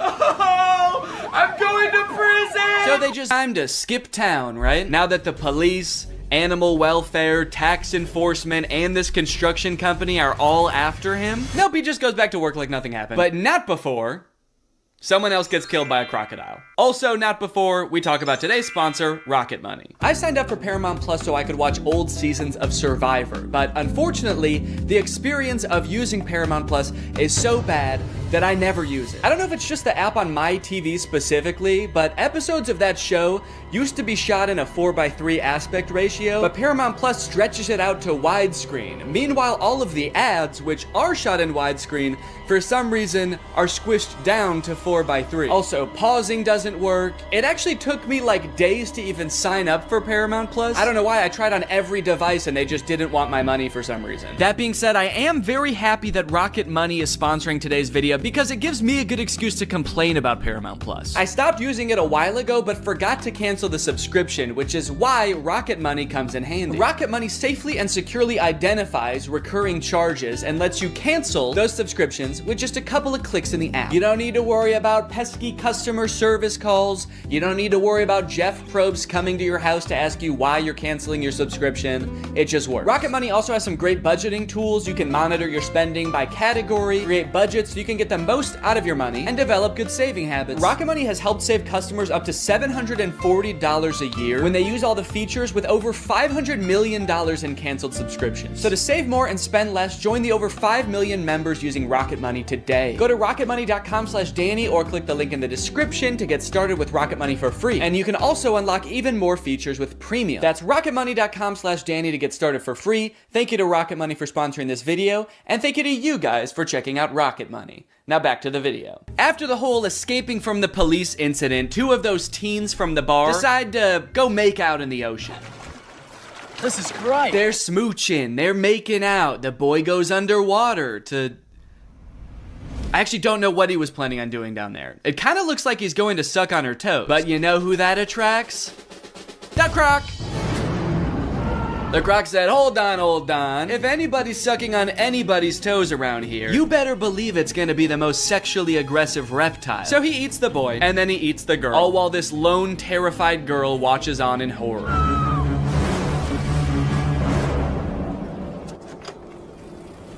I love how casually she rides away. She is in no rush. Ah, a killer croc! I gotta go get help! But I shouldn't go too fast. I gotta focus on me. I gotta take care of myself first. My sister. No, good call. No need to give any credence to the girl who literally saw them get eaten by an alligator. Yeah, she was probably just making it up. She probably just wanted attention. She's like curled up in a corner, traumatized somewhere, and they're just like, stop lying! There's no such thing as alligators, you idiot! You killed them, didn't you? During this scene, there's a mysterious man just kind of lurking on the sidelines of the investigation. He's not part of the police. He's just there. And he's mysterious, but it seems like he might have a hunch. And then suddenly, the police pull a leg out of the water. What kind of question is that? Maybe she's still alive. It's just a leg. She might not have even noticed it fell out. Like a tooth or something. We assumed so. You're a police officer, and you pulled up with like 15 other police officers. I know what it looks like, but no strip club tonight, Jack. Yeah, I know. People are dying. I'm here on official business.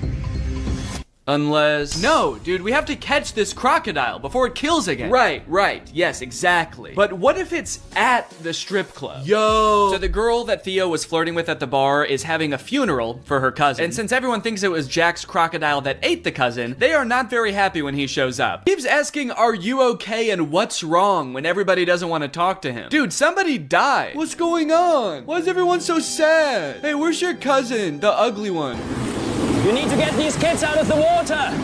We've got a croc out here. What kind of croc? One that eats people. Yeah, right. All right, man, why'd you even ask if you weren't gonna care what he said? He gave you the worst answer you could possibly hear while your kids are in the water, and you were still like, yeah, I don't care. But look, we know from earlier that sure, this movie is violent, but they would never actually show a child getting murdered by a crocodile. No! I think the one thing that's gonna help me kill this thing is being super wasted. God, skewer him, man. So who are all these people anyway? You're way too creepy to have this many friends. Are these people you kidnapped or something? Basically just the really dumb, slow ones. One thing that really surprised me about this movie is how overwhelmingly positive all of the comments on YouTube are. This movie is super boring, the acting is really bad, there are long periods of seemingly pointless plot development, and yet the YouTube comments seem to love it. But they are pretty much exclusively all about how pretty the scenery in Thailand is, and not about the movie or the plot at all. So I guess that makes sense. Great movie, well filmed, nice locations. Beautiful filming. Never thought Thailand was so perfect a paradise. Thanks so much. Yeah, well, it's not that perfect if people keep getting eaten by alligators, is it? Great movie with beautiful scenery. Thanks. Do these people think that the director invented Thailand? Because he didn't. It's been around for a while and you can go there. So they find the croc and they kill it. It's honestly pretty unsatisfying. I don't know what I was expecting, for them to like pull off the mask of the alligator and it was the tax investigator all along. But I was hoping for some kind of closure as to like why this happened outside of two fishermen woke him up with a bomb. The ending of this movie is very somber. They're all just kind of traumatized on their little boat until Jack's sister asks Croc if the crocodile ate his leg. I forgot to mention, Croc only has one leg. I don't know if you've noticed that. And so you just assume, oh, he must be hunting the croc because the croc ate his leg. And Croc says, good. I was hoping this movie would end like an episode of The Big Bang Theory. Well, guys, thanks for watching this video. I hope you liked it. If you're new here, make sure you subscribe and turn on my notifications to join Greg. I'll see you guys next time. Bye-bye. Hello, Greg. Well, guys, I've got some interesting content for you today, as usual. I found a very curious case that I would like your opinion on, but I don't want to give anything away just yet. I just want you to watch the first couple TikToks, and then I will sort of explain what's going on, okay? So this is the first TikTok I saw of this guy. His name is Dustin Tyler. It says, drink a bucket of bleach or date Selena Gomez again. Let's see what he says. So yeah, deeply personal thing to post on TikTok, I feel like. I didn't know who this guy is when I first saw this TikTok, so I was just very confused. I was like, did this guy date Selena Gomez? It says again. It's not just some guy speculating, like, I probably wouldn't like dating Selena Gomez, so yeah, I'll take the bleach. So then he made another video responding to this comment. It says, is he making fun of Bryce Hall, or, and I don't know what that's referring to. I don't know if Bryce Hall said that he liked Selena Gomez or dated her or something, but this just provides a little more insight into the relationship that this guy had with Selena Gomez. Nah, I'm not making fun of Bryce Hall. Him and I are nothing alike. See, he has to make stories up that he was with Selena Gomez. Me, I actually was. And then I friend-zoned her, and then I broke her little heart. Again, a very mean tone to the video, condescending to this person who is just genuinely asking a question, but gives a lot of insight into his alleged relationship with Selena Gomez. And then I friend-zoned her, and then I broke her little heart. I am curious about the details of the story though, because just the order of events is kind of weird to me, the way he laid it out. He says, I was with Selena Gomez, and then I friend-zoned her, and then I broke her little heart. He says that things happened in that order. Usually, you don't start dating someone and then friend-zone them. Usually when guys talk about getting friend-zoned, it's like they're talking to this girl, and then she reveals that she sees them as more like friends. This guy's saying, we were dating, stepped on it. This was years later, by the way. Anyway, by now you're probably wondering, who the hell is this guy? Is this Justin Bieber? Because I know they dated. That's what I thought at first. I thought, is this what Justin Bieber looks like now? But no, this guy's name is Dustin Tyler, and I scrolled through his page to try to figure out who this guy is, and here's what I came up with. Okay, so I didn't know who this guy was at first, but luckily there's a logo in the corner that says Victorious. Apparently this guy was a character on Victorious. At first I did think this was Andy Samberg from 2006, but he was a character, let's see, Victorious puppet guy. He was this guy. Robbie Shapiro is one of Tori's friends at Hollywood Arts, and he's got a few videos where he does sort of a glow up. He's like, this is what I used to look like back when I was on Victorious, and this is what I look like now. Don't I look so different? And then I was like, okay, this makes sense now. So this guy used to be on like an old Nickelodeon show, and so he was probably in with the Nick kids and the Disney kids, and so that's how he knew Selena Gomez, and that's how they dated, right? It all makes sense. However, after reading the comments on these TikToks, I came to discover that this guy, this man, is not the guy from Victorious. These are two different people. He's just straight up lying about everything. He's not that guy. He didn't date Selena Gomez. His page is full of lies. And to be honest, he's not lying very well, mind you, because the actual guy from Victorious, his name is Matt Bennett, and he has the TikTok account, and if you wanted to pretend to be him, you could at least make your name on TikTok Matt Bennett. I think that would make people believe you a lot more if you really wanted to trick people. But he didn't. He just he just kept his real name. Dustin Tyler. That's me. Please don't Google my name. So this dude's whole thing, apparently, is just like making shit up on TikTok and then hoping it goes viral because people are kind of like, whoa, you used to be the guy from Victorious, or whoa, you used to date Selena Gomez and now you'd rather kill yourself than date her again?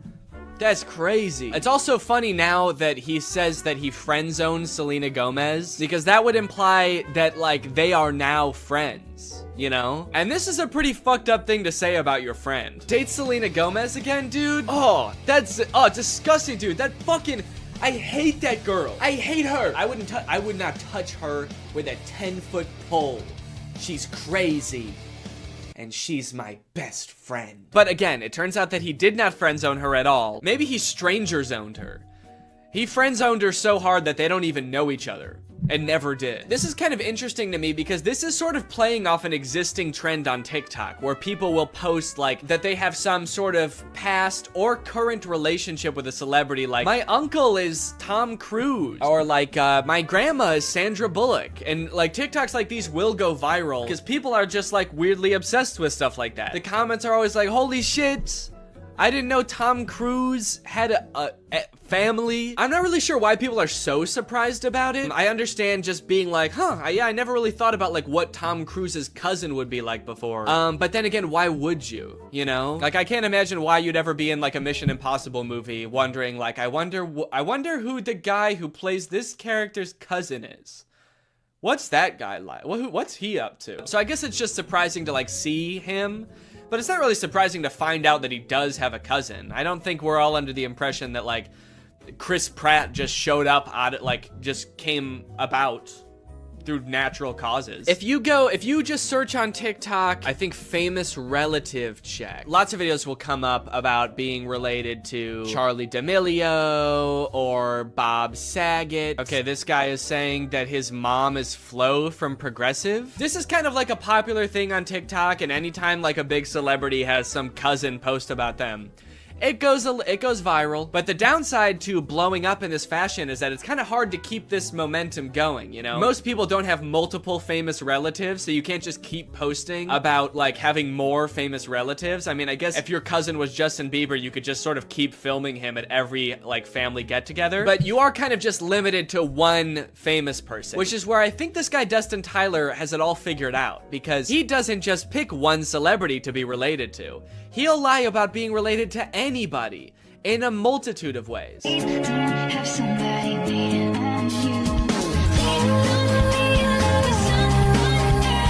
I should say that in this dude's profile, it does say jokes/satire. So he is covering his bases just in case someone tries to like sue him for whatever that would be, lying, being weird. In case anybody tries to sue me for being a little bit strange, it's all jokes. Also, all of his TikToks about like dating famous women are about him friend zoning them. Or like him like dating them and being like, yeah, I dated like the most famous woman in the world. It was trash. Low-key, I'm a little bit out of her league. I mean, look at me, dude. I've got tattoos, and I live in a hallway. And he kind of tries to disguise it as sort of like self-deprecating, like, oh, what an idiot I am. I dated the most famous pop star in the world, and I was too good for her, and I broke her heart, ripped it to smithereens, and now I kind of regret it. Dope, I'm so stupid. Oopsie. And this is all of his content. Then like his whole friend group must just be famous pop stars, right? If he's friend zoning all of these girls and they're just his friends now.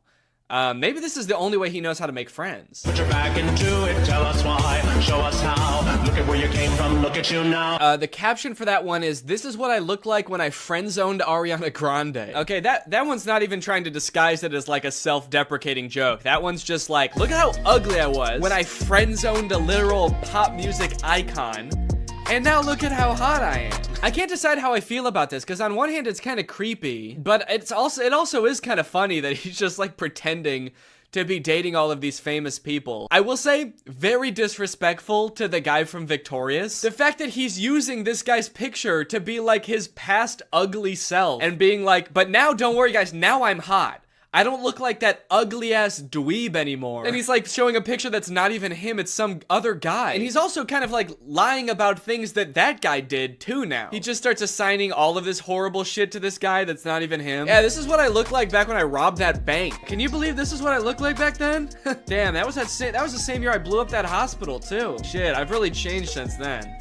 My name is Matt Bennett, by the way, and I did all those things. People just walk away from those videos being like, wow, that guy who played that kid in Victorious is kind of an asshole. Also, one of the weirdest things about this is he also posts all of these TikToks on Instagram, and he's verified on Instagram, which seems very weird because literally all he does is pretend to be other people, and somehow that gets him verified. But he does, in fairness, also say jokes and satire in his Instagram description. So when Instagram verified him, what they're saying is, don't worry guys, this really is the guy who pretends to be the guy from Victorious. If you're wondering if this guy really is who he says he is really the guy that pretends to date Selena Gomez. They do get a little bit creepier though. This one is like that sound that's like, back in the day, me and you, baby, we used to have fun. And it says, my mind when I bump into Ariana Grande when she's with her husband with like a emoji. Imagine this guy that Ariana Grande's never met before bumping into her in public with her husband. Remember me? It's like, I've never seen you before in my life. Oh, the fun we used to have. If he keeps making TikToks like these are only going to get progressively more and more creepy the more like life changes Ariana Grande goes through. The next one's like me following Ariana Grande's daughter home from elementary school to tell her about all the good times me and her mom had. Me in court while Ariana Grande's trying to file a restraining order against me. And if you wonder if I hate you, imagine Ariana Grande's husband, like, just randomly stumbling across this TikTok. What the fuck? I don't even know this guy. Imagine if he sees all the other TikToks and, like, believes them, because he doesn't know. Babe, who is this guy? And she's like, I have no idea. And he's like, bullshit. You're just saying that. You're lying to me. This guy friend-zoned you, and now he hates me. And she's like, no, I literally have no idea who that guy is. He's lying. You obviously do know him. He was on Victorious. That guy was not on Victorious. You are so full of shit. He's verified on Instagram, babe. Okay, that one just throws off the whole thing. I thought he wanted Ariana Grande back. And all the other TikToks, he's like, damn, I wish I never friend zoned her. And now he's saying I would never date her again? How do you reconcile those two? Oh, I wish I didn't friend zone Ariana Grande.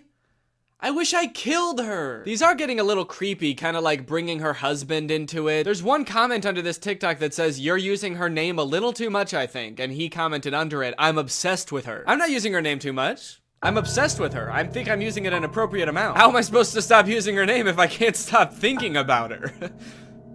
How does that make any sense? Again, I get that this is all a bit, you know, it's all jokes and satire, but I do feel like he may be taking the bit a little bit too far and committing a little bit too hard to the bit now. He's gonna get arrested and be like, that video that I posted of me over Ariana Grande and her husband sleeping was a joke. I was making fun of someone who would do that. The knife in my hand was a goof. You wanna know the craziest thing about this? Is all this dude does is pretend to be other people and pretend to be related to other people. And he has 1.7 million followers on TikTok. You know John Legend? Like an actual famous person just started a TikTok. You know how many followers he has? He's got 1.6 million followers. He's got less followers than someone pretending to be related to somebody famous. Dustin Tyler has 4 times as many followers as the actual guy from Victorious. Matt Bennett has 400,000 followers, and a guy pretending to be him has 4 times more. It's like, how do you get more followers by making TikToks about being like related to somebody than you do by being that guy? He hasn't just pretended to date celebrities, he also has pretended to be Keanu Reeves' son. People, tomorrow morning, 10 a.m., Santa's coming to town. And a lot of them have this kind of theme where like people and like potential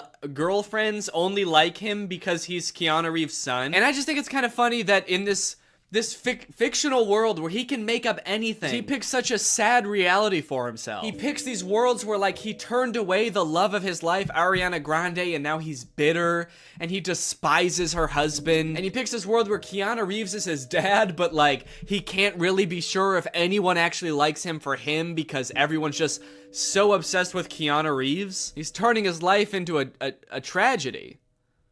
He's made a tragedy of himself. Also, I think it's kind of funny that in this scenario, it seems like the she that this video is talking about would be Ariana Grande. You know how Ariana Grande is obsessed with Keanu Reeves and that's a thing about her? Screaming, crying.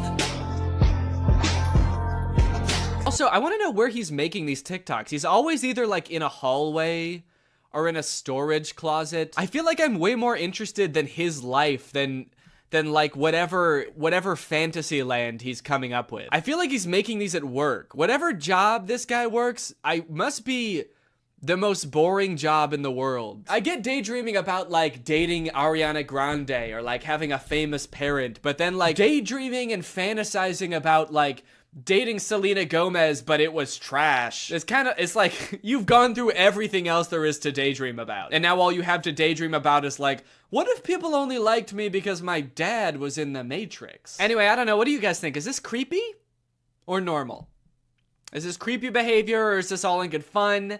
And it's just kind of like a silly guy being goofy and wacky. Let me know. Anyway, thank you so much to SeatGeek for sponsoring this video. Guys, live events are back and you're gonna be going back to them in style. You wanna know why? Because thanks to SeatGeek, you can save $20 using my code GREG on SeatGeek. If you don't know what SeatGeek is, it's basically an app for your butt. And what I mean by that is it helps get your butt in some dope-ass seat. SeatGeek is a ticketing app. It helps you get tickets in the easiest way possible. I've got the app on my phone. I've used it to get tickets to a variety of shows in the past, and I really like how it tells you whether or not you're getting a good deal on tickets. It basically color codes the seats and the tickets so you know whether you're getting a good deal or a bad deal. Green means good, red means stop. Whether it's concerts, baseball, basketball, football, etc., whatever you're into that has tickets, you can probably find it on SeatGeek. I personally am going to an Oliver Tree show in February, which I'm very excited about. Got the tickets on SeatGeek. It was super easy to do. And again, thanks to SeatGeek sponsoring this video using the promo code GREG, you can get $20 off tickets from SeatGeek. That's $20 off your first purchase if you use my code GREG, and make sure you click the link in the description to download the app. Thank you to SeatGeek for sponsoring this video, and thank you to you guys for checking out SeatGeek. Bye. This is Love on a Leash. I think it is the worst movie I have ever seen. Other movies I've watched on this channel have had their issues. Sure. They've had plot holes. They've had terrible pacing. They've had Noah Centineo, yeah. But this movie, Love on a Leash, is just different. This movie fails in every possible category. This movie is bad at even being a movie. Look at the poster. You can probably tell what the movie is about just by looking at the poster. And yes, it is as bad as you think. This movie came out in 2011. It is about a woman falling in love with a dog. It's sort of like Beauty and the Beast. And you'd think, oh, it's not a beast, it's just a dog. So maybe he won't be as bad as the beast. No, he's way worse than the beast. You're gonna hate this dog by the time the movie is over. And this movie has a lot of not great themes, so please be cautious while watching this movie. It's nothing like graphic. I'm not gonna show anything that would be like rated R, but just beware. Now, if you think I'm over exaggerating about how bad this movie is, let's just take the intro, for example, because this movie starts with utter silence. We get this opening montage with no music, no sound, just dog. And it lasts for a cool 1 minute and 12 seconds before we get any sort of dialogue, and that is because this movie has no soundtrack. And you might be thinking like, oh wow, that's kind of cool. Kind of like an avant-garde choice to intentionally make a film with no music throughout. And I don't think it was intentional, because there's definitely spots where there's supposed to be music. Also, in the opening credits, there is a composer credited. Wait, the composer's name is Peter Davison? Ooh, skeet! Can this motherfucker keep his hands out of anything? Try not ruining one movie, Pete Davidson. Okay, just kidding, but seriously, why is there a composer credited? Did they have a soundtrack composed for this movie and then just forget to put it in? Did Peter Davison take their money and then ghost them? And then putting him in the credits is like a slight dig at him? Oh yeah, you like the soundtrack in this movie? You like the ambiance that it adds? Thanks so much. Peter Davison did it. If you have a movie and you want to hire someone who you will pay thousands of dollars to only for them to run off to Greece with your wife, then hire Peter Davison. But enough talking about the soundtrack, because there is none. It's time to meet our protagonist, a horny dog named Alvin Flang. Where are the ladies at? Gross. In this opening montage, we see Alvin walking around the park a little bit, supposedly looking for girls. Oh, here is one. Being homophobic. Hey, lay off, man. I'm not gay. And then getting rejected by a girl. Ugh, that's messed up. It's because I'm a dog, isn't it? That she doesn't want to fuck you? Yeah, dude, I think it's because you're a dog. While recovering from this brutal rejection, Alvin goes over to a pond to sulk, and the pond starts talking to him. Come back. Find a girl. Girl?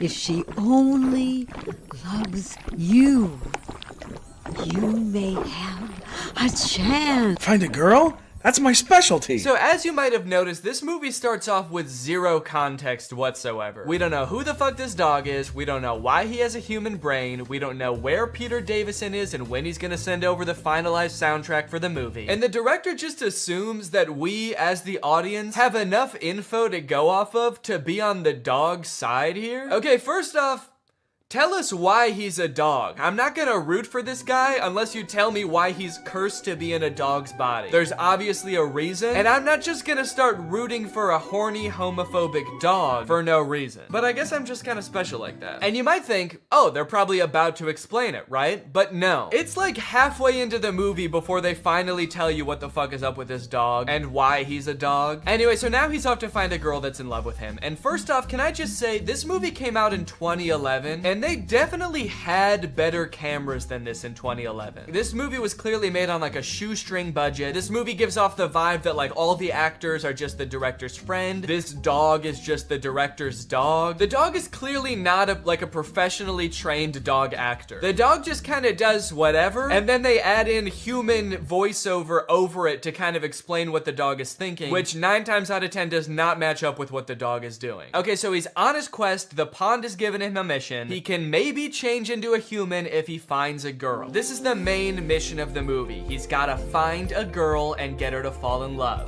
Just one quick question. How is he supposed to do that? That's gross. And even if he does somehow find a girl that's into dogs, do you have any idea how pissed off she's gonna be when he turns from a dog into a human? She's gonna be so mad. Anyway, he finds this girl named Lisa and he decides to get her attention by making himself look all dirty and beaten up, and she ends up taking him into her home. Lisa is introduced as kind of a traditional girl. She has a friend who's always trying to get attention from guys, and it doesn't matter what kind of guy she gets attention from. She's always going out and partying, but Lisa is different. Lisa is waiting for the right man to come along and sweep her off her feet. And this summer, the right man just might be a fucking dog. Next, we get to see Lisa at work. She works at a department store and she's helping this woman try on a dress. Ma'am, I told you that dress was too small for you. No, it's because I'm sweaty. Why do I feel like those sound effects weren't in the script? Why do I feel like the script didn't say woman tries on dress and farts in the camera? I feel like that wasn't written in. I feel like the actor didn't know that was gonna happen. Seems very mean. Seems especially mean when you remember that the person who edited the sound in this movie literally didn't do anything else. He didn't add in music, that's for sure. He was just like, this woman's big butt makes fart noises, and then he went home. Miss, I'm sorry. This dress is too tight for you. I can't sell it to you.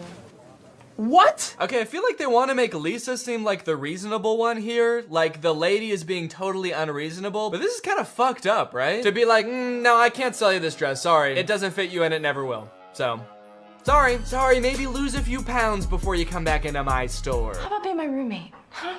Okay, you pay the rent and I'll sniff my butt. Okay, wait. Is Alvin Flang a human trapped in a dog's body? Or is he just a dog? Because that was a very dog thing to say. They haven't explained anything yet. So in the lore of this movie, like, is this just how all dogs are? All dogs have these, like, human internal monologues and want to turn into humans so they can have romantic relationships with humans? Or is he a human trapped in a dog's body who just happens to like sniffing his butt? From there, Alvin and Lisa start to share some very fond memories. Like Lisa trying to name him Prince and him insisting that his name is Alvin Flang. My name is Alvin Flang. Well, okay, maybe something with a little more class. Like Alvin Flang. And Lisa joking that he should buy her a dress and him saying that he'd rather kill himself. I can't afford it.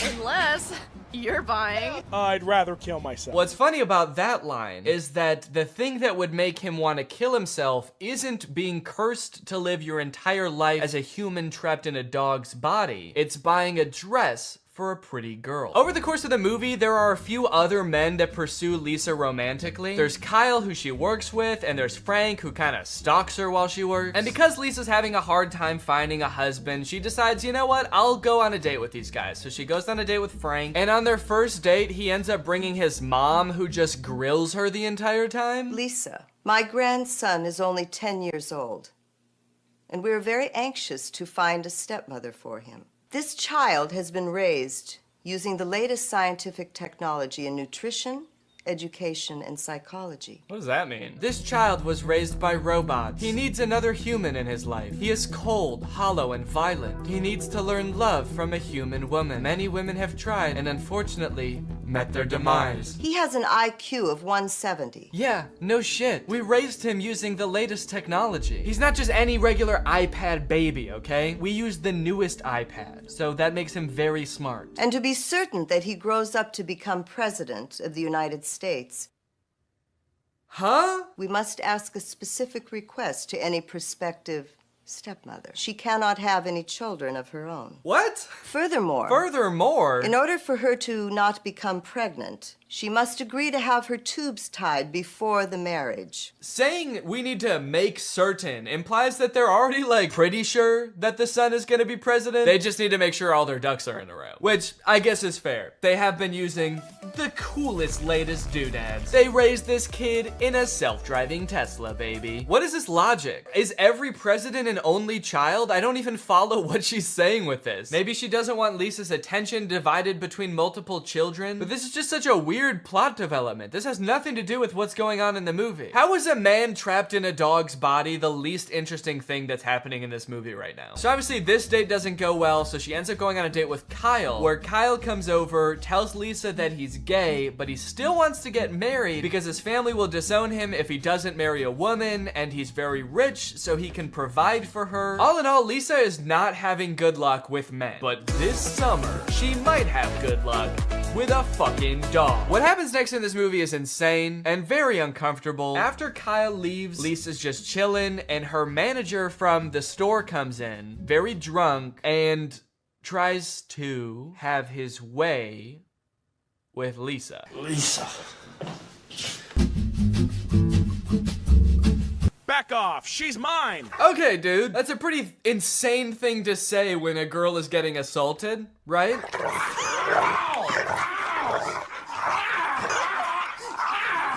You're fired! I quit! Now I'm the king of the castle. This is such a weird moment to infuse like a comedic relief dog with the plot. This movie just got so dark, and the dog is like, guess I'm the only guy left around here now, huh? Guess I'm sort of king of the castle. Yeah, bro, I hate you. Ever thought about that? Ever thought about the fact that you suck ass so hard? King of the castle! King of the castle that's also a dog and lives in a house that is green. Why is he gay? Why is Kyle gay? Sorry, that's what she's taking away from all this? Huh? Why is Kyle gay? Bro, there are more pressing issues right now. What is the writer of this movie doing? Anyway, she's completely broken down at this point. She ends up running outside into the rain, sitting down in the grass, crying with her dog, and she decides, you know what? That's it. No more men. Men are nothing but trouble. All I want is my dog. From now on, no more men.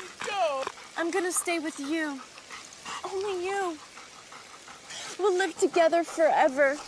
Shebang! I think that might be my favorite transition of all time. As a dog, he yells, shebang! So you'd think that as a human, he'd be standing there all proud of himself, maybe like, shebang!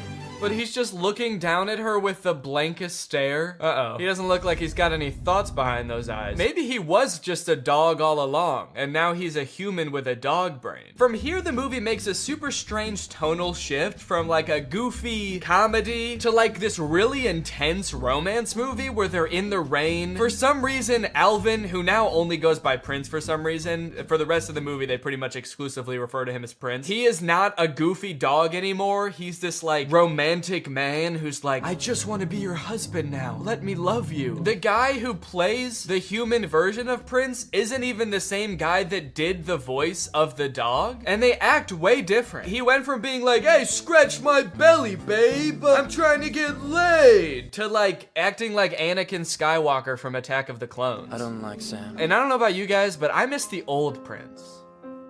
This one's probably not even horny all the time. Don't be afraid. It's really me, your dog. Don't be afraid. You have no reason to be afraid. It's me, your dog. If my dog did this, I would be fucking terrified. Hey, don't worry, it's me. The one who tries to hump your leg all the time, it's me. Don't worry, I'm a man, I'm a grown man now. And I still want to fuck your leg. So they're standing in the rain. Lisa is so confused that she passes out for like 3 seconds. She is not taking this well, but we do finally get an explanation as to why Prince was a dog. In my past life, I was punished for being a cheating playboy. I was cursed to live as a dog. Oh, so it's like a reincarnation thing. Finally, they explain this. At first, I thought that it was like in the same lifetime. Like he got cursed to be a dog in this lifetime. But no, it's a reincarnation thing. I am confused about the lore of the movie. Does that mean this can happen with any dog? Are all dogs like used to be people that fucked up in this life and now they're dogs? Or are some dogs maybe like a hamster that did really good in its life? Which I would imagine is probably a lot of hamsters. I feel like it's pretty hard to fuck up as a hamster. I wouldn't think there's much expectations of a hamster, really. It's all about expectations. Let me be your husband. God, thanks for answering my prayer. Yeah, you're my husband.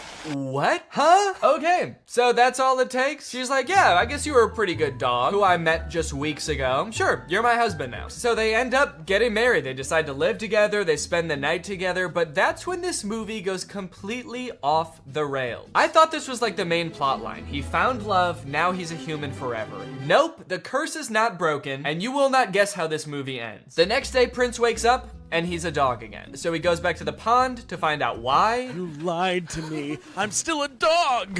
You're just using her now. So the magic pond is like, you were just using her to break the curse. And to be fair to Prince, like, Yeah, no shit. He didn't want to be a dog anymore, so he did what you said to do to break the curse. They fell in love, dude. You can't be like, well, you only did that because I told you to. And it's like, yeah, you didn't really give him a choice, did you? So now the pawn tells him that he'll only be a human when the sun is not shining. And in order to become a human full time, he has to be a real man and provide for his wife. This movie has very traditional views of what it means to be a man. What is this pawn? What magic is this? Is this God? It kind of seems like she's a liar. She keeps adding on caveats to what he needs to do to become a human. She's like, okay, you found love, but you still don't have a joint bank account. So now you will be cursed to be a dog only every other day, except the last Tuesday of the month. This whole situation causes a lot of shenanigans to ensue. He's got to figure out how to make money. He's got to like meet Lisa's family, but he can only come out when the sun's not shining, otherwise he'll turn back into a dog like he does in this scene. Dad, Prince just became a dog. Big deal. I'm Alvin Schwein. How stupid. What kind of idiot doesn't know how to swim? All right, grab on, you pizza-faced cinderblock. Pizza-faced cinderblock? Dude, that's so mean. What the hell is up with this dog? Why is his dog persona so vastly different than his human persona? Every time he turns back into a dog, he's like, what, you never seen a man turn into a dog before? Fuck you, I'm Alvin Flame. Screw you and this ugly-ass broad. I'm out of here, dude. Okay. We're here. We're at the end of the movie. We have arrived. Do you want to know what happens? Prince, I guess, just can't seem to figure out this whole, like, providing for his wife thing, and to be fair, he is a dog most of the time. But he realizes, wait, maybe if I just die, I'll be reincarnated as a human. A pretty bold assumption, honestly. They don't explain why they would think that. It seems like he has absolutely no reason at all to think that's true. The pond never said that, and I'm pretty sure she's God. It seems like she makes the rules. But he turns into a dog, he runs off, and he gets hit by a car. Ah, the old Marmaduke special, ending the movie with a dead dog. And this summer, she might just find luck with a dead dog. And you know what's interesting about all this? Is that at one point in the movie, he actually does buy her that dress from earlier. So I guess the prophecy was kind of true in a way. He did buy her the dress, and he did kill himself. So then we flash forward to years later, the movie says, and Lisa is old as hell. It looks like maybe like 20, 30 years have passed. And Prince, who has been reincarnated and then lived his whole ass life, so he's now as old as he was when he died before, shows back up. What took you so long to come back? Lisa, it's better that you don't know. He turned old. The love made him turn old. Or the magic or the pawn made him turn old. I don't know. I don't understand any of the lore in this movie. One thing's for sure though, dude. Do not let this guy turn back into a dog now, because he'd still be like 80 years old. And that is too old for a dog. I have a dog training business. And naturally, it's very successful. I guess you could say I know what dogs like, and I know how to reward them. You see, they're all former sex criminals. I live a very comfortable life, but... Okay, weird flex. I'm actually really rich now, by the way. And that, folks, is the end of the movie. He kills himself, and that, apparently, outsmarts the pawn. Moral of the story? Pretty easy to outsmart a pawn. All right, well, now it's time to talk about our sponsor, HelloFresh. This video has been sponsored by HelloFresh. With mine and Laura's busy schedules, HelloFresh makes our lives so much easier. We don't have to go out grocery shopping as much. We don't have to spend as much time meal prepping. And I'm constantly learning new things that up my personal cooking game. For example, today I was cooking these pork tacos and it had a fun little tip in there about how to warm up your tortillas in the microwave without like totally destroying them, which is really nice. You can enjoy the freshest flavors of fall with HelloFresh because every recipe includes ripe, just picked produce that travels from the farm to your door in less than a week. HelloFresh can adapt to just about any lifestyle. They have veggie, pescatarian, fit and wholesome meals so you can stick to your goals. And they even have a line of kid-friendly recipes which they say are picky eater proof. So if you have a kid or you just, you know, have a less adventurous appetite, but still want to cook fresh meals, then that seems huge, honestly. And the fact that it's 72% cheaper than dining out or grocery shopping makes it a very economical decision. So if you want to check out HelloFresh, then head on over to HelloFresh.com and use my code TrulyGreg16 for 16 free meals across 7 boxes and 3 free gifts. That's HelloFresh.com, TrulyGreg16 for 16 free meals and 3 free gifts. Thank you to HelloFresh for sponsoring this video and for sending me delicious food all the time. And thank you to you guys for checking out HelloFresh. Alright guys, thank you for watching this video. If you're new here and you're not subscribed yet, make sure you subscribe and turn on my notifications to join Greg. Greg is what I call my fans here on YouTube. And to join Greg, all you have to do is subscribe and turn on my notifications. Thanks for watching this video. I'll see you in the next one. Bye-bye. What's up, Greg, and welcome back to another episode of But Dads Are Back. You are not the father. Yay! That's right, this is another installment of everybody's favorite series where I look at really strange ads for mobile games. There's this one that seemed to go viral on Twitter a couple days ago that like everybody's been tagging me in, so I figure, you know what, I might as well bring back the series for an episode to talk about it. This video has 300,000 likes and 8 million views on Twitter, and guess what? I've got beef with them. I have a pretty significant beef with these ads, and I'll explain why, but first, let's just go ahead and watch the ad that everybody's been tagging me in. To be fair, I did have to watch this multiple times for it to make sense to me, so I'm gonna walk you through it. That way, nobody gets lost along the way. So the ad starts out with very little context. It's a woman in a wedding dress, she's crying, and she's taking a taxi home, only to find out that her house has burnt down. Right away, so much backstory that I feel like I'm missing. The first time I watched this, I'm like, are we in the middle of an ad right now? Is this the beginning of the ad? Am I supposed to have watched other ads before this? But rest assured, I've watched a bunch of other ads for this game, and there is no context to be found. There is no explanation, so you just have to accept that this woman is having a very bad day. Then she gets a call from her grandma, and it looks like her grandma comes over to like comfort her for whatever happened at the wedding. I don't know if her fiance like stood her up or died, or if she stood him up or died. While she's being comforted, it also looks like she's holding a picture of herself from the wedding. I don't know what that's about. Maybe it's supposed to be the grandma's wedding photos, and she's showing her granddaughter like, look at how happy I was at my wedding. Aw, your fiance stood you up and died at your wedding? Oh, I'm so sorry, sweetie. Look how happy I was at my wedding, though. Look at all these pictures. See how I'm smiling at all of them? The reason I'm smiling is because my husband was present at the wedding and alive at the wedding as well. I wasn't marrying a present corpse. He was also alive. Does that make you feel better? Are my happy memories making you feel better? Why not? Then I guess to further comfort her, the grandma gives her a house, which I guess would be a nice gift, but the house is in like terrible condition. The grandma just gives her the keys to this like dilapidated shack. I guess it's big, but is that even a nice gift for someone who just went through like a horrible breakup? Hey, so I know that you're really sad that the person you love the most in your life stood you up at your wedding and doesn't want anything to do with you anymore, but you know what would make you feel better? A really big empty house. A house so big that it could be full of like some little kids running around or a little husband running around, but instead it's just big and empty. Does that make you feel better? Why not? Plus, on top of that, with how, like, out of repair this house is, this just seems like a huge burden. I mean, I hope it'll be nice when it's done, because it is pretty big, but, like, this just seems like so much work. You know, it actually doesn't even look like it's in that much better condition than her original house. Well, sweetie, we know that you really miss your house because it burnt down, and that was, like, the worst day of your life. So we wanted to make you feel better, so as a community, we all pitched in and raised enough money to buy you a second burnt down house. Go on, get in there. So by now the ad is about halfway done, and if you're wondering like, wait, what even is this game? I don't understand how this is an ad for the game, and what is going on? You're not alone. But luckily they take a pause from the story real quick to show us some actual gameplay from the game. And it's just like a home improvement game, like a gardening and fixer-uppy game. In fact, you might notice that it has kind of like a similar vibe to Lily's Garden, which I talked about like, I don't even know how long ago, like a year ago?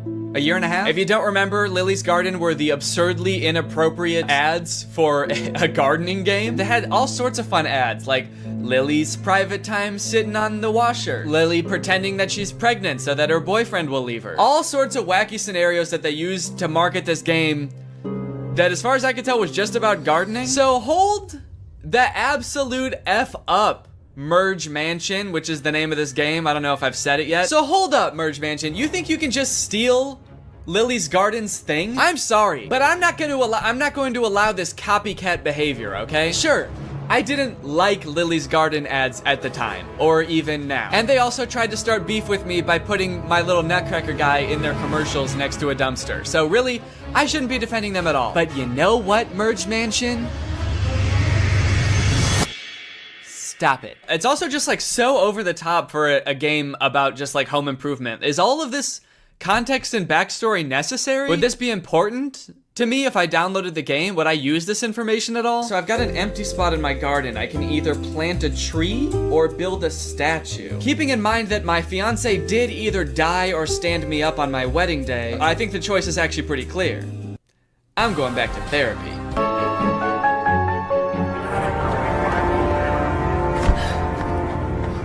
Okay, so then the ad takes a drastic turn. What the hell did Grandma do? Huh? It's not clear what they're arresting her for. And they never explain it either, so I'm not sure if it's just like another thing that you're just gonna have to accept you don't know the answer to, like what happened to her fiance and how did her house start on fire? Or maybe it has something to do with the fiance and the house. I don't know. Did she burn down the house? Did she burn down the fiance? I don't know.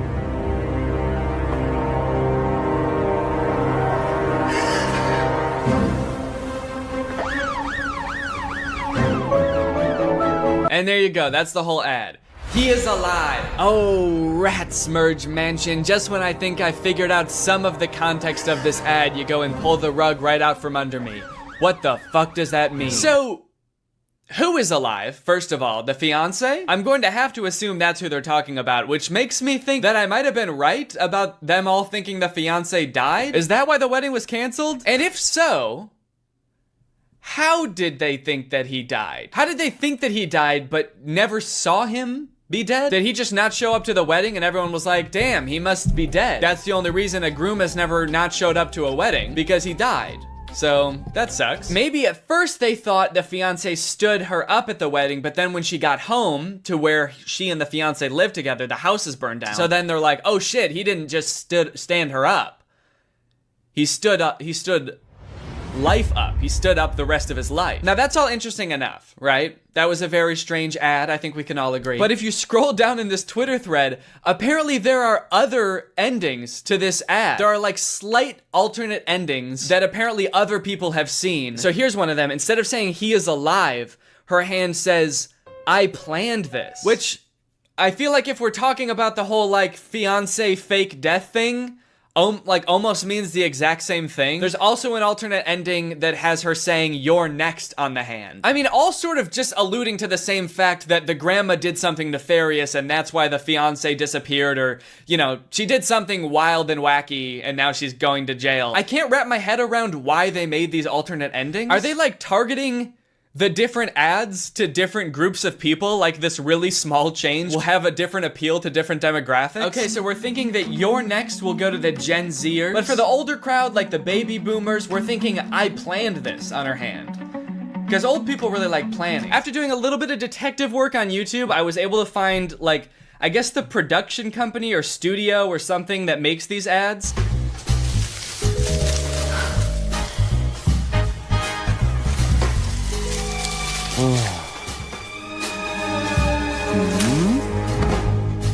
Okay, so that ad is about having a threesome. Does the game, I just want to know, does the game have anything to do with these ads? This home improvement game? I can't imagine it does. Okay, so now I'm out in the garden and here's a bush. What do I want to do here? I can either water bush, cut bush, have sex with two people hiding in bush. It's interesting that this is like the studio that makes these ads because they have a little description. Merge Mansion, a hit game from Metacore, needed 3 different ads full of warmth, humor, and drama.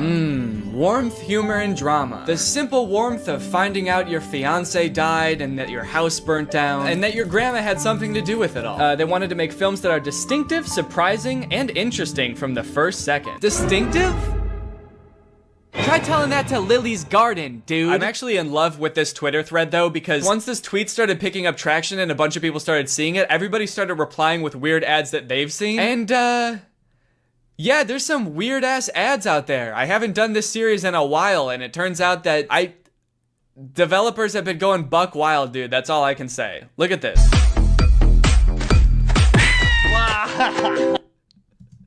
Dude, what a brutal kick. Oh my god. The sound effect and everything. I know that this is a common theme for all of these game ads, but I couldn't even wager a guess as to what this game is about. They're like stranded on an island, maybe? Like a desert island.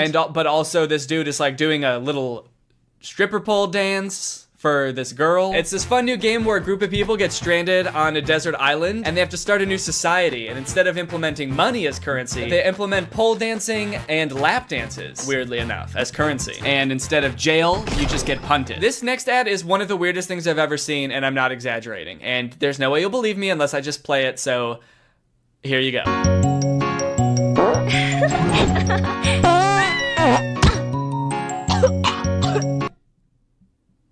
Dude, what is this? Stinky fart dragon game? Dragonscapes.adventure. What the hell? What is this? The dragon farts once and the girl laughs and she's like, oh, you like that? You kind of like when I fart? And the girl's like, yeah, I guess it's kind of silly. It's kind of like funny in an immature type of way. And the dragon's like, oh, okay. Well, how about I fart so hard that I break your spine? You like my farts, huh? How about I fucking kill you? Wait, is this the same girl? Dude, it is! Wait, okay, so this ad had nothing to do with dragons, but this is clearly the same girl. She's got the same outfit and everything. Okay, maybe this game doesn't have anything to do with pole dancing or dragons. Is it just about punting this girl? Sending her flying? Okay, so the main object of this game is to wait until this girl's having a good time, see how she's dancing and having fun, or she like thinks that the dragon's fart is kind of funny. You wait until she's having fun, and then you just fucking send her. Oh, wait.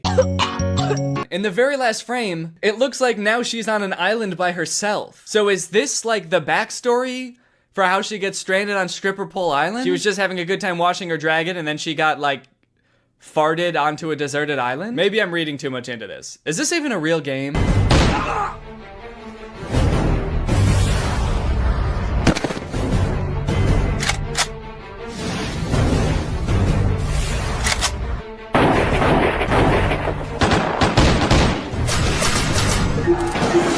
Wow, that game looks pretty cringe. That game looks so weird. Who would download that? I mean, what do? You're in like colonial times and you form an army of dudes wearing only boxer briefs that can like form together into these sick big weapons, and then you like fight off these other armies? That's crazy.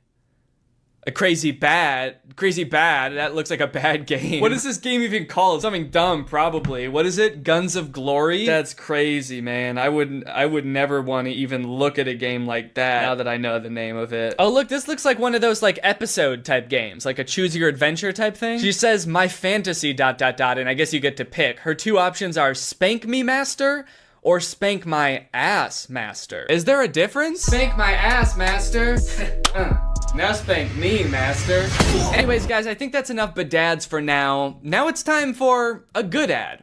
Thanks to our sponsor, Sleeper. You guys, let me tell you about today's sponsor, Sleeper. Sleeper is a fantasy sports platform. It's an app that's available on the App Store and the Google Play Store, but it's not just any fantasy platform, it's the best fantasy platform for all of your fantasy football, basketball, and for gamers like me, it's even got esports. The reason I think Sleeper is the best fantasy platform out there is because they've got personality, dude. I mean, look at this app. It's got a sleek, modern design. It's got a beautiful UI, very clean, laid out just right. They've got all the features you're used to in fantasy apps and more. They've got social features like voice and text chat, which means leagues that use Sleeper have more fun. They chat more, they react to moves that happen all season long, and it all comes with 0 ads. If you don't have a group of friends to play with, that's fine because Sleeper just released a matchmaking feature that will help you find the league that's right for you. So if you and your friends want to take your fantasy sports league to the next level, then download Sleeper in the App Store or Google Play. The link will be in the description. Thank you to Sleeper for sponsoring this video, and thank you to you guys for checking out Sleeper. All right, well, thank you guys for watching this video. I hope you enjoyed it. If you're new here and you're not subscribed yet,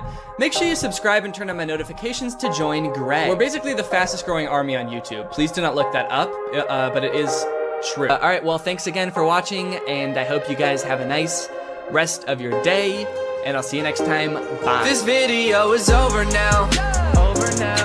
Go find something else to watch, or just watch this video. I know we had a lot of fun, but you can't stay on this end screen forever.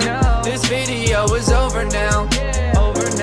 So why are you still watching this? What's up, Greg, and welcome back to another episode of Boomers Getting Fooled by AI on Facebook. Gang, there is an epidemic going on right now. While we all grew up with our parents telling us not to believe everything we read online, it is now time for us to return the favor. It is time for us to warn them that 90% of the content they see on Facebook is not real. All this started for me when I got this image on my timeline. Now, to the average person, this might look like your average great photograph. After all, dogs do this sort of thing all the time. But being the internet sleuth that I am, I was a little bit skeptical. For one, what are the dogs doing right here? Like, what is that? Are they chewing up some kind of pillow or animal carcass or something? Hey guys, my 6 golden retrievers paused in the middle of tearing apart a deer carcass to pose like this, completely unprompted. I gotta admit, this is a pretty great photograph, but also, I am very scared. I'm worried they're performing some kind of ritual. So this image doesn't seem right with me, but nobody else in the comments seemed to notice it was weird looking, so maybe I'm just crazy. Connie said, absolutely gorgeous. And then someone replied to that and said, you looking good in your picture. And a great comment. Whoa, dude. What? What a weird time to shoot your shot, dude. That was so out of the blue. Yeah, and actually, you know what's hotter than those dogs? You. And your comment. Hotter than the dogs? There's other weird parts of this image, like this dog that's either sitting on another dog or melted into another dog, but it is by far not the worst image on this account. You know, they say some people's dogs look exactly like their owners, and I think this is a great and terrifying example of that. There's a mix of responses on this image. Somebody should call the cops. Absolutely love. Creepy. Okay. Kinda mean. Look, I think we can all agree it's a terrifying image, but that baby did not choose to be born half dog, okay? He was probably cursed by a witch. Please be nice to him, he has enough to deal with. Plus, you haven't even seen this full image. You'd be really creeped out if you saw that this dog actually has human feet and ass. As I began to click on these AI-generated photos on Facebook, I started to get recommended them more and more, to the point where now, when I go on Facebook, it's pretty much just AI-generated content. This is another account that I found that posts images like this. It always seems to be a child sculpting something very impressive out of trash. And the people in the comments just eat this stuff up, dude. Great work. Keep it up. Great talent. Nice one. Thanks. What do you mean, thanks? Did you ask the kid to build this? Oh, finally. The kid I hired to build me a car is done with it. I can't wait to drive it around. I am 2 feet tall and a caveman, so this is perfect for me. All of the images in this genre give off the vibe of like, oh, look at this poor kid. He probably lives in a rural African country. He's probably poor, doesn't have many resources. But despite all that, somehow he is an incredible sculptor. Somehow he's defied all logic and found 1 million cloves of garlic to recreate the Titanic with. Could you do us a favor, guys, and just toss him a like? Could you just do it or he'll cry? They're like baiting you into feeling bad for them and thinking they're cute so that you'll engage with the picture, obviously encouraging them. But I gotta say, honestly, this kid, I don't feel bad for him at all. This kid has so much garlic. This kid is like a garlic kingpin. You know this isn't all of his garlic either. He's probably got a garlic Lamborghini, a garlic mansion where he parks this garlic yacht. He's living better than me. This dude is the garlic Mr. Beast. Not to mention, he's way more defended against vampire attacks than any of us. Great work. Beautiful artwork. Where does he get all this garlic from? Okay, it is nice to see people questioning the validity of this image. Part of me does kind of think that they're not actually questioning whether the image is real or not. They just legitimately think that he got the garlic through nefarious means or something. I'm asking myself the same question, and garlic is expensive. They're turning on the kid. Thief! A garlic thief! This kid is stealing garlic from people who need it. Must have some pretty big pockets to steal all that garlic, young man. That must be why your arms are so long. You use them for sneaking and stealing. I'm Sam, and I made this from real wood. Great job, Sam. Totally normal house. Has all the features of a regular house. Nothing more and nothing less. Guys, toss Sam a like if you don't think his house is going to eat him. I'm trying to figure out what was happening here. How did the AI come up with this? Do you think the prompt was like kid standing in front of a little kid house? And the AI was like, little kid house, huh? Say no more, I know what that means. It's obviously a house with the soul of a small child imbued within it. It's beautiful and so well designed. Yeah, I mean, honestly, aside from the fact that there's no way to get in or out of the house, it's the most beautiful sentient house I've ever seen. I collected bananas to sculpt this bunny. And this person says, you know, you can eat them too. Those bananas you're using to sculpt the bunny, you might think that God just placed them here on Earth to sculpt with, but take off the outer peel and you'll be surprised. Now, I gotta say that usually I would agree with this person, but these bananas actually do not look edible. I don't know what's going on here, but these are not normal bananas. In fact, this whole thing kind of just looks like one mutated banana melted together. I don't even think this kid sculpted this. He just found a banana that already looked like a bunny. Wow, look at this kid. He sculpted Jesus sitting on a whale out of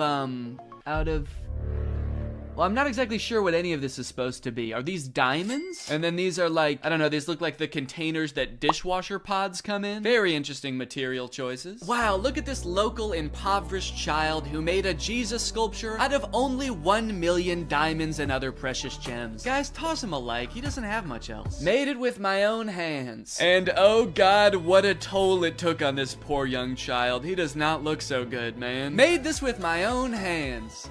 And eyes. He took my fucking eyes! Now, all things considered, these images I've shown you so far are actually pretty tame, and the deeper and deeper you go into these accounts, the more insane they get. It's like they had a prompt that they used to generate the first few images, and then they just keep adding on to that prompt, making it longer and longer. But before I show you those images, I do want to take a moment to talk about today's sponsor, Opera.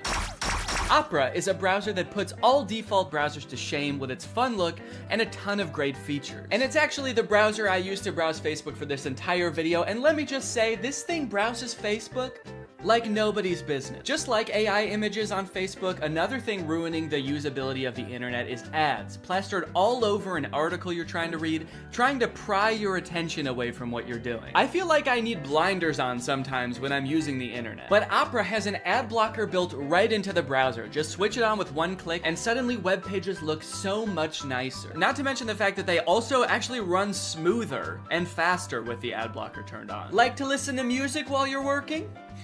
Who doesn't? I would be listening to music right now if I wasn't filming this video. That would be very distracting. Well, Opera has a music player built right into the sidebar of the browser, which works with Spotify, Apple Music, Deezer, Tidal, and more, so that you don't have to constantly be switching between apps. This makes me feel much more productive when I'm working to just have everything in one neat, tidy place. You also have the ability to take snapshots right within the app. You can add text, add stickers, turn it into a silly meme or a YouTube thumbnail. Then you can send them to friends using Messenger like Facebook Messenger, WhatsApp, and Telegram, which are also built right into the sidebar of the browser. If you're working on the go, as I often do with my trusty laptop, you can switch on the battery saver with just one click, extending your browsing time by up to an hour. So if you want to check out Opera, it's totally free. Just use the link in my description to download Opera today. Thanks to Opera for sponsoring this video, and thank you to you guys for checking out Opera. Okay, like I was saying, the prompts just seem to keep getting longer and longer. It seems like one of the big tricks that these accounts use to get people to engage with them is by including Jesus or other Christianity symbols in their images. So this account at first just posted Jesus in the sand. This guy sculpted this gigantic Jesus thing. Everybody thinks it's beautiful. The caption is, "Why don't pictures like this ever trend?" Clearly baiting people to engage with it and like the picture. But then after Sand Jesus, I saw Sand Jesus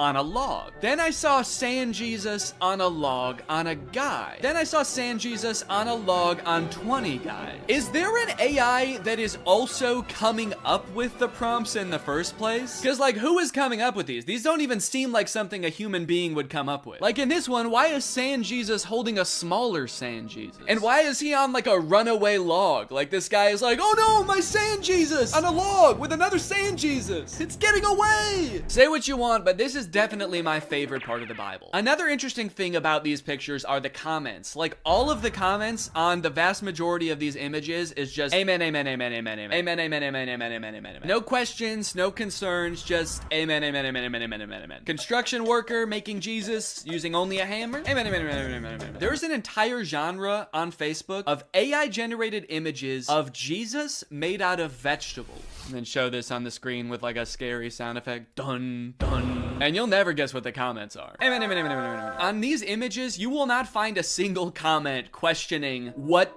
is going on here? Has this always been a thing? I don't think I've ever seen anything like this before. No one's questioning why these kids' hands are facing the wrong way. Why, if he is made out of vegetables, are his eyes so blue and lifelike? And obviously, I'm not trying to make fun of Christianity at all here. If anything, I think these pictures are kind of disrespectful to Christianity, because they're just like using these fake, ridiculous images to bait people into engaging with their profile so that they make money. But you should already know by now, it gets worse. It gets way worse than vegetable Jesus, dude. You got crab Jesus, you got shrimp Jesus, and of course you have another shrimp Jesus. Amen, amen, amen. Who is this for? It's on like a legitimate Facebook account. This account has 117,000 followers. Who is meant to appreciate this image?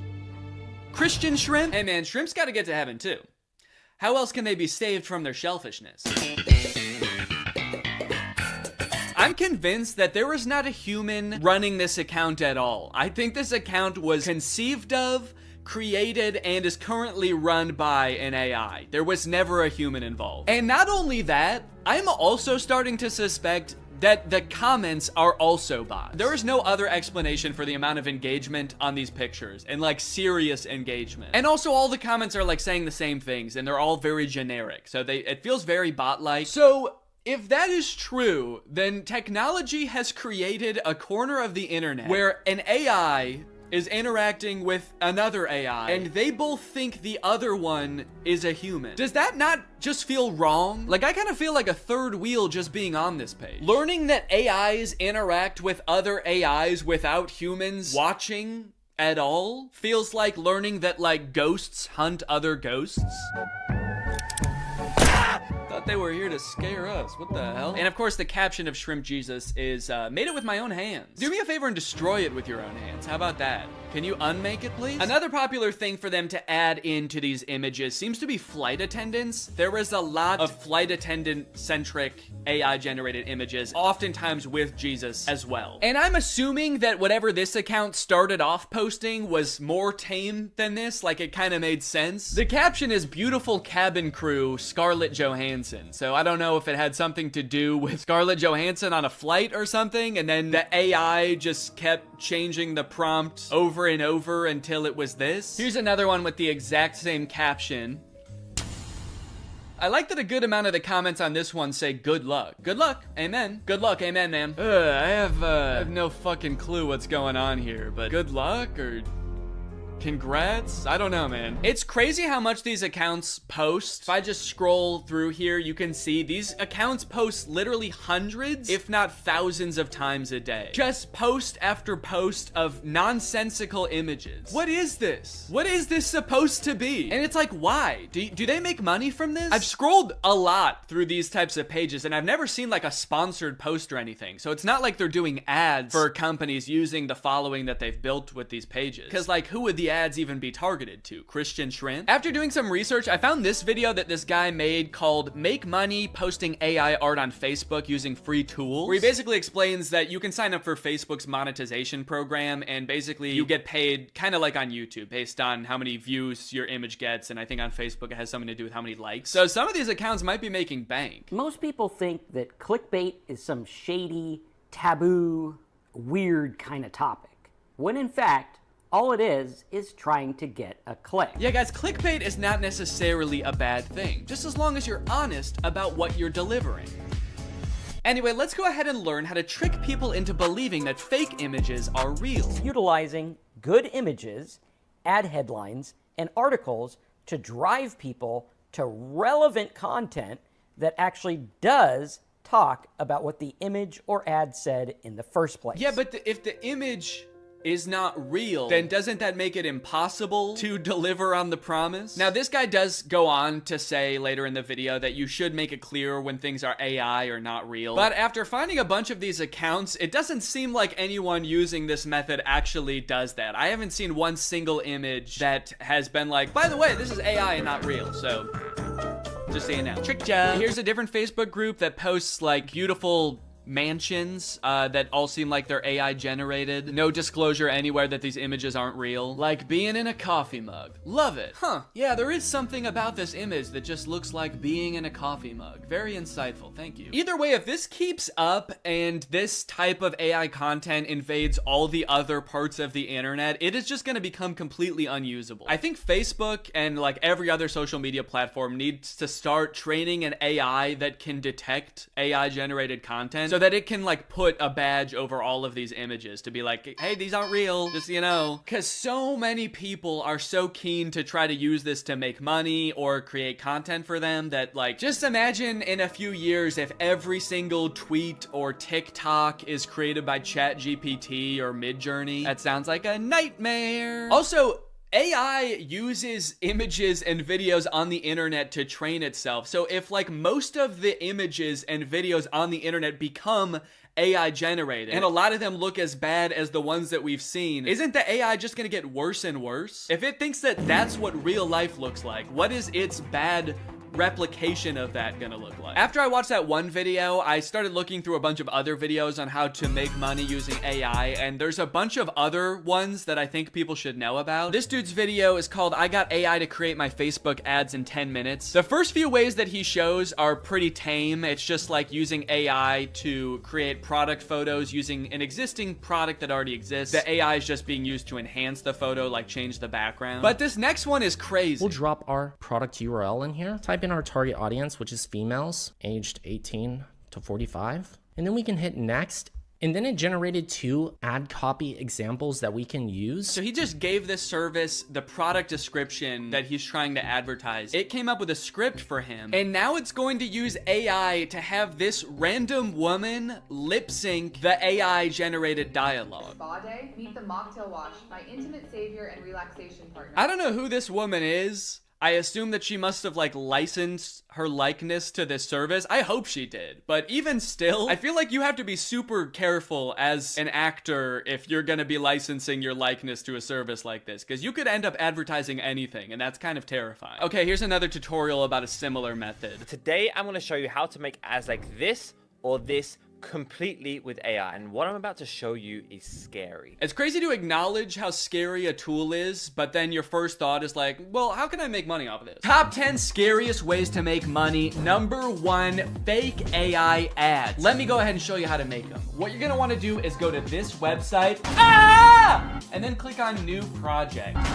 So he shows this ad for his website that sells licorice, which has got to be like the most whimsical business idea I've ever heard of. But he reveals after the ad is done playing that like half of the people in this ad were AI, or at least like the video was real, but their lips were AI and the dialogue was AI. Some of the creators in this ad are AI. Hey, entrepreneurs, have you ever wondered why testimonials like this work so well? How, like, it's because people assume that the people on their screen are real people talking about a product that they genuinely enjoy, thus giving the product more credibility and maybe generating fake videos of fake people endorsing your product who have never experienced your product because computers cannot eat licorice is maybe a little bit unethical. I'm kind of starting to think that this guy doesn't care, and that he thinks that we're all dumb. When we are speaking to people on the newsfeed, they are in their dumbest, most stupidest, dumbest state. Don't worry if you feel bad lying to people, guys.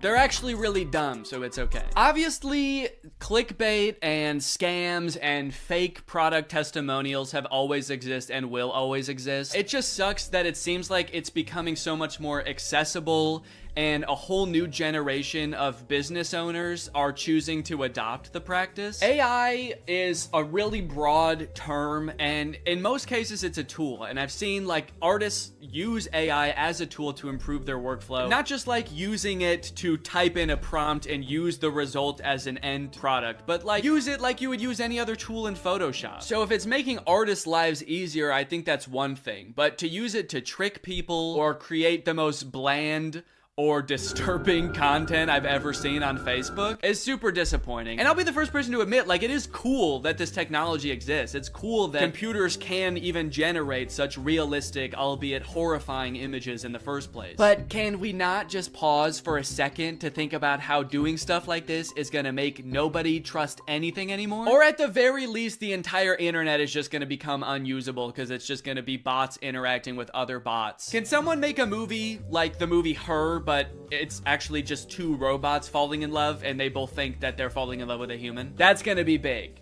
with this new internet, dude. Anyways, I hope you guys enjoyed this video. If you're new here and you're not subscribed yet, make sure you subscribe and turn on my notifications to join Greg. Greg is what I call my subscribers. So if you're not Gregged up, go ahead and smash that subscribe button and absolutely obliterate the notification bell. I'll see you guys next time. Bye-bye. What's up, Greg? If you've seen my video about the Disney Channel original movie Zombies, then you know I have some deeply troubling feelings about that movie. It's a very poorly made, weird, cobbled together metaphor for racism. And on top of that, a lot of the lore surrounding the zombies doesn't make any sense. So I ended up walking away from that movie feeling like I had so many unanswered questions, which is why when I found out there are 2 more movies in this franchise, I was honestly thrilled. I could actually get some answers to my questions. They'll dive into the lore a little bit deeper. Then I watched the movie and realized that was a very dumb assumption to make. This movie does not answer any of the questions that you might have had about the first movie. In fact, it introduces a whole bunch of new lore that like is even more confusing and also kind of contradicts with the lore from the first movie. Now, all of that might lead you to believe that this movie is gonna be really bad, like even worse than the first movie. But honestly, this movie is not that bad.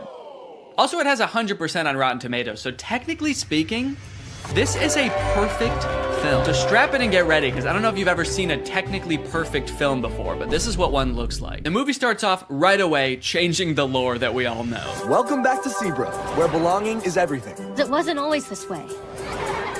There was a time when we had to protect ourselves. Right, we all remember that. In the first movie, you explained how the power plant blew up, zombies invaded the whole town and started killing and eating people. How could we forget? Legend has it that when the first settlers came to Seabrook, they found wild beasts with sharp claws lurking in the forest. Wait, so these beasts are different beasts? These are a different sect of beasts? Which sparked an epic battle. There was a war? Seabrook settlers bravely fought off the monstrous attack and discovered a powerful energy source. And that mysterious power source basically powered the entire town until that one fateful day when it blew up and created beasts. Different beasts. These are different beasts than the beasts we just saw. This is a very beast-heavy town. The beasts were a distant memory. Seabrook forgot monsters could be real. So, hold on. You guys didn't think to mention this during the first movie? How could you tell us a history of Seabrook and neglect to mention the battle with mythical creatures that transpired? What else are you hiding from us? And what about this mysterious power source that runs the entire city? Don't you think during the 200 years since this happened, someone should have like looked into this, made it a non-mysterious power source? They were like, we'll call this beautiful land Seabrook. We'll build a school to teach our young, a hospital to treat our ill, and a power plant that might blow up. We do not know. Because of the events of the last movie, now all the zombies are allowed to commingle with the humans. It seems like things are really on the up and up. It's hard to believe there was a time when people were afraid of zombies. Crazy thing to say for someone who has for sure eaten his neighbors. Also, we saw what you did to people in the last movie, dude. It's not hard to believe at all. I'm still scared of you. Then we check in on Addison, who you may remember from the first movie by her platinum blonde hair that for some reason in this universe makes her some kind of sick, disgusting freak. That's Cheer Captain Bucky, my cousin. My cousin. It's here at Cheer Camp we learned 2 things. First, that story about the werewolves is kind of a legend, and no one's really sure if it's true or not. You've all heard the stories of bloodthirsty monsters who roam these woods, feasting on innocent cheerleaders. And 2, the younger cheerleaders and the older cheerleaders are not getting along. This week, the veterans and the newbies will compete for the Cheer Camp Cup. I feel like one of those things is gonna have a bigger impact on the plot. Watch and learn, Snowball. Ah, yes, my hair. Still white, still well-conditioned, and still drawing fire from the AC. Okay, thank God she addressed it, dude. I know we were all thinking, what the fuck is wrong with her? You should shave your head, you look insane. We then get a song about how well everybody's getting along now. The cheerleaders are having fun at cheer camp. Zombies are entering all facets of normal human life. Zed's dad has even been hired as the project manager to demolish the old power plant, which I'm sure will have little to no consequence in this story. The message of the song is undermined a little bit when the cheer captain Bucky launches an underclassman into the air with a high-powered water bazooka called the Buckzooka. Just a little bit of playful hazing, I guess, for the underclassmen. Oh, you want to be a cheerleader? How about some internal bleeding? That's hazing, baby. Nobody joins an organization that I've already joined and gets away with it. And while I do wish someone would rush this poor girl to the hospital, I do have to admit, the song does slap. The music in the first movie sucked in my opinion, but the production quality of not just the music, honestly, but the whole movie is way better in this one. Probably as a result of the success of the first movie. The first one was very popular. So they were like, look, this next movie, you know, it's not gonna make any sense, but it's gonna look fantastic. The lighting on that girl as she flies through the air with 12 broken ribs is gonna be so good. I wish that I could call. I hope you get my letter. Addison is hoping that Zed will write to her while she's at cheer camp. They have a bit of a love connection going on, as you'll remember from the first movie, but Addison never will get those letters because the older cheerleaders are shredding them and turning them into pom-poms for the underclassmen to use. Addison, I hate to say it, I don't think these cheerleaders are teaming up to make progress with you. I think they're conspiring to ruin your life. On the way home from cheer camp, love is in the air. Cheerleaders are asking each other to prawn. Yes! I got invited to prawn! Which is Seabrook's version of prom. Their mascot is like a shrimp or something, so I guess that's why it's called that. And for the first time this year, zombies are allowed to go to prawn. Bree is actually hoping that Bonzo will ask her to prawn. Getting invited to prawn sounds great, but Bonzo won't even look at me. Meanwhile, Bonzo was locked in on her, carving her face into a threatening-looking apple. And Addison gets a surprise of her very own because Zed has devised a very intricate way of asking her to be his date. Addison, will you?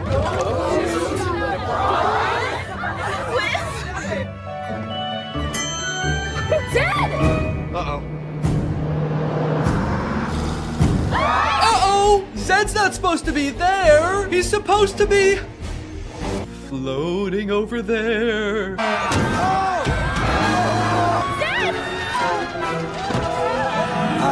Addison, help! I'm gonna fucking die! Addison! The bus crashes into a gated forest called the Forbidden Forest. And Addison goes running off to find Zed, but what she ends up finding are werewolves.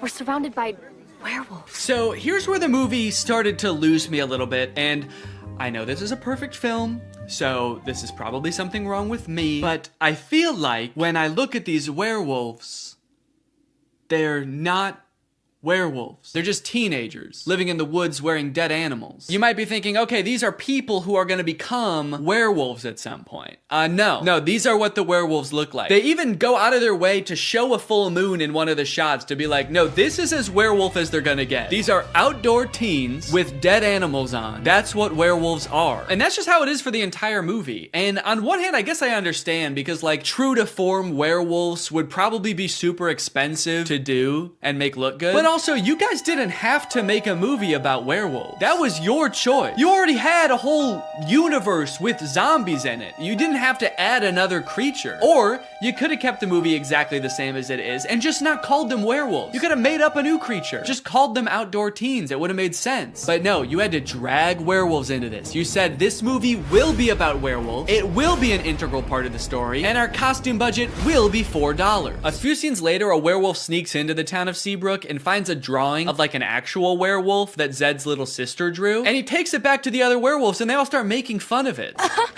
Looks nothing like us, Wyatt. It's like they're trying to gaslight us. Werewolves don't look like this. Werewolves never looked like this. You'd have to be some kind of dumb, uneducated zombie child to think that us wolf people bear any resemblance to those half-wolf, half-people. After word gets out that Addison had this encounter with the outdoor teens, the whole town is a mess. Dad, everything is fine. It's not fine. There are werewolves circling us right now, waiting to attack. They jump to the conclusion that the werewolves want to attack them so bad. Addison leaves the interaction totally unscathed. They didn't do anything to her, but the whole town, even the zombies, are like, ooh, the werewolves want to kill us so bad. We better kill them first. And eat them. Typical zombies. So the leaders of the town decide to reinstate all emergency monster laws. All anti-monster laws are reinstated.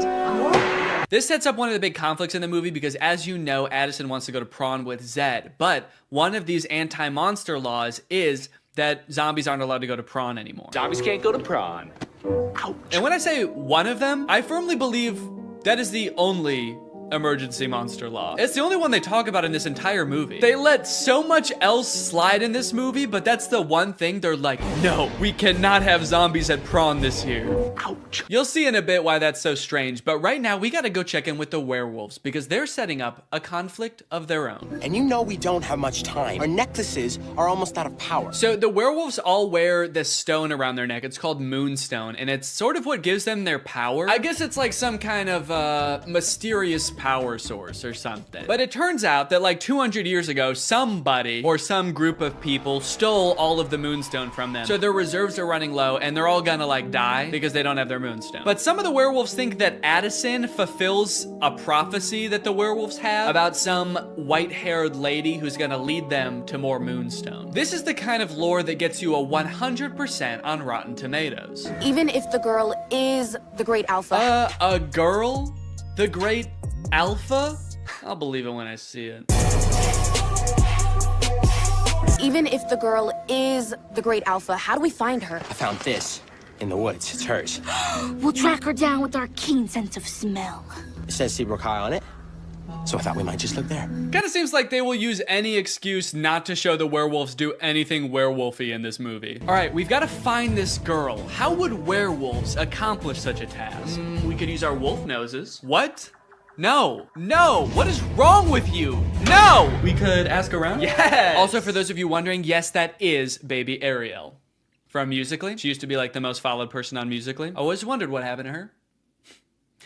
Guess she lives in the woods now. We find the girl, and if she's the great alpha, she'll tell us where the Moonstone is hidden. We go in the morning. We go tonight. That's right. They're not gonna wait around. They have to go tonight. So they march out of the Forbidden Forest, down the streets, and into Seabrook High, singing about how they own the night.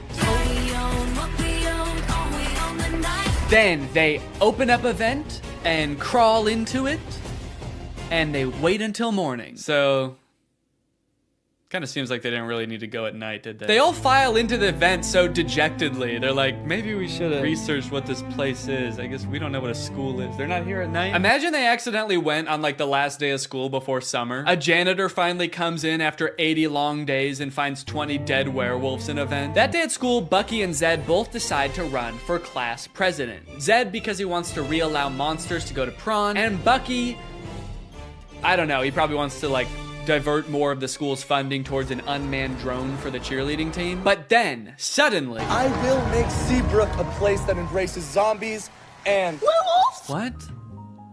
Where? Oh, there? What a lucky guess. How can you tell? People peering in through glass doors? Yep. Those teens live outdoors. Man. Willa, we can't go to war with the whole town. We'll never find the Moonstone if they're on high alert. Yeah, dog, I think that ship has sailed. You guys just charged them growling and gnashing your teeth. I think they're on high alert. Hey, all that stuff we did back there, that was we were just messing around. We're just a bunch of friendly teens. Don't look at her. Do not look at her. Sorry. We werewolves so admire your town, and we just came here to join your school. Okay, well, that's obviously not allowed. You guys were about to kill them, and also the emergency monster laws are in effect, and there's definitely one forbidding such things. Technically, the Forbidden Forest is within the school district. What? So welcome to Seabrook. What? Wow, guys. The emergency monster laws are working great. No, you did so good. You did such a good job. They were so close to killing you, and they only stopped because they found out Bonzo's not allowed to prawn, so good rule. So just like that, the werewolves enroll at Seabrook High. And wait a minute, all of the werewolves look the same age. Are they all teenagers? Or are some of them like 80 years old? Are some of them babies? And how does that work in dog years? Are they going to classes? I don't even know if they know how to write. They're not gonna be able to find the Moonstone. They're gonna be too busy failing all their classes. So Zed is worried about losing the class president election to Bucky, so he decides to go over the new untapped voter base the werewolves. Werewolves of the swing vote. Hello, wolves. I'm Zed.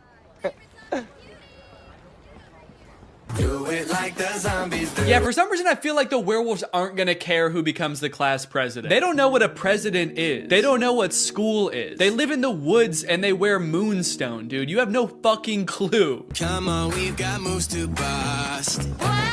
Throughout this whole movie, Addison has her own thing going on too, where she just feels like she doesn't belong anywhere. That's right, despite being a bleach blonde cheerleader at a Disney Channel high school who was literally elected captain of the cheerleading team in this movie, she just doesn't fit in. I don't feel like I belong anywhere, where. Which makes her that much more susceptible when the werewolves come a-knocking.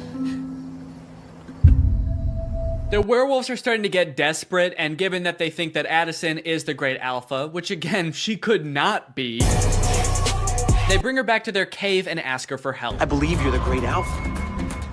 I believe you're a werewolf. That's it. That's why she doesn't fit in. That's why she has ugly hair. It's because she's a different species. It finally makes sense. So they do a little dance, they do a little wardrobe change, and now she's a werewolf. Damn, that was a fast costume change. Did she know they were gonna rip her clothes off down there? This seems terrifying if she didn't. The rest of the gang gets worried when they realize Addison is gone with the zombies, so Zed shows up and he just fucking kills one of them. Holy shit, dude. And we never see that guy again. I think he's dead. The explosion came from Seabrook Power. Seabrook Power is the birthplace of zombies. A little lime soda mixed with some mysterious energy, and then bam!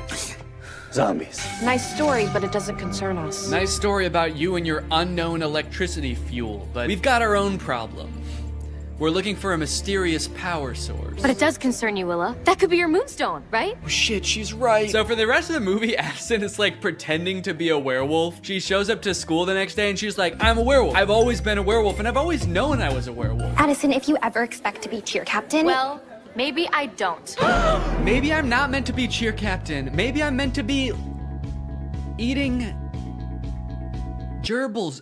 What do werewolves do? I actually don't know what they do. I know I am one, I just don't know what we do. Then we get the presidential debate between Zed and Bucky, and this is how all presidential debates should go. I'm a real human. There's no danger in that. They're real monsters. Man. What if they turn back? There should be singing, there should be choreography. One of the sides should be claiming that the other is a dangerous beast. And President Biden, how would you respond to that claim? He wants to eat me! He's trying to fucking eat me! The demolition of the power plant is imminent, so the werewolves rush there to stop the mayor from destroying all their moonstone. Via song?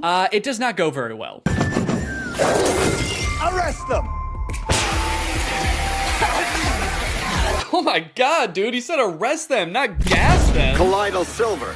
That'll tame those beasts. You know, for a government that just found out werewolves exist, they sure seem to have the exact chemical compound that would hurt them most. Colloidal silver shuts down their nervous system instantly. Just a hunch. Then Addison and the cheerleaders show up, and then Zed and the zombies show up, and now they're all singing, trying to convince the mayor to shut this thing down. Okay, at this point in the song, they're just having fun with it, man. They're just splashing around. I don't even think they're trying to convince the mayor anymore. He's not even in that part of the power plant. He's just standing alone in the main entrance now. You can hear music just vaguely echoing through the plant. Okay, I get it. I think I figured it out like 20 minutes ago, guys. Okay, so I've got good news and I've got bad news. The good news is they decide not to blow up the power plant. Stop the detonation. The bad news is the demolition guy accidentally does it anyway. Shut it off. I can't. And also, Addison finds out she's actually not a werewolf.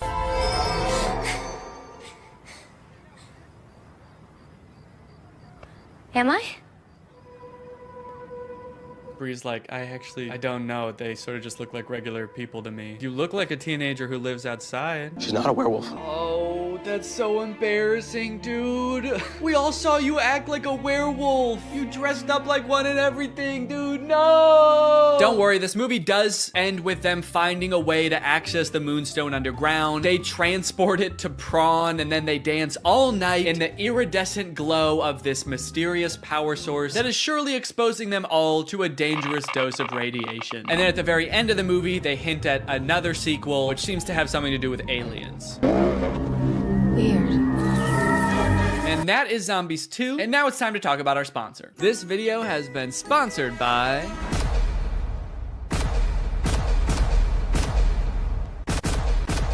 Guys, it's the season of giving, gathering, and with HelloFresh, it can be the season of saving. You can actually save money this holiday season with fresh, delicious recipes delivered straight to your door. It's cheaper than takeout, it's easier than grocery shopping, and the meals turn out so good. I like HelloFresh because I'm not really much of a chef. Okay, I don't really know how to cook well, but every time I cook HelloFresh, it ends up turning out great. Last night we had these Tex-Mex enchiladas. Didn't take too long to prepare. Turned out great. Honestly, best homemade enchiladas I've ever had, and I was the one who made them at home. I've got a lot going on. I've got a baby. I've got family visiting. It's a busy time of year. So sometimes it can feel impossible to get a good, nutritious homemade meal in, but not with HelloFresh. Can I let you in on a little secret? Some of their meals only take 15 minutes to prepare. How is that possible? Must be Santa. And guess what? HelloFresh is actually more than just dinners. They've got breakfast, they've got lunches, they've got snacks. So you can start skipping the grocery store for a variety of meals. HelloFresh is making life so much easier. So if you want to check out HelloFresh and for free breakfast for life, visit the link in the description or scan this QR code. One breakfast item per box while subscription is active. That is free breakfast for life with HelloFresh at my link. Again, this QR code. Don't use a different QR code, it won't work. Thank you to HelloFresh for sponsoring this video, and thank you to you guys for checking out HelloFresh. All right, thank you guys for watching this video. If you're new here and you're not subscribed yet, make sure you subscribe and turn on my notifications to join Greg. We are the fastest growing army on YouTube. Do not look that up. I'll see you guys next time. Bye-bye. What's up, Greg? I've wanted to make a video about the High School Musical movies ever since I started making videos about DCOMs almost 5 years ago. More so as just an excuse to go back and watch them, because when I was a kid, I really liked these movies. And if you're a millennial, chances are you did too. And you were also too scared to admit that to any of your friends. I don't know why as an 11-year-old I felt the need to pretend that I didn't like a movie that was, you know, made for 11-year-olds. As if all my friends were gonna be like, High School Musical? I don't know, man. Sounds a little immature to me. I only watch war footage. I'm a very violent young man. Either way, something I did not realize as a kid is how low budget these movies were. The first movie was made on a budget of $4.2 million, which might sound like a lot, but Zombies 3, which is a newer DCOM, cost $40 million to make. In Zombies' defense, though, they needed the money. Those werewolf costumes looked pretty expensive. High School Musical was shot in just a couple of weeks at a real high school using real students as extras. In fact, they were so strapped for cash, they couldn't even afford a real title. Apparently, High School Musical was just the working title for the script,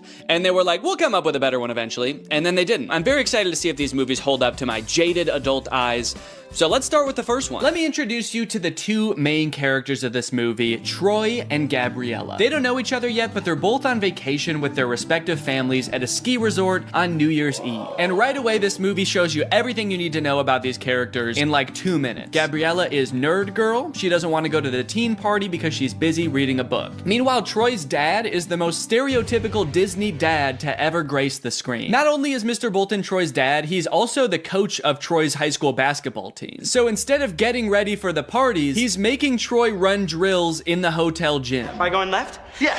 He looks middle, you take it downtown. Well, Troy, it's New Year's Eve. You know what that means. That's right, Dad. I might finally get my first kid. Fake right! Take the ball downtown! Troy's mom comes to get them for the party, and Troy asks if he can have one more basket with all of the confidence and swagger of a real high school jock.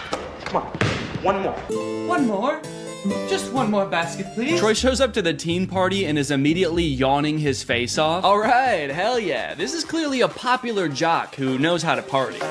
Somehow, despite being the two most bored people at the party, the spotlight chooses Troy and Gabriella to sing karaoke. But to the spotlight operator's credit, they actually do crush it. They both get up there and they're nervous at first, but then all of a sudden, Troy's voice, it's like it changes almost, actually. It's like his voice changes from his voice to like a professional singer's voice. Because that is what happens, actually.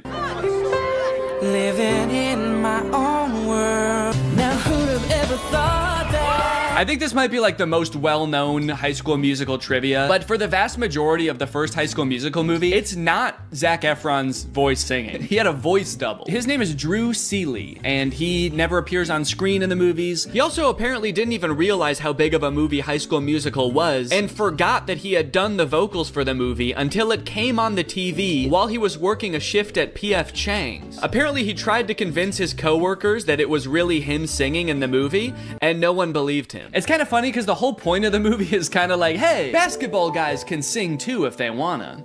But not this basketball guy, actually. You don't want to hear this basketball guy's voice. So they crush the song, they're dancing around on stage together. It's like they were born to perform. But for me personally, Little Viking Boy really steals the show. You guys know Little Viking Boy, right? The start of something new. He's basically the star of the movie. Look at him back there. He's leaving it all on the dance floor, man. Whoa, sorry, I almost fell backwards. It's just... He actually is getting a little bit too into this. This guy's locking eyes with me like we've been madly in love for years. And why did his voice suddenly get so much more theatrical? I